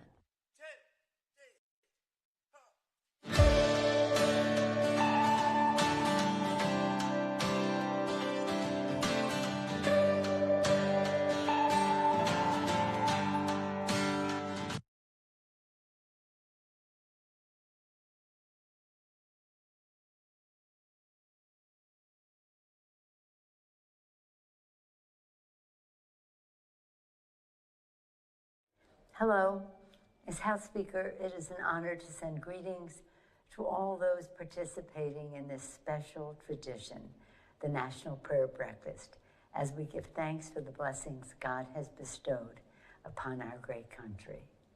Thank you to our bipartisan co-host, Congressman Tom Suozzi and John Molinar, and to all those whose hard work has given us the privilege of joining in fellowship and prayer.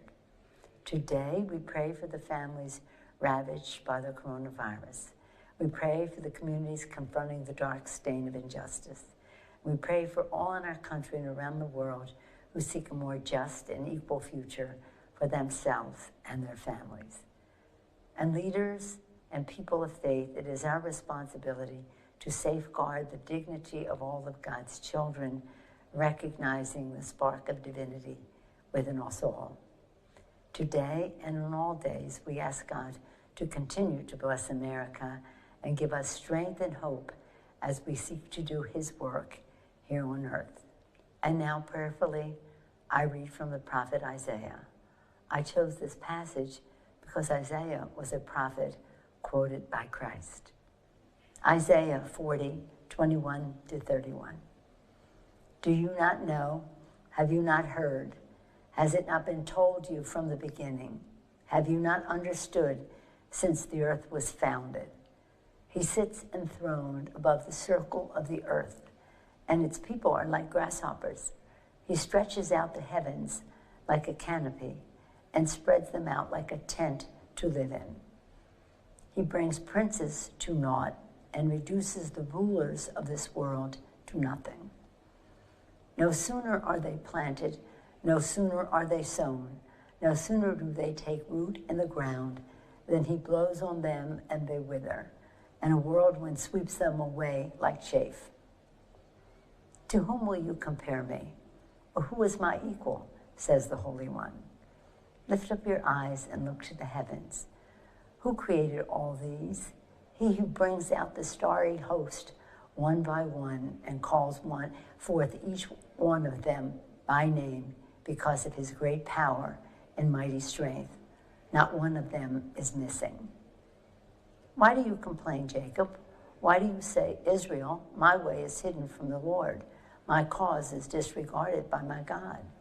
Do you not know? Have you not heard? The Lord is the everlasting God, the creator of the ends of the earth. He will not grow tired or weary, and in his understanding no one can fathom.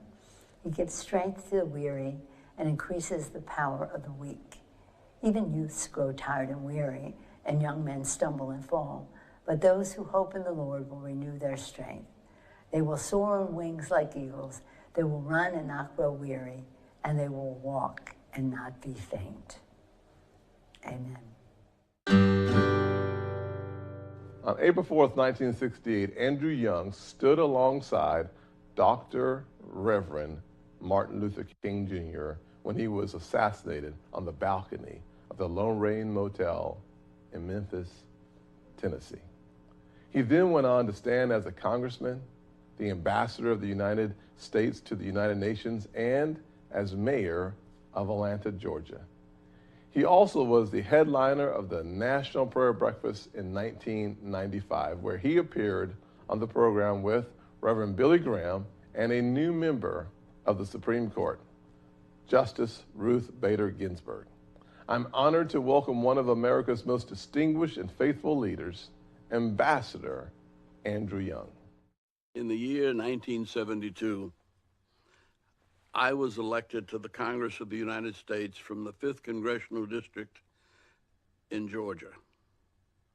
Joseph Biden was also elected to the United States Senate in 1972.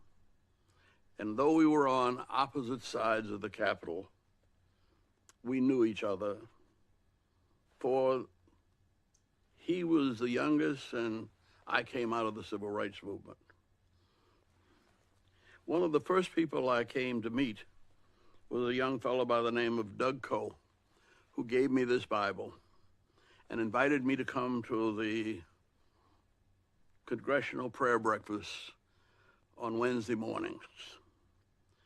That was my welcome into the House of Representatives, And it was the beginning of my fellowship with others like myself who had been elected from all over the nation. I learned to appreciate difference.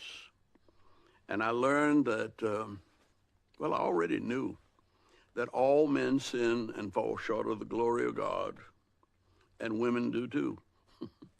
And in the prayer breakfast, we came together on Wednesday mornings, and we prayed, and our prayers were almost always confession. And we talked about our needs, and we prayed for each other, and we became friends. Now, that was the beginning of something special, and all of the present presidents who are with us today have shared in this with us through the years. It was Billy Graham, Dr. Billy Graham, and President Eisenhower that understood the need to come together and heal the nation with faith and forgiveness. Bishop Desmond Tutu, in writing about the future of South Africa, titled his book, No Future Without Forgiveness. And I think that's an appropriate message for us to begin. For I think that in the prayer breakfasts, we began to talk more honestly about ourselves, about our problems. We were human beings. We were not public figures. And we developed a sense of love and confidence and trust because of the faith that we shared. We're in that kind of moment now. And so it's my privilege to take from our brothers in South Africa the idea that we have no future without forgiveness. For we all fall short of the glory of God. And the one unforgivable sin at the big end of the Lord's Prayer is, if you cannot forgive those who sin against you, how can you accept the forgiveness of your Heavenly Father? And so we are demanded, we are commanded, we are advised, and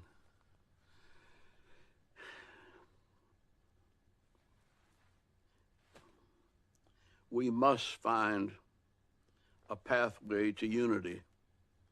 And that path is the path of forgiveness. America has sinned and fallen short of the glory of God, but still, we're probably the best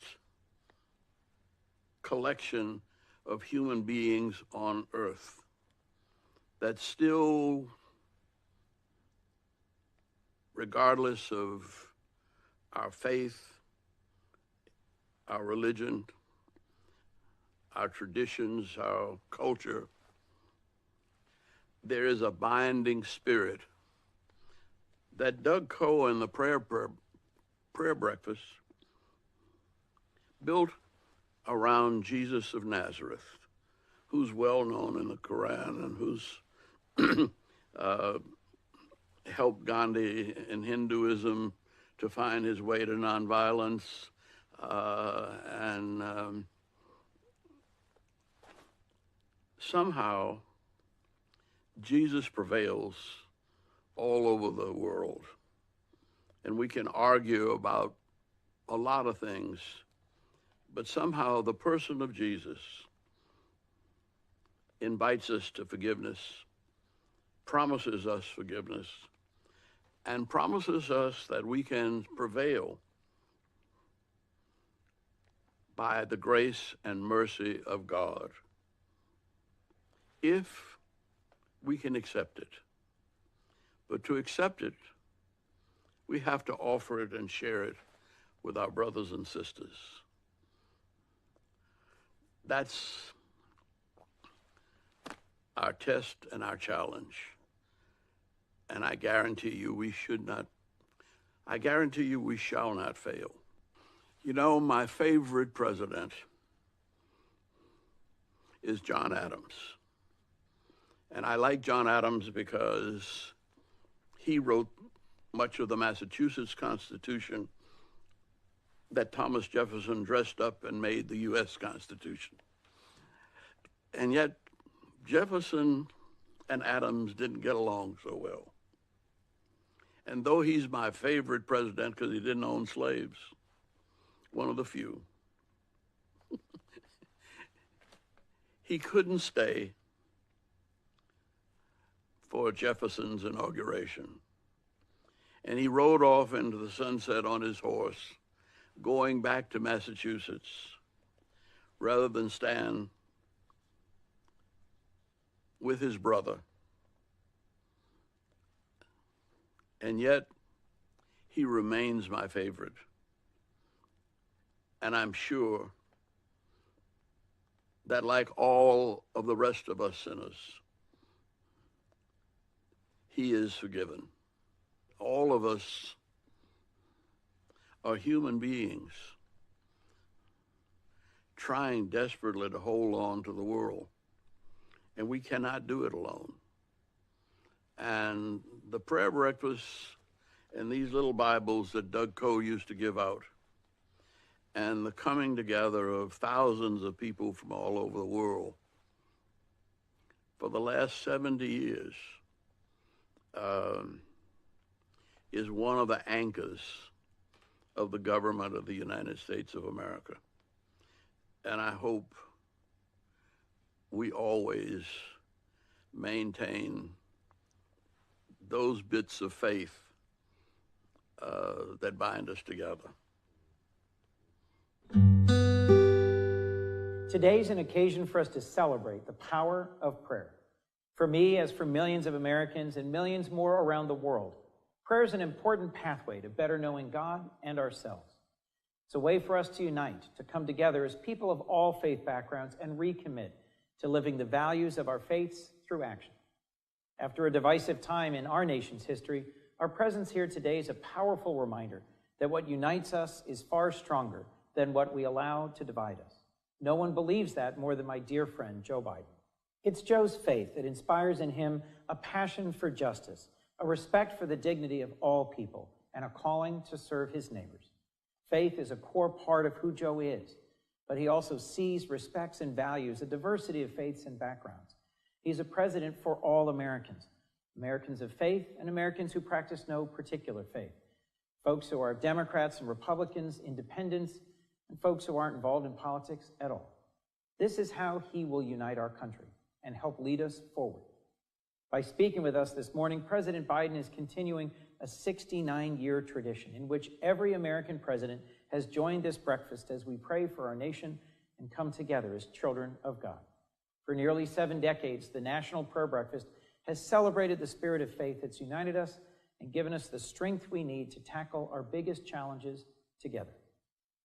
Joe Biden is someone who understands that faith will sustain us in our difficult work ahead. He's someone who knows we're called to do justice, to love mercy, and to walk humbly with our God. Please join me now in welcoming the President of the United States, Joe Biden. I'm honored to join this year's National Prayer Breakfast. Jill and I are humbled by your prayers, and it means everything to us. I want to thank our dear friend from my home state of Delaware, a man of deep faith, Senator Chris Coons. We've been friends a long time.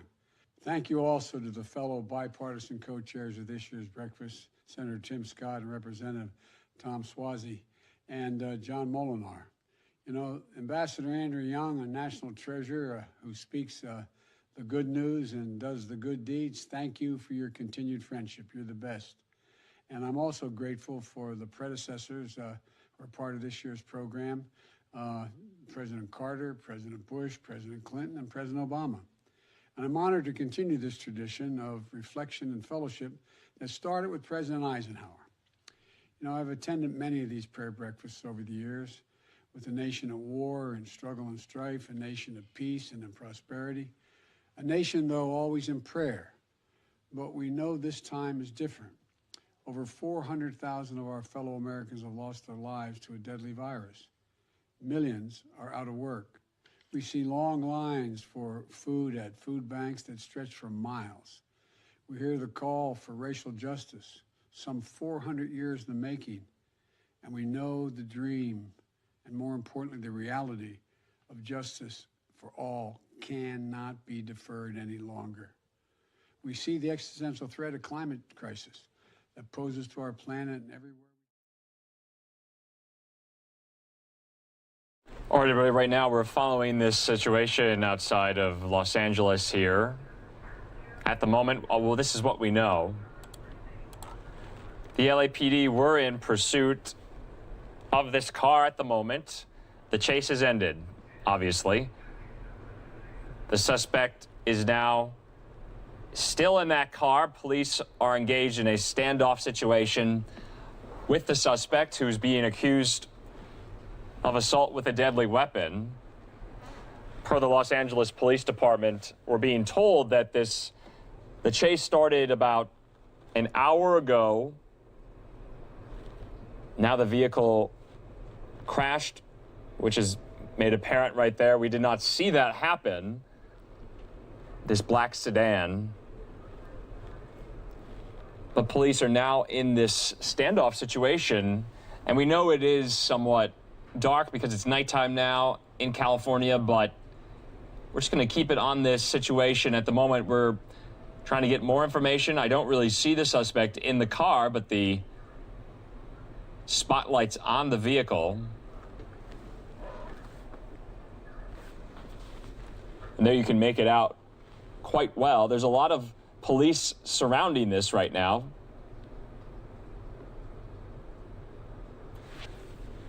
I don't know if the suspect is still in the vehicle or has since fled, but there does seem to be that concrete barrier there between the police. So it looks like some RVs and campers in the middle.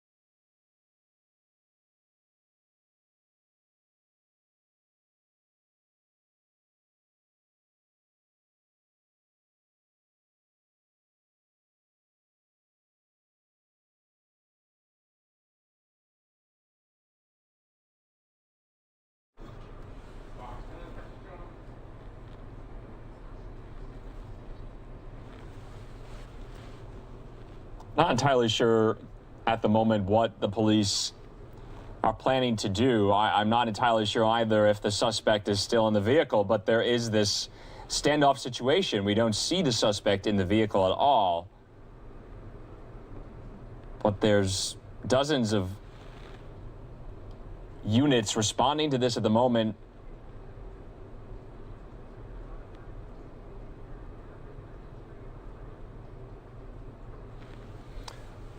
According to the LAPD, the suspect in the car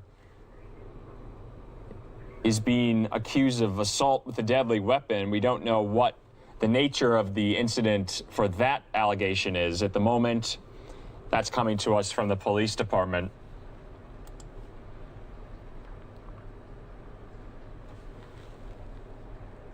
And so we didn't see any of the chase. I can't report on that, but it obviously has ended in this at the moment, and police are just kind of figuring out what to do.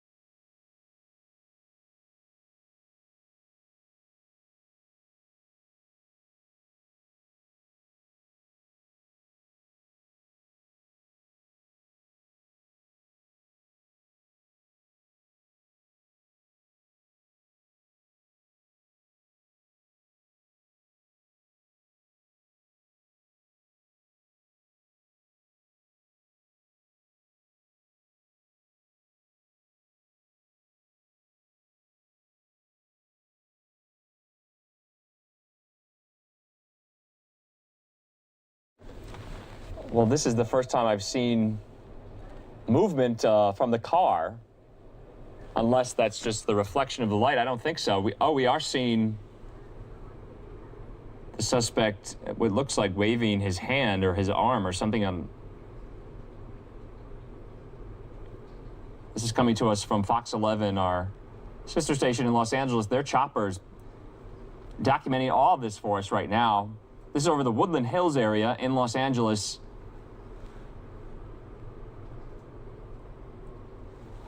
For those of you who were watching, I believe it was Tuesday night, myself and Daytona Everett were chronicling that 6-hour police chase in and around Los Angeles. We brought you about 2 hours of it. We weren't going to stay for the whole thing, but always seems to be centered around the City of Angels for some reason, just a coincidence, I guess.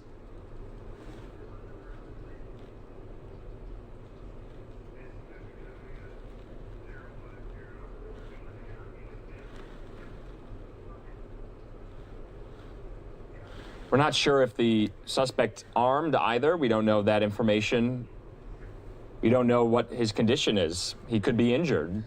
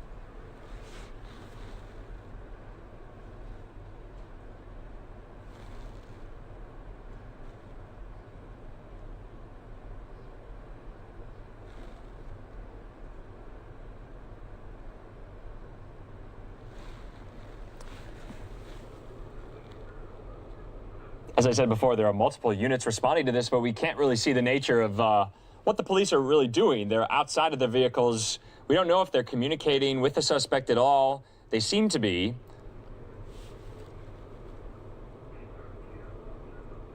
And from the looks of it, it does look like the car is much closer to the police than was previously known. Maybe that was just from my vantage point because the chopper zoomed out, but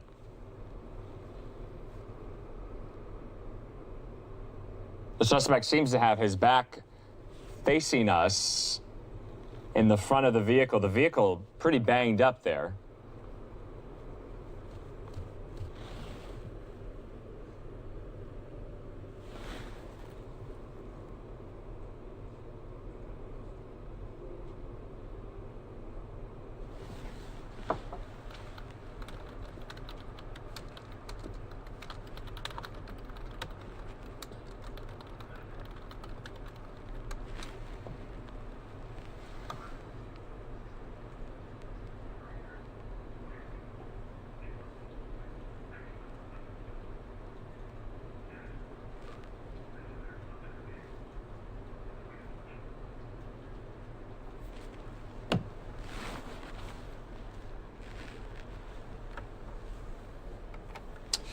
All right, well, we're going to get out of this for now and just kind of monitor the aerial pictures that we're getting out of that situation there in Woodland Hills section of Los Angeles.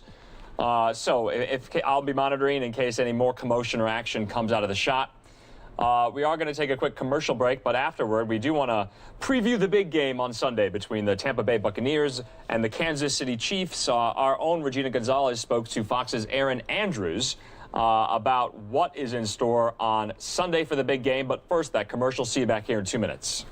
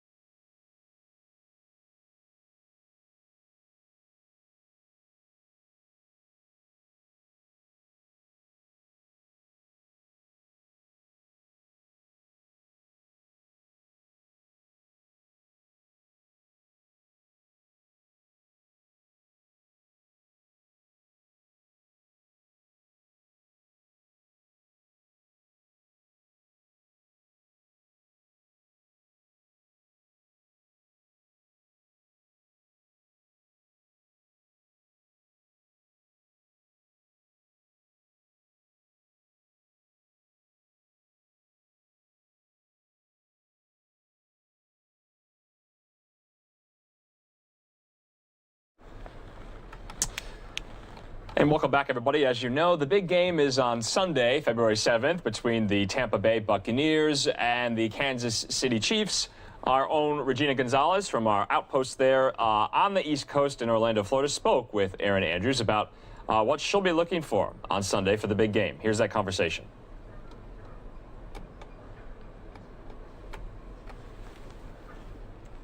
Watching News Now from Fox. Our show is a nonstop stream of breaking news, live events, and stories as they unfold across the globe. And we air on several different platforms, including Tubi. So what exactly is Tubi? Well, I am actually joined right now by Erin Andrews. You may know her from Fox Sports' A-Team, or maybe even as a former co-host of Dancing with the Stars. She is actually a Tubi spokesperson. Erin, thank you so much for joining us. How are you? I'm good. How are you? I am great. So nice to be with you. So, Erin, let's get right to it. For, our viewers that are not familiar with the platform, what exactly is Tubi?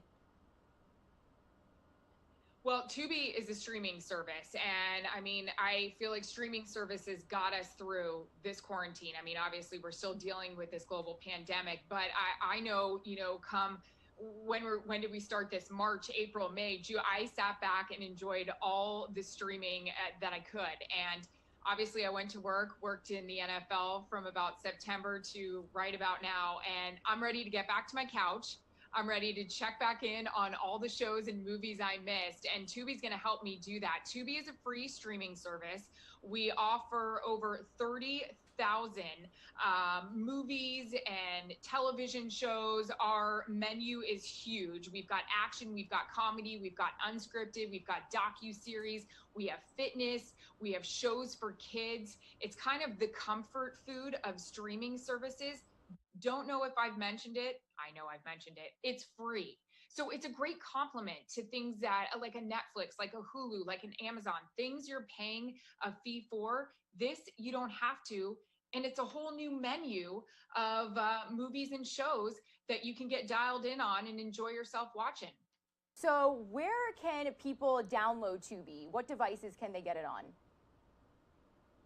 Yeah, it's an easy app to download. You download Tubi.tv, and you can download them on any of your favorite devices that you're using at home. It's not like you have to go out and buy anything special for this. You can download it on a Roku, Amazon Fire TV, iPhone, anything like that. You go to the app, absolutely free. Download it. You don't even need a credit card to do it. And yeah, it's a great complement to the other streaming services out there. Like I mentioned, over 30,000 movies and television shows. Each month, we keep refreshing. I do want to mention some of your favorite Fox shows are included on that. I'm excited about being dialed in on MasterChef, Hell's Kitchen. I missed most of Masked Singer during the NFL season, so I'm going to get caught up on that. Masked Dancer, Lego Masters. I'll be dialed in on to that after the Super Bowl on Sunday. And now, speaking of the Super Bowl, Erin, it's going to air on a different platform this year. So are you watching as a fan on Sunday? Yes. I'm laughing because I'm a huge football fan. I don't care where it's airing. Yes. For a game of this magnitude and, for the storylines that we have with a 43-year-old Tom Brady and, the future of the NFL and Patrick Mahomes going for 2 straight Super Bowls, Tom Brady playing in his 10th. Yes, I am watching. I'm from Tampa. I don't want to say I never thought I'd see the day, but I never thought I'd see the day that I would be saying Tom Brady and the Bucs are going to the Super Bowl. So absolutely, I'm watching it. And you've analyzed the Bucs and the Chiefs all season. What is your prediction for this game? I don't know. The storyline, me being 42 years old and watching a guy leave a team that he was with for 20 years and now, lead this group who is one of the worst sports franchises out there to a Super Bowl is so incredible. I've been saying this all morning. My heart is saying Tom Brady. My head is saying the Kansas City Chiefs. We've all seen Tom in this is going to be his 10th Super Bowl and 9 Super Bowls. I worked the one that they were down, 28-3 going into half, and they came back and won in overtime. It's really hard to bet against this guy, but when you have our future of the NFL, Patrick Mahomes on the other sideline, all I can say is I just hope it's a good game because the storylines are tremendous. Perfect. Thank you so much, Erin. For sure. No worries. Awesome. And if football is not for everybody and you are not tuning into the big game on Sunday, like Erin mentioned, there are several shows and movies that you could stream on Tubi. Thank you so much for joining us on this segment with News Now from Fox. We'll see you later. All right, that was our own Regina Gonzalez there from our Orlando outpost in Florida, talking to Erin Andrews about what she's looking forward to for the big game on Sunday. So, for for those of you who might be watching, tweet us what you think. Who do you think is going to win? We'd love to hear you. For our Twitter account, that's at NewsNowFox. We'd love to hear from you. Also, would love a follow. We just became verified, so we're legitimate now on social media. But that's where we go and we clip and save and share all the viral moments of the day, the biggest stories of the day. So please give us a follow. You can give me a follow as well. That's at Andrew Kraft, C-R-A-F-T. Would love a follow there on Twitter as well. Don't forget, we have a website, newsnowfox.com. And that's where you can tell your friends and family where they can watch us. If you enjoy watching us, spread the word. We would love that. They can go there to find all of our streaming platform partners that list them all, because you got to know where to find us in order to watch us. Anyway, remember, we are going to be live only until about 9 p.m. Mountain Time, 11 p.m. Eastern. My colleague, Daytona Everett, is off today and tomorrow. She is on vacation. We miss her, but we'll see her again. And then don't forget, we are live on the weekends now, 7 a.m. to 7 p.m. Eastern, Saturdays and Sundays, because the news never stops, not even on the weekends. Remember, News Now from Fox is live, and it's raw, and it's unfiltered. Let's go back to this situation we've been monitoring out of the Woodland Hills area in Los Angeles. The standoff situation at the moment, which seems to still be going on. Remember, we told you that that suspect is being, well, allegedly being accused of assault with a deadly weapon. Haven't seen much of the suspect in there, but many units are responding. They're all surrounding the car. These RVs, though, seem to be in the way. Not sure what they're up to or why they're there. But that car's pretty banged up. We didn't air any of the chase itself, so we didn't get to see that, but we'll let you know if there's any more developments on this. Hopefully it comes to a peaceful and safe resolution there. So, just want to preview some things we'll be doing tonight, later tonight. We are going to go out now to Santa Clarita County in California. They're going to give an update on how the vaccine rollout's going out there. And then don't forget, we're going to be talking to a historian from California about recall efforts there in the state. There's a huge one going on right now and trying to recall Governor Gavin Newsom over his handling of the coronavirus pandemic in the state. It's gaining momentum. We're going to talk to our guest about that. That's going to be in about 30 minutes time. So you're not going to want to miss that. It'll be a pretty interesting conversation. I'll be asking the questions, so appreciate you watching that as well. But first, we're going to go to commercial and then to Santa Clarita County, where they're giving an update on how the vaccine rollout's going.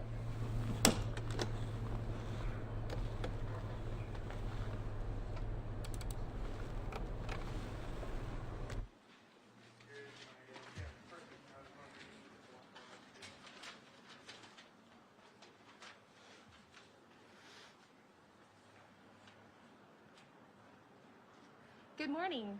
I'm Hillary Armstrong, a Public Information Officer with the County of Santa Clara. Thank you for being with us here today as we announce a no wrong door policy for vaccinating residents over the age of 65 throughout sites at Santa Clara County. Joining us today, we have Dr. Sarah Cody, Health Officer and Director of Public Health for the County of Santa Clara, Supervisor Joe Simidian with District 5 of the Board of Supervisors for the County of Santa Clara, and Dr. Jeff Smith, County Executive with the County of Santa Clara. Our speakers will repeat the questions into the microphone for our Facebook Live audience.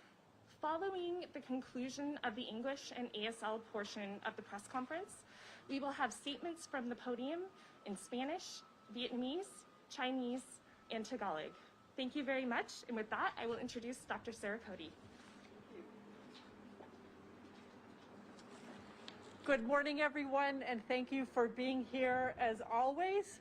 This is a ritual that we've now been involved with together for well over a year. Today, we are announcing that the county and many of our health system partners across the county will be offering COVID-19 vaccine to all county residents 65 years of age and older with no wrong door.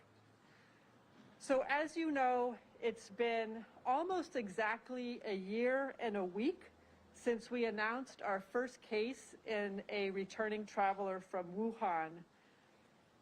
And now we have over 100,000 cases and we are closing in on 1,500 deaths. 1,473 people, to be exact, have died of COVID-19 in our community. And we know that over 80% of those who have died are 65 years and older.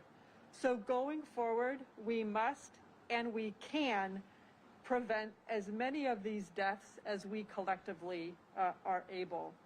So never did I imagine a year ago when we were all together that we would be where we are today, to have lost so many of our community members, to have our children at home on Zoom school, and to have our lives still totally upended. But then again, never did I imagine a year ago that we would be weeks into a vaccination campaign and have a safe and effective vaccine against COVID-19, and we do. So our challenge now is to roll out our vaccination campaign as efficiently and effectively as we can to get those vaccines into the arms of those who are most vulnerable and most likely to die of this infection. But given that we still have scarcity of this vaccine, we still have limited supply, and frankly, we still have a rather chaotic environment with changing state guidance almost daily, it's a challenge. But we're here to meet the challenge, and that's part of our announcement today, with a very simple message that everyone who lives in our county who is age 65 years of older can get vaccinated. There is no wrong door. You can come to any of the health systems. We are also committed to ensuring that people who live in communities in our county that have been hardest hit by COVID-19 have as few barriers as possible to getting vaccinated. And that means sort of two things. One is that we bring vaccination to those communities and that we bring people in those communities to our vaccination sites. And we're working with our community stakeholders on both of those efforts. So with all of us working together, I know that we can prevent more illness, and we certainly can prevent more deaths. And we are delighted to have everyone working together to protect our community. Thank you so much, and I'd like to introduce Supervisor Joe Simidian, who is from my district. I am his constituent. Supervisor. Thank you very much. Good morning, all. As you heard, I'm County Supervisor Joe Simidian. I represent the 5th Supervisorial District, which is the northwest portion of the county. I represent about 8 of the city's 15 cities and towns in whole or in part, about 400,000 of the 2 million residents of Santa Clara County. I wanted to say that our effort to get more and more folks vaccinated requires both simplicity and clarity. And we've had too little of both, quite frankly, until today. Today's announcement is a very important step in the right direction. And I think what I'd like to share with you today is the notion that if we say we're all in this together, we have to mean it. We have to provide access to the vaccine, and that access cannot be dependent on who your healthcare provider is or the number of vaccines they happen to have received in any given week. We've got to give every resident of Santa Clara County access to the vaccine, consistent with federal, state, and local criteria, and we have to do it faster. So while there will be many challenges to this effort in the coming weeks and months, I'm convinced that today's announcement really will get us there more fully, more fairly, and certainly faster. Now, just to put this in perspective with respect to the kind of numbers we're talking about, prior to today, under the state system, roughly half of the county's population was served by, and continues to be served by, what we call multi-county entities. That's the state term of art. What that means is that 1 million residents of the 2 million residents in this county were looking to their providers, Kaiser, and Sutter, also known as Palo Alto Medical Foundation, to access the vaccine. And if in any given week, either one or both of those two healthcare providers didn't have the vaccine, that meant those folks were out of luck. As you've just heard from Dr. Cody, this no wrong door policy means that fully half, 1 million of the 2 million residents of this county who previously were unable to access the vaccine through our county are now eligible to do that. All 2 million residents of the county of Santa Clara, if they are eligible, if they fit the criteria with respect to age and circumstance, will now be able to come to our county or to their healthcare provider, but again, with no wrong door.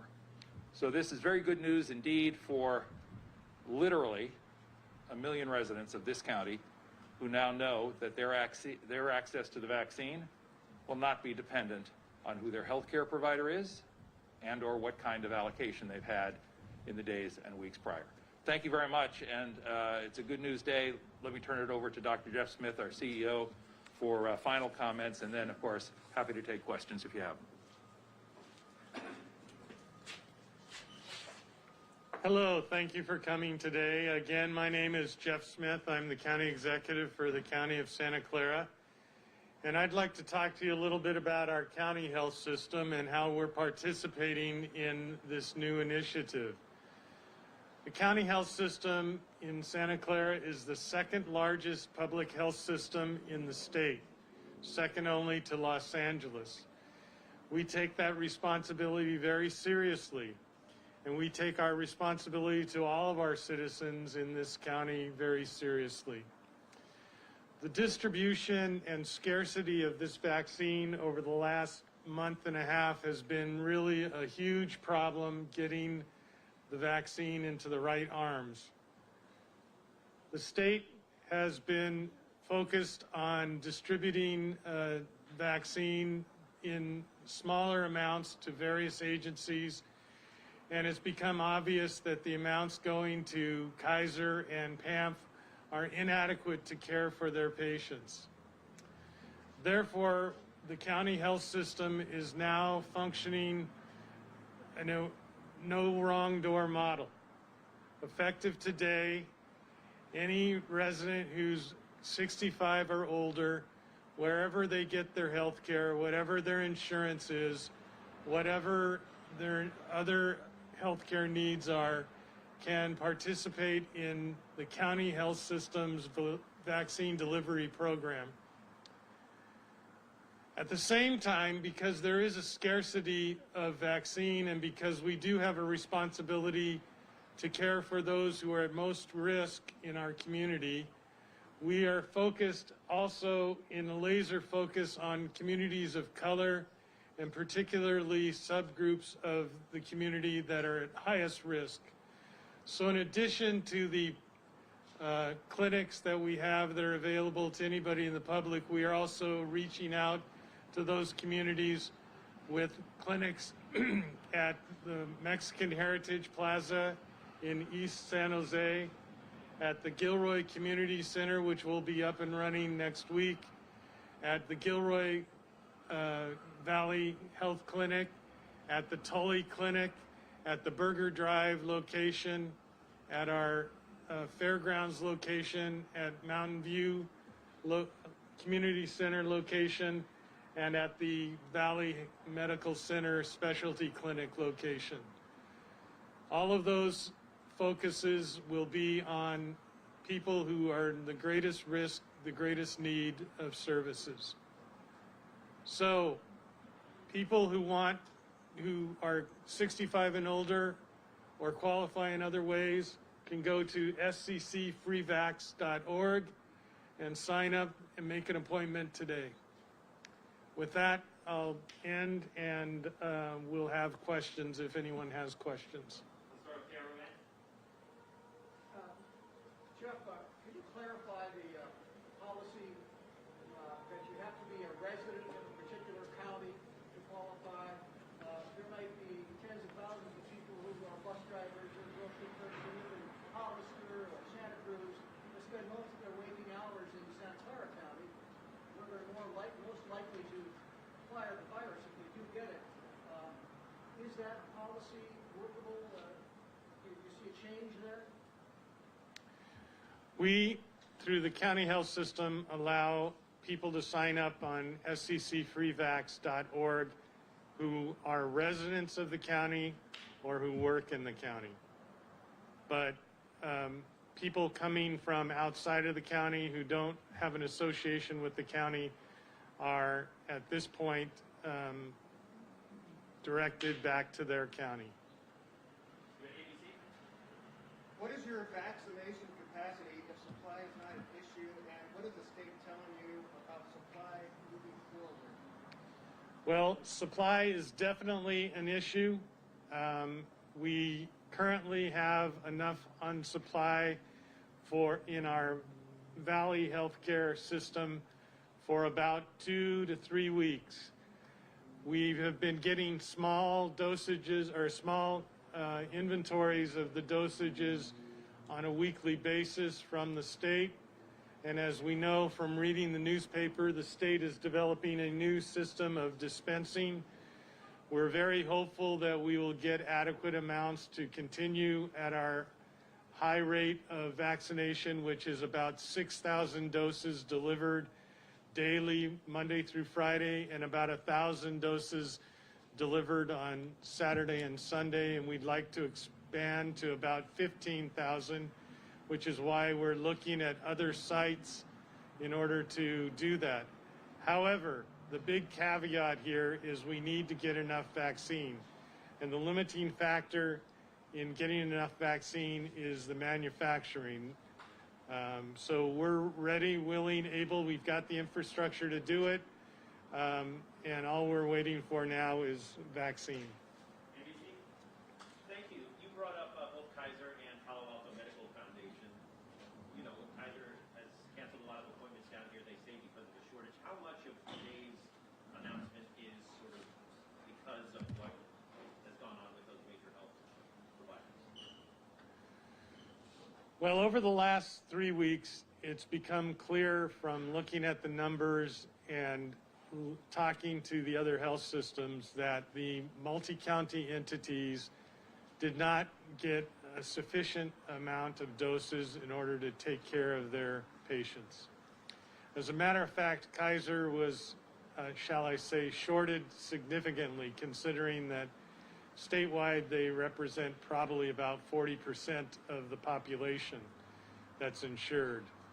So when we saw that Kaiser was forced to cancel clinics, we had to ask ourselves, how can we fix that? How can we intervene the best way possible? These people who are 65 and older, who happen to be Kaiser members, are at great risk. And so if they're at great risk, we need to do something about it. So that has a lot to do with our changing policy. So I know when the governor announced that people 65 and older would be eligible for the vaccine, it was somewhat controversial because at the time the priority was people 75 and older. How does this shift in policy, how do you ensure that people 75 and older aren't sort of elbowed out of the way by all of the 65 people trying to get the vaccine? Great question. And the focus that we're using in the county health system is special outreach. So as I mentioned, we have numerous sites set up in communities of high risk. We've also been continuing our targeted mobile delivery into nursing homes and skilled nursing facilities. We're developing a targeted delivery system for those individuals who are homebound, and particularly elders over 75.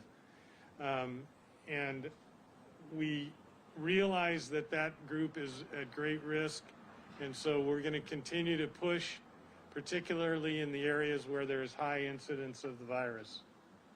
Just a quick follow-up, if I could. It's my understanding that there was an estimated 120,000 people for the 75 and up. Do you have a rough estimate of the numbers of those folks who have been vaccinated? All right, everybody, this is Andrew Kraft here. We just want to break in because we're getting another police chase, this time coming out of Burbank, California. Let's go to this right now.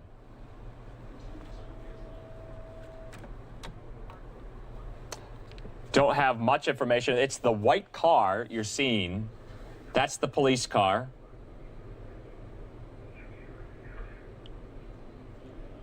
It says police on the side of it, but it is the car involved in the chase at the moment. So not sure if that's a stolen vehicle.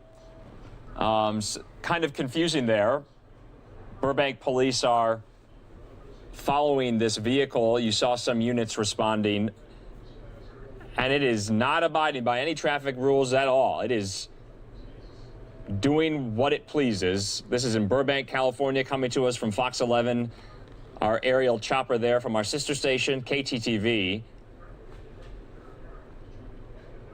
And it has just been the week of car chases. I tell you, we don't cover them, every day or every week, but they come in kind of spurts here and there. But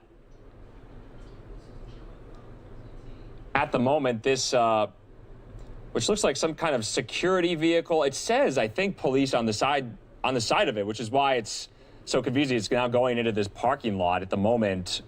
We don't really have a visual right now on the police cruisers that are following it. Oh, and there they are. They are responding. And just viewer discretion is advised. Just remember, viewer discretion is advised. Police are moving in on the suspect. His hands are up, and they just tackled him. Wow, this is quite dramatic.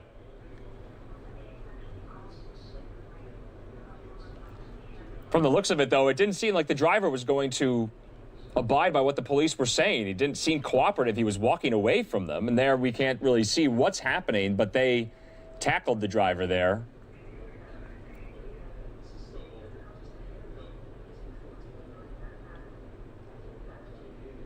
It's very hard to see. Obviously, it's nighttime, but 5 or 6 police officers moved in and tackled the suspect. Still don't know what's going on. They pulled up right next to that other car there in the parking lot. But if you were seeing what I was seeing, that suspect was walking away from police. He kind of had his hands up half-heartedly. And now they're going to go out and over and check the car, the vehicle itself.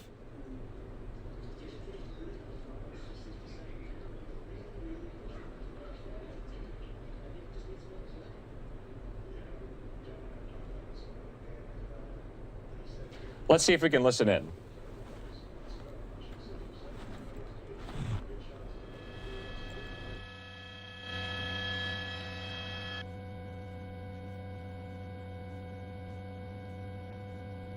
My pleasure. All right, Booth, let me try to get a location, or Des, let me try to get a location here. What street is this? All right, that was our reporters there getting their bearings in the chopper. Must be hard to orient yourself, but looked like the chopper was going to fly away, but they're sticking on this shot for the moment, and we will too. We don't have much information on this. I apologize. I'm flying solo tonight, but we're working to get more. Kind of a bizarre, odd situation, though, just because of the nature of the car involved in the chase itself. It says police on the side door, on the side sedan, so.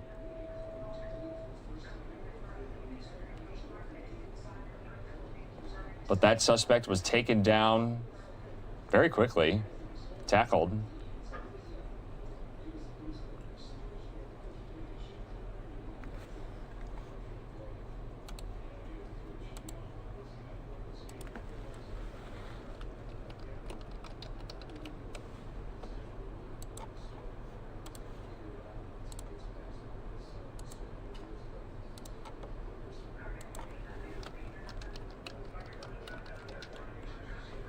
All right, there's Well, there's a beautiful shot of Los Angeles and the underbelly of the Fox 11 helicopter there. We want to thank everyone for watching News Now from Fox. Here's your host, Andrew Kraft. Myself, I want to thank you. We will have that interview coming up. Remember, we're going to be discussing, speaking of California, the recall effort underway targeted at Governor Gavin Newsom. This is apparently gaining momentum in the state. It needs countless signatures to even be valid. But because of his handling of the coronavirus pandemic, the restrictions on residents in the state, and the slow vaccine rollout, it's not a great recipe for Governor Newsom and whatever this recall effort might have in store. So you're not going to want to miss that conversation. We'll be right back. See you in 2 minutes.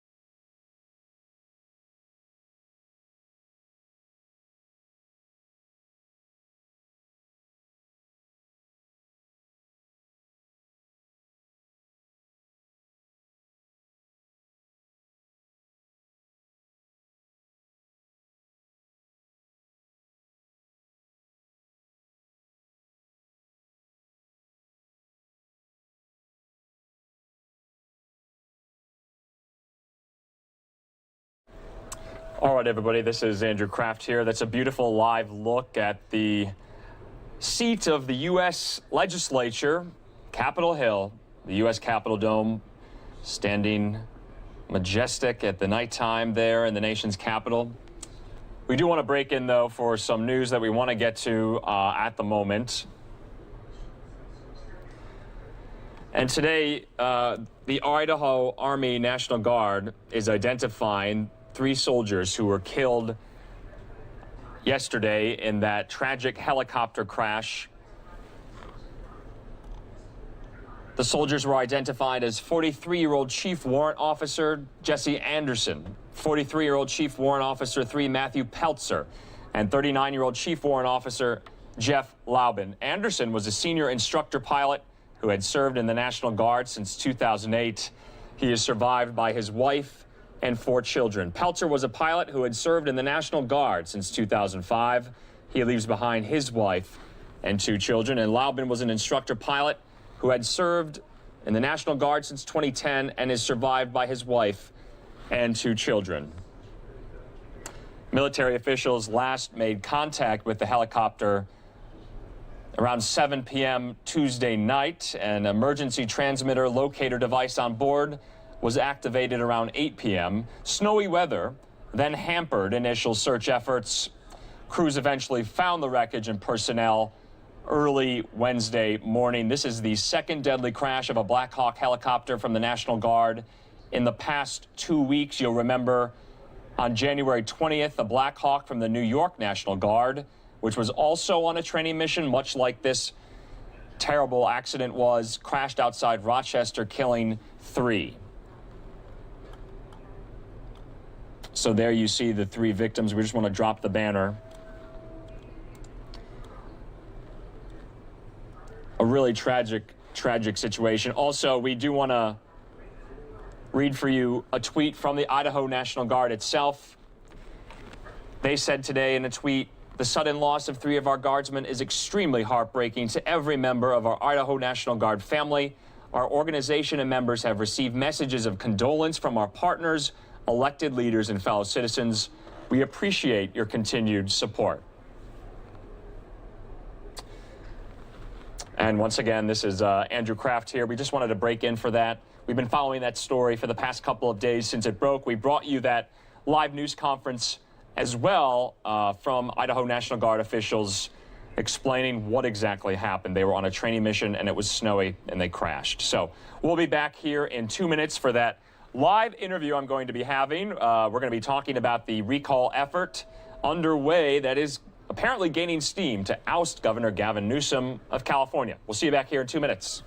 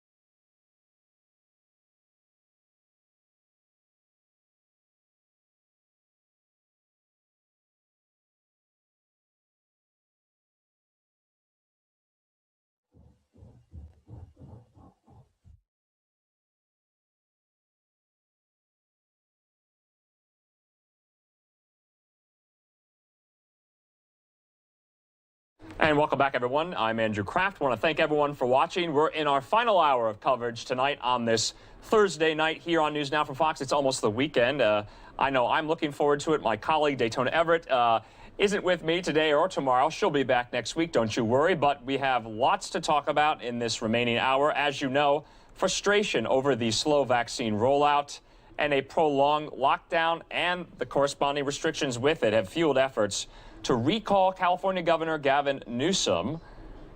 The recall campaign has until March to submit enough signatures to get on the ballot. Newsom's term, which is his first as governor, ends in 2023. We're being joined now out of California, I believe, by Joshua Spivak. Joshua, thank you so much for being with us. As you know, you run Recall Elections blog. You're also a senior fellow at the Carey Institute at Wagner College. We appreciate you being with us on this Thursday night. What does it take to recall a governor?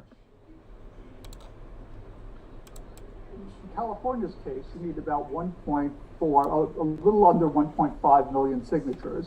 Probably need a bit of a cushion, so let's say 2 million.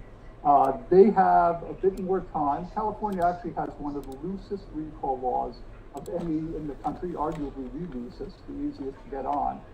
They need 12% of the turnout for the last election for governor, and they have to do that in 160 days generally. In this case, they got an extra 120 days due to COVID.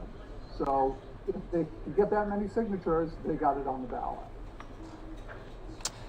Yeah, that's right. It seems like it's all about the signatures, but there is a lot of money that goes in as well to these recall efforts. I mean, and they're no laughing matter. I mean, this is serious stuff. You know, they're trying anyway to, oust a sitting governor who hasn't finished his term yet. Kind of go into the signature process and the timeline. How many signatures does it take, like you said, and how many people need to be involved in this? Well, so money is a big, big factor. And California has already a very strongly developed signature gathering industry thanks to all the initiatives that happen out here. So when you put in enough money, there's a good chance you're going to get it on the ballot. There's plenty of people involved. The issue for the promoters of the recall is not getting the signatures necessarily. Think about how California voted. Everybody thinks this is a deep blue state. This is a state that's very democratic. On the other hand, it has so many people. So how many people voted for Donald Trump? 6 million. It was the top performing state by voter total in the 2020 election. That's where Donald Trump did the best. If you get 1/3 of those signatures, forgetting Democrats, forgetting independents, 1/3 of the people who voted for Donald Trump, get them to sign, you're on the ballot. And in terms of time frame, once it's on the ballot, it's not on the ballot yet. So on March 17th, you have to hand in the signatures. Then there's 30 business days to check them out, more days, then 30 more business days for people to decide whether they want to remove the signatures. Then other stuff happens, and then 60 to 80 days after that, it would go to a vote. So we'd be looking sometime in the fall, probably. And I'm sure Governor Gavin Newsom isn't just, sitting back and taking this. What are his recourses for this at the moment? Is there any way he can fight back and kind of, interfere or impede in this process? Well, he's limited in that. He could get people to remove their signatures, yes. I don't know how well that would work. That law has only been around since 2017. It did once work in a Newport Beach recall, but generally that's a tough way to go. What Gavin Newsom has on his side is the other side of the coin. So yes, 6 million people voted for Donald Trump, but Joe Biden won California by 29%. It is still a very Democratic state. Compare it to the Gray Davis recall in 2003. That's a really good example to check this out against. Gray Davis won in 2002 by 5% of the vote. He got 47% of the vote in that election. Gavin Newsom in this election in 2018, he got 62% of the vote. He won by 24%. basically the Republicans, or recall proponents, not just Republicans, need to reverse that by 12%. Gray Davis needed to do 3% better. So the state is very different. That's going to be a problem for anyone pushing the recall. And that's really what Gavin Newsom has to fall back on. Coalescing the Democrats around him and saying, this is our, I'm the candidate. Yeah, you brought up the most recent in political memory from the state of California itself, the Gray Davis recall.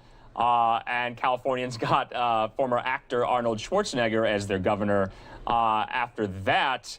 How are those two movements different? You mentioned the numbers breakdown, that's different, but just from being on the ground there in California, are a lot of people talking about this?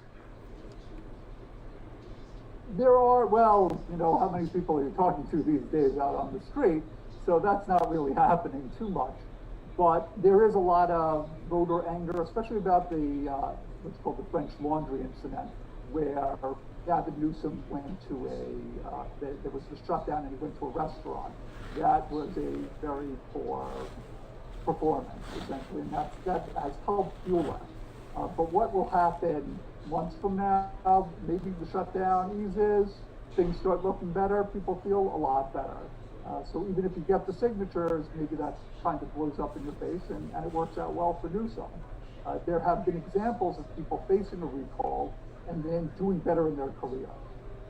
Dianne Feinstein faced a recall in 1983 in San Francisco. She was mayor. She won easily. In 1992, she was senator. 1984, they were already talking about her as a vice presidential choice. The first governor who ever faced a recall was a guy named Lynn Fraser in North Dakota back in 1921. He lost. A year later, he was elected to the first of 3 terms as senator. That's so interesting. I didn't know that about now Senator Dianne Feinstein. And you're right, Josh, that recall efforts can backfire. The recalled or to be recalled candidate can get even more votes than they previously got. Hypothetically speaking, though, let's talk about if this did succeed. Then what process would Californians have for whoever would be the next governor, Newsom's replacement? How would that look? What would that look like? So the California race is what I'd call a one-day, 2 stages race. There's an up or down vote on Newsom. Should he stay or should he go? Yes or no?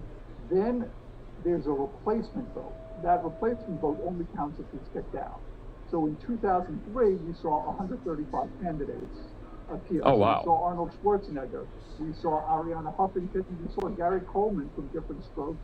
We saw Mary Carey, former porn star. We saw Peter Uberoff at one point, who was the former commissioner of baseball. All of these candidates were there, so it's really a free-for-all. And whoever comes out on top would be the next governor. So it would really be an interesting development if you had that. One problem may be, is there a person like Schwarzenegger who's in the Republican Party or even in existence that could really bring together different groups that has name recognition like Schwarzenegger these days, culturally, we're as divided as everything else. So could there be a candidate like that? It's not clear. Nobody's been able to really come up with a name. But just to button that issue up here, so would that go through the party apparatus? Or would there be a convention for those names? Like, how would that work with the replacement choice? Total free for all. Okay. You have to get enough signatures or put in enough money. That's it. You're on. I see. That's how they got 135 people. Wow.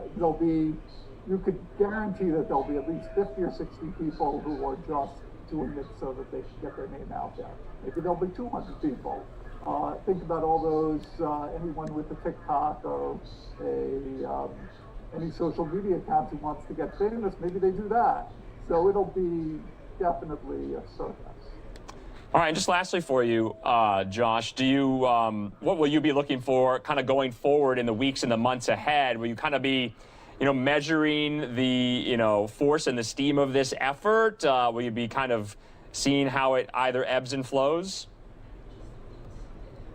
Yes, I think first we'd really be seeing the signatures. How are they going to get there? Right now, they're pretty close. It's never clear what that means, how close they are, because they're putting in one number. They're telling us their best numbers, and they have submitted some, but we don't know for sure. But once it's submitted, then we'll have to wait for the county clerks to give us a decision. So, and then eventually over time, it'll start shaping into a race. And so there, Newsom really needs to start getting the party together, making sure everybody's on the same page. That's what's needed. And, you know, there's a good chance he could succeed. The Democrats have a lot of power in the state, and if people start thinking, if the Democrats start thinking, well, this is where if he loses, we're going to get a Republican, we don't want that, well, then maybe that gets a lot of people on his side. That's right. Yeah, Josh, it's a long way till 2023. But just last point here, the governor does have legal recourses to challenge like signature verification and things like that in court. Isn't that right? Yeah, so there's always, where there's recalls, there's lawsuits. That's one guarantee. But if they handed enough signatures, they're not going to do it. With Scott Walker, who was the governor of Wisconsin, basically called 2012, there was discussion of challenging the signatures, but they handed in so many that eventually they just didn't bother really going after them. So we could see that here. If they're high enough, well, forget it. You know, maybe it's a bad look to challenge them. Maybe you're saying, I'm above this. I shouldn't have to face this. Instead of leaning into the recall and saying, you know what, I win and I look better for it. All right, Joshua Spivak, go check out Recall Elections blog for all of the latest on this story that doesn't seem to be going away. We'll be following it here on News Now from Fox. Thanks for joining us on this Thursday night. Appreciate it. Thanks very much. Really interesting conversation. I was looking forward to that all afternoon here, just because that is one of the stories that we've been following quite frequently, quite closely here on News Now. Will be very interesting to see how it shakes out there in California. So we're going to go to commercial. Hope you enjoyed that conversation. We'll be back in 2 minutes.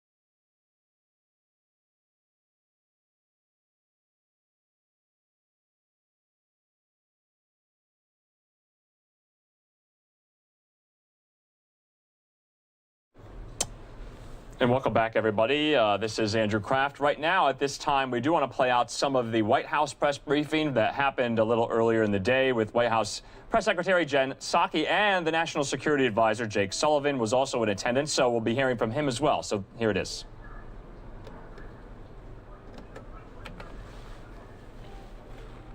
Center of the United States foreign policy, grounding our international engagement in American values, rebuilding our alliances, and re-engaging with international institutions to help strengthen them. Obviously, part of his visit to the State Department is an emphasis on that. But to talk about the President's visit to the State Department today, as well as the executive actions he will sign on re-engaging the world with diplomacy, we're excited to welcome National Security Advisor Jake Sullivan to the briefing room. And he's kind enough to take a few questions. I will be the bad cop as per usual over here. Oh, my mask. Sorry about that.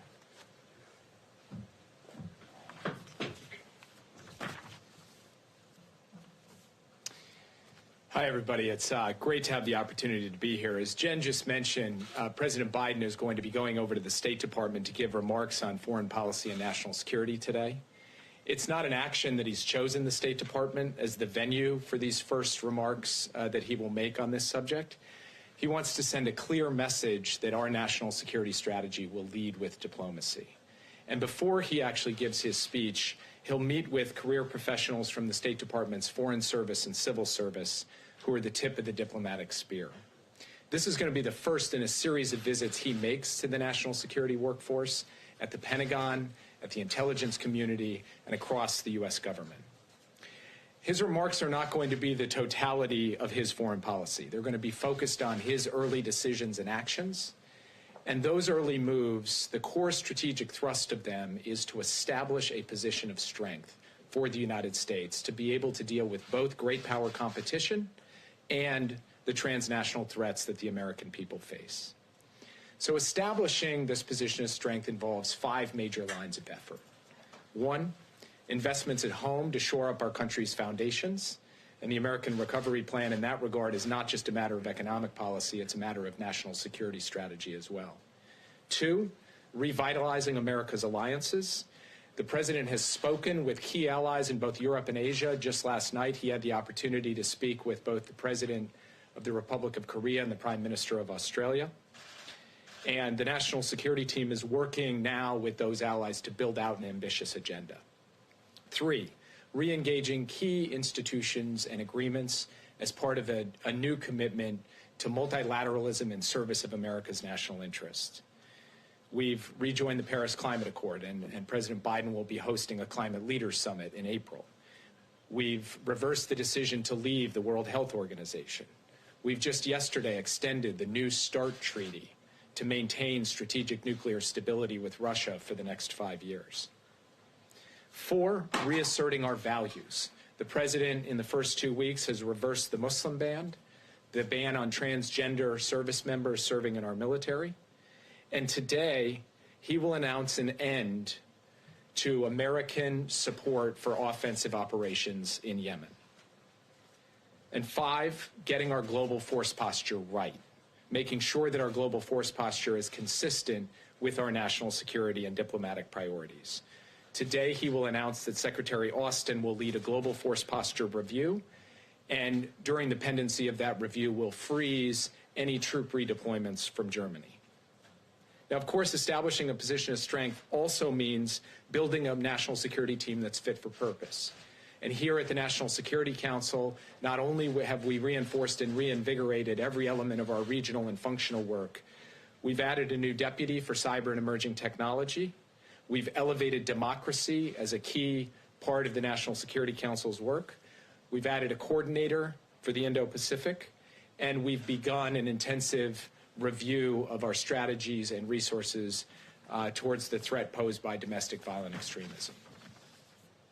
Now, our view is that once we have established this position of strength, we will be able to compete more effectively with our competitors across the board, and especially with China in every domain: economic, diplomatic, technological, security, you name it.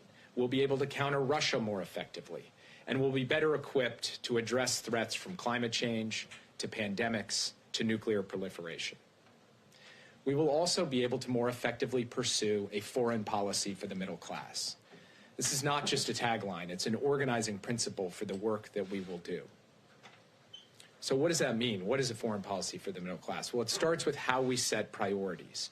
Everything we do in our foreign policy and national security will be measured by a basic metric. Is it going to make life better, safer, and easier for working families? So, of course, that means a different approach to trade policy. We're not about trying to make the world safe for multinational investment. We're about creating jobs and raising wages here in the United States. So our priority is not to get access for Goldman Sachs in China. Our priority is to make sure that we are dealing with China's trade abuses that are harming American jobs and American workers in the United States. So whether it's dumping or subsidies or intellectual property theft, or the countries across the world who have engaged in problematic currency practices, our priorities in the trade space will be about the American worker. But it's about much more than that. It's about thinking about national security as national competitiveness, making investments in our own industrial and innovation base so that the good-paying jobs and industries of the future are here in the United States. So Build Back Better isn't just about economics, it's about national security as well. And then it's about the set of issues that working families in this country are facing every day that are challenging their lives and livelihoods. The pandemic, climate change, the threat of domestic violent extremism. And so from our perspective, putting the middle class and working people at the center of our foreign policy isn't just good from a strategic perspective, it's just good common sense and good, decent values as well. So these are some of the things you'll hear from President Biden today, and we will also have the opportunity to put out a set of executive orders that establish regular order in our national security decision-making, that revitalize our workforce, both in terms of the skills they have and to reflect the diversity, equity, and inclusion priorities of this administration, and to build up a more robust capacity for the United States to accept refugees from around the world. So let me stop there and be happy to take a few questions before turning the podium back over to Jen. Yeah. Jacob, thanks for being in the room. We appreciate it. First, I want to ask you speak about the president's position of strength. As it relates to Russia, what does it say about President Biden's position of strength that after his conversation with President Putin on issues like the hack, on Alexei Navalny and others, days after it, Vladimir Putin basically ignored it and sentenced Navalny to 2.5 years in prison? Well, first of all, unlike the previous administration, we will be taking steps to hold Russia accountable for the range of malign activities that it has undertaken. That includes interfering in America's democracy. It includes the poisoning of citizens on European soil with chemical weapons. It includes the types of hacks and breaches that you just referred to, and many other things as well. We will do that at a time and in a manner of our choosing. And we believe that imposing those costs and consequences will have an effect on Russia's behavior going forward. Now, is it going to stop Vladimir Putin from doing everything we don't like? Of course not. But do we believe that we will be able to take a firmer, more effective line when it comes to Russian aggression and Russian bad behavior? Yes, we do. At the same time, I would just like to reiterate that that doesn't rule out being able to work with Russia where it's in our interest to do so. We can walk and chew gum at the same time. And the New START treaty and that extension, keeping a lid on nuclear proliferation, is in fact very much in America's national security interests. With another top-line issue, obviously, on your plate right now as it relates to Kim Jong-un and North Korea, you said that the president spoke now to the president of Korea, of course not to the head of the DPRK there. Does this White House, does President Biden have any intention to continue the diplomacy as it relates to Kim Jong-un? Will he meet with Kim Jong-un? We are conducting a review of our policy towards North Korea as we speak. President Biden told President Moon last night that that review is underway and that we will consult closely with our allies, particularly the ROK in Japan, in doing that. And I'm not going to get ahead of that review. Yeah. Thanks, Jake. Question on immigration. When the president signed his executive order directing DOJ not to contract with private federal prisons, he did not extend that to DHS and ICE, which houses many undocumented immigrants. So is that something that he plans to do? And if so, why didn't he do it in that executive order? I would refer you to DHS and to Secretary Mayorkas for that. Yeah. the president campaigned on issuing a presidential memorandum making LGBTQ human rights a priority in U.S. foreign policy within 1 week of his administration. Do you expect that to be rolled into the announcement today? And if so, how will that initiative compare to the initiative on the previous administration led by former Ambassador Brunel? I appreciate you raising the question. I didn't want to steal the president's thunder, but since you asked it directly, he will be announcing a presidential memorandum on protecting the rights of LGBTQ individuals worldwide today. That will be part of his remarks at the State Department, and it reflects his deep commitment to these issues, both here in the United States and everywhere around the world. And the United States will speak out and act on behalf of these rights as we go. Yes. Thank you so much. Just picking up on Peter's question on speaking from a position of strength, I want to talk about sanctions on Myanmar. Does the fact that we have Republican lawmakers who support the claim that the election was stolen, some potentially having ties to extremist groups who stormed the Capitol, does it make the job of the administration's foreign policy team more difficult to punish countries like Myanmar on the grounds of violations of democracy and rule of law?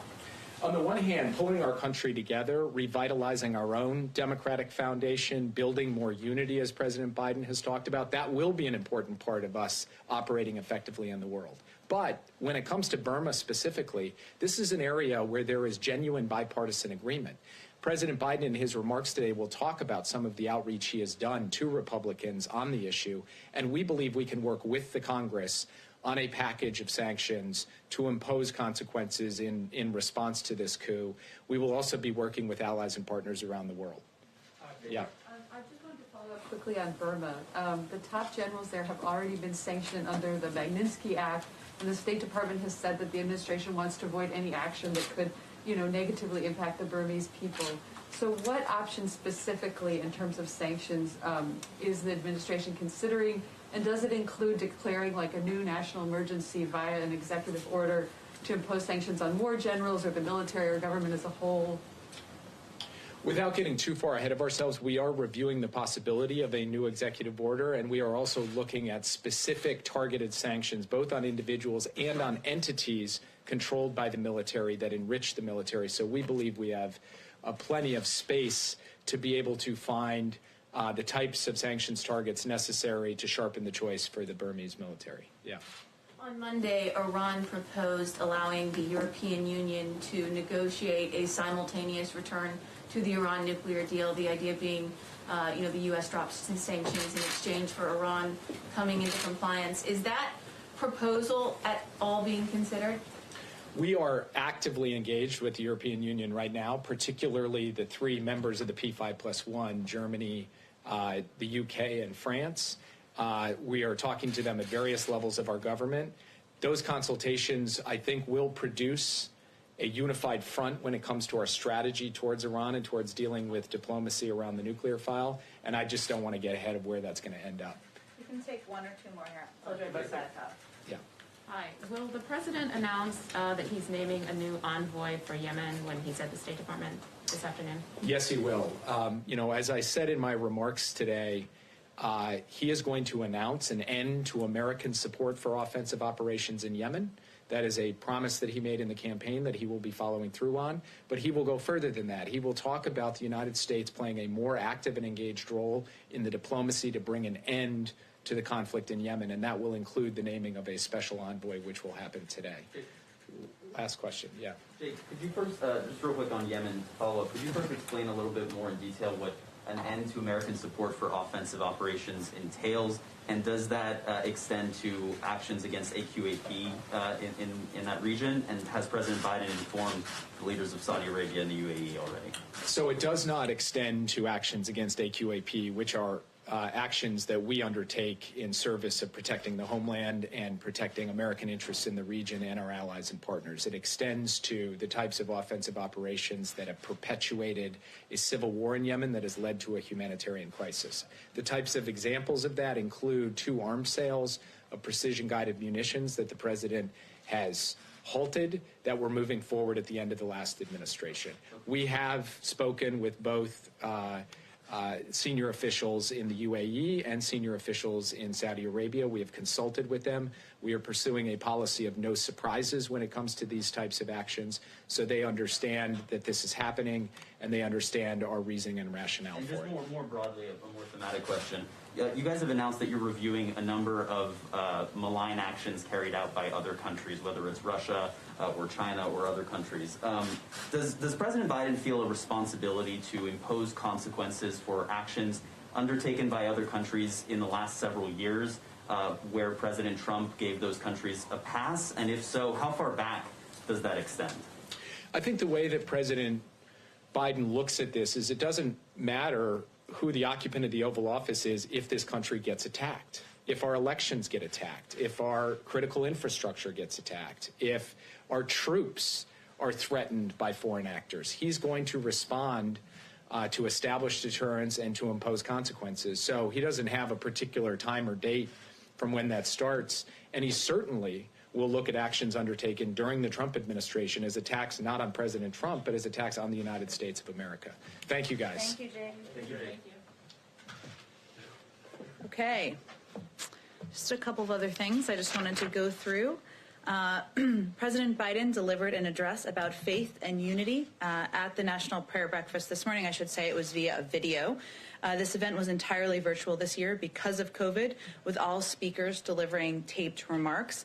Alongside President Biden, 4 living former presidents sent messages to the breakfast. President Biden is committed to the prayer breakfast tradition of reflection and fellowship, especially at this difficult time in our nation's history. And a little piece of history for all of you. Every president has attended the breakfast since Dwight D. Eisenhower made his first appearance in 1954. A little trivia for your dinner table. Okay. A couple of other updates. The president and his administration, all of us, are continuing their close engagement today on the American Rescue Plan, a top priority for him and all of us at this moment, including outreach to lawmakers and stakeholders, as well as our continuing work to make the case directly to the American people. We're heartened that Congress is moving quickly on this. Over the next several days, committees will have a chance to review the legislation. As you know, that's kind of the next step in the process next week. Oh, actually, after the vote-a-rama tonight. It's a very Washington term, but that is literally what it's called. And Republicans will have additional opportunities to provide input and help improve the final product. That's how the process is supposed to work. And we're encouraged that there is agreement on the need to move swiftly and the goal of making this a bipartisan bill and package. There's a couple of questions that many of you have asked us and others have asked us over the course of our effort on the American Rescue Plan, so I just wanted to address some of those here. First, why do we need a package of this size, or will we be fine with the status quo? Obviously, this is a good question that's asked as economic data comes out. So I just wanted to highlight a couple of pieces for all of you. A CBO report found that without any additional stimulus, our economy wouldn't reach pre-pandemic levels until 2025. And it would take just as long to get back to full employment. This week was the 46th consecutive week that jobless claims have exceeded the pre-pandemic record high. Kevin Hassett, President Trump's top economic advisor, said, quote, "We need to be risk averse, and that without a major stimulus, we could have a, quote, negative spiral for the economy. This is a grim picture, but analysis after analysis shows us that the rescue plan would make a huge difference.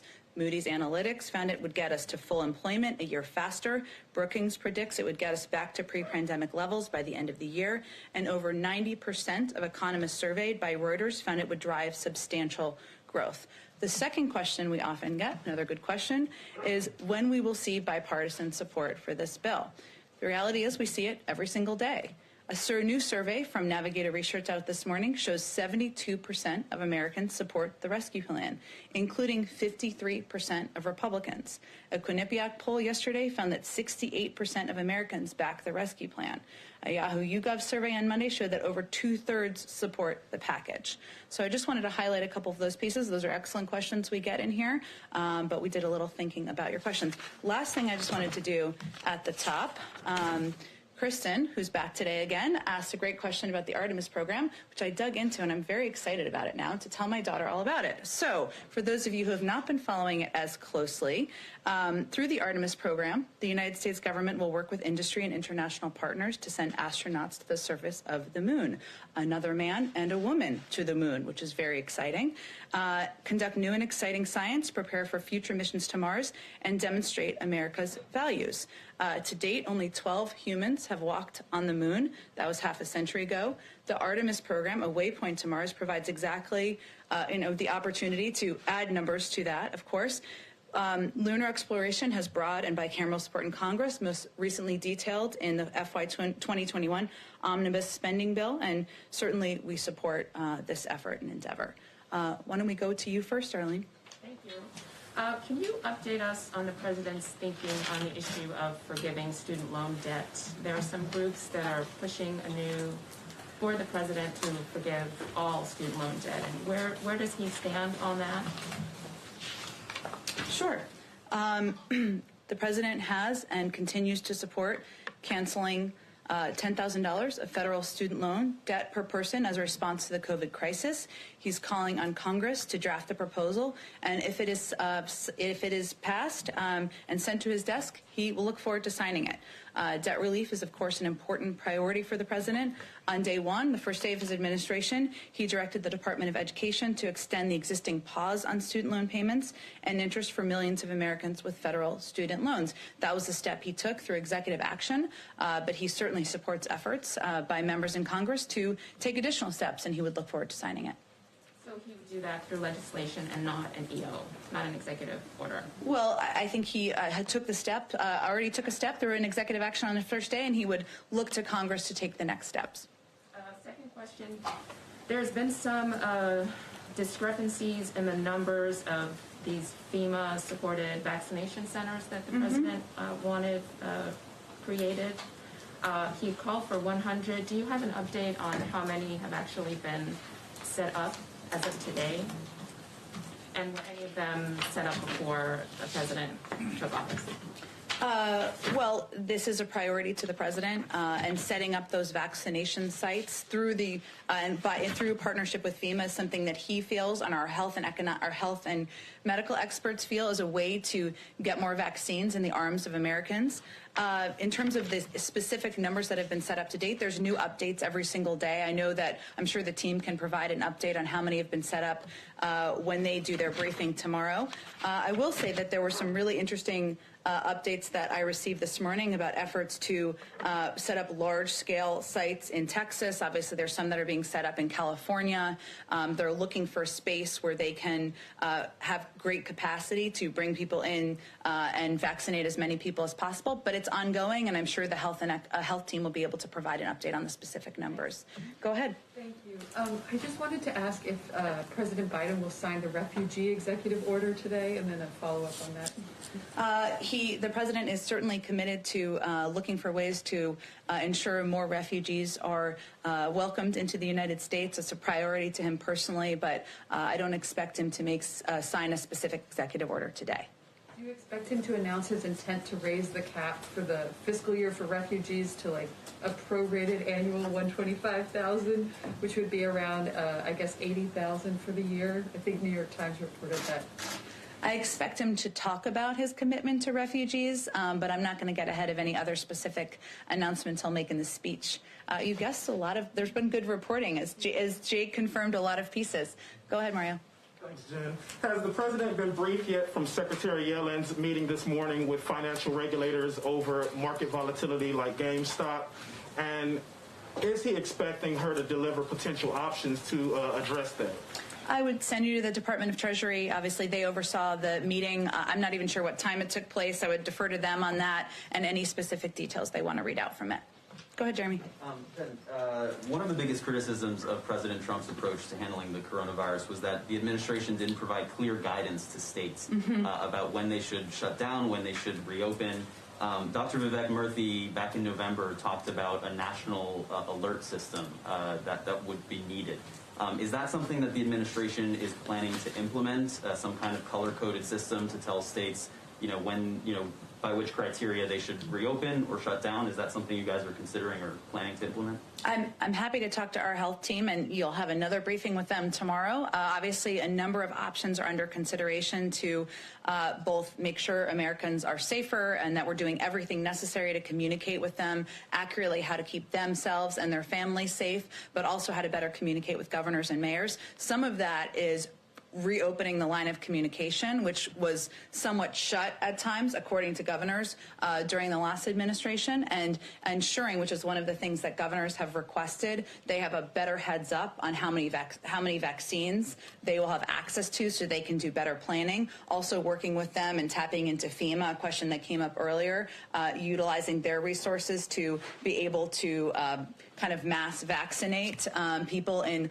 larger locations. So those are a lot of the ways that we're implementing it to date. There are a range of options on the table, but I don't have any updates on an alert system. For a national alert system. I don't have any update on it, but again, you'll have an opportunity to talk to our health team tomorrow, and it's a good question to ask them. Secondly, American Airlines and United Airlines are planning to furlough about 27,000 employees by the end of next month as their federal payroll aid runs out. Does President Biden support giving those airlines more financial aid, and does he support including that in this coronavirus relief package? I think the president's priorities are already in the package, and they are focused on ensuring there's funding to get vaccines in the arms of Americans, funding to reopen schools, ensuring that the 1 in 7 Americans families who can't put food on the table is worried about that, is able to do that. As you know, there's a process that will be ongoing on Capitol Hill over the course of the next days and through the course of next week, where there will be amendments put forward to work on committees, but I think the priorities of the president are already in the bill. And just a foreign policy question. Avril Haines made clear that she would absolutely comply with the law requiring the intelligence community to provide Congress with a declassified report on who was responsible for the death of the journalist Jamal Khashoggi. When can we expect to see that? And is President Biden considering sanctioning Saudi Arabia for that murder of Jamal Khashoggi? Well, as you noted, that review would come out of the intelligence community, and it will be released on the timeline of when it's completed, and we certainly would never take a step to expedite or change the timeline that works best for them. And then, as Jake also noted, there's an ongoing review of a range of our foreign policy, our national security policies, certainly including in terms of our relationship with Saudi Arabia, but I don't have anything to preview for you at this point in time. Go ahead, Peter. Jen, as it relates to COVID relief, you said the president wants to take care of people that need the help the most. Obviously, a lot of Americans right now say that they need help. So how do you determine who needs help and who doesn't? Where do you draw that line? Well, again, Peter, I think what we're hoping to do through the package is provide assistance to Americans who are struggling to make ends meet at this moment in time. And you're right, there's a large swath of Americans who are struggling through this moment in time because they fear about their health, the health of their grandparents, of their cousins, of their parents, and also people who worry about their kids going back to school and their desire to get their kids back in school and continue learning. The package itself, again, is of course a priority of the president. It is not the end of our work or the end of his efforts to help bring relief to the American public. It is a first step, as he noted, I should say. He's also going to talk about his Build Back Better agenda in the coming months, and that's something that will certainly build on this as well. So then, I guess, how soon, for the Americans who are listening to every word that's here, how soon should they expect that relief to come? And can you guarantee that it's going to be there before the March 14 deadline when unemployment insurance, for example, expires? You're right, and that's something that we're very mindful of here. The president's mindful of, the vice president's mindful of, our economic team is certainly mindful of, Peter, and that's one of the reasons why the president has been so firm in his insistence that the $1,400 checks remain intact and that they go out to the American people. There's a process underway in Congress. Next week, the committees will be doing the work that they should be doing, that they do through the budget reconciliation process. We have been very clear about our own view of the urgency here, and we're hopeful that, and we're confident that All right, everybody, this is the White House press briefing from earlier. We just wanted to show you parts of it. Don't worry, it's going to be in the overnight playlist. Remember, we compile an overnight playlist of all the top events we've shown you throughout the day to play on the overnight. So for those of you who are having a little insomnia, or you can't sleep, or you're just want to catch up on the day's news, you can go to our playlist and watch some of these events. It's going to include remarks from President Biden, from Speaker Pelosi, the National Prayer Breakfast, remarks from Senator Schumer and the House floor and the Senate floor. So it's very politics heavy today. And it has a lot of coronavirus updates from around the country as well. So we are going to start that very soon here. It's about the end of our coverage here tonight on this Thursday night. We want to thank everyone for watching. I'll be back in the same time slot tomorrow, just myself, to round off the end of a very busy week. Don't get me wrong, it's been so busy, and we've brought you many of these stories on NewsNow. Don't forget to visit us at Twitter at NewsNowFox. Please give us a follow. You can give me a follow as well at Andrew Kraft, C-R-A-F-T. I want to thank our guests and our reporters around the country for bringing their stories to us on the platform and on the stream today. Very informative and very enlightening just to talk about these issues. Also, go to our website, newsnowfox.com. It lists all the places you can find us and where you can watch us. It'll be very helpful for your family and friends, so direct them there. We will be back on the air again starting 6 a.m. Eastern through our Orlando, Florida outpost there in the East Coast. Familiar faces, Rain, Regina, and Pilar. So they'll start off the end of the week for this Friday. So for all of us here in Phoenix, for News Now from Fox, I'm Andrew Kraft. Have a good night.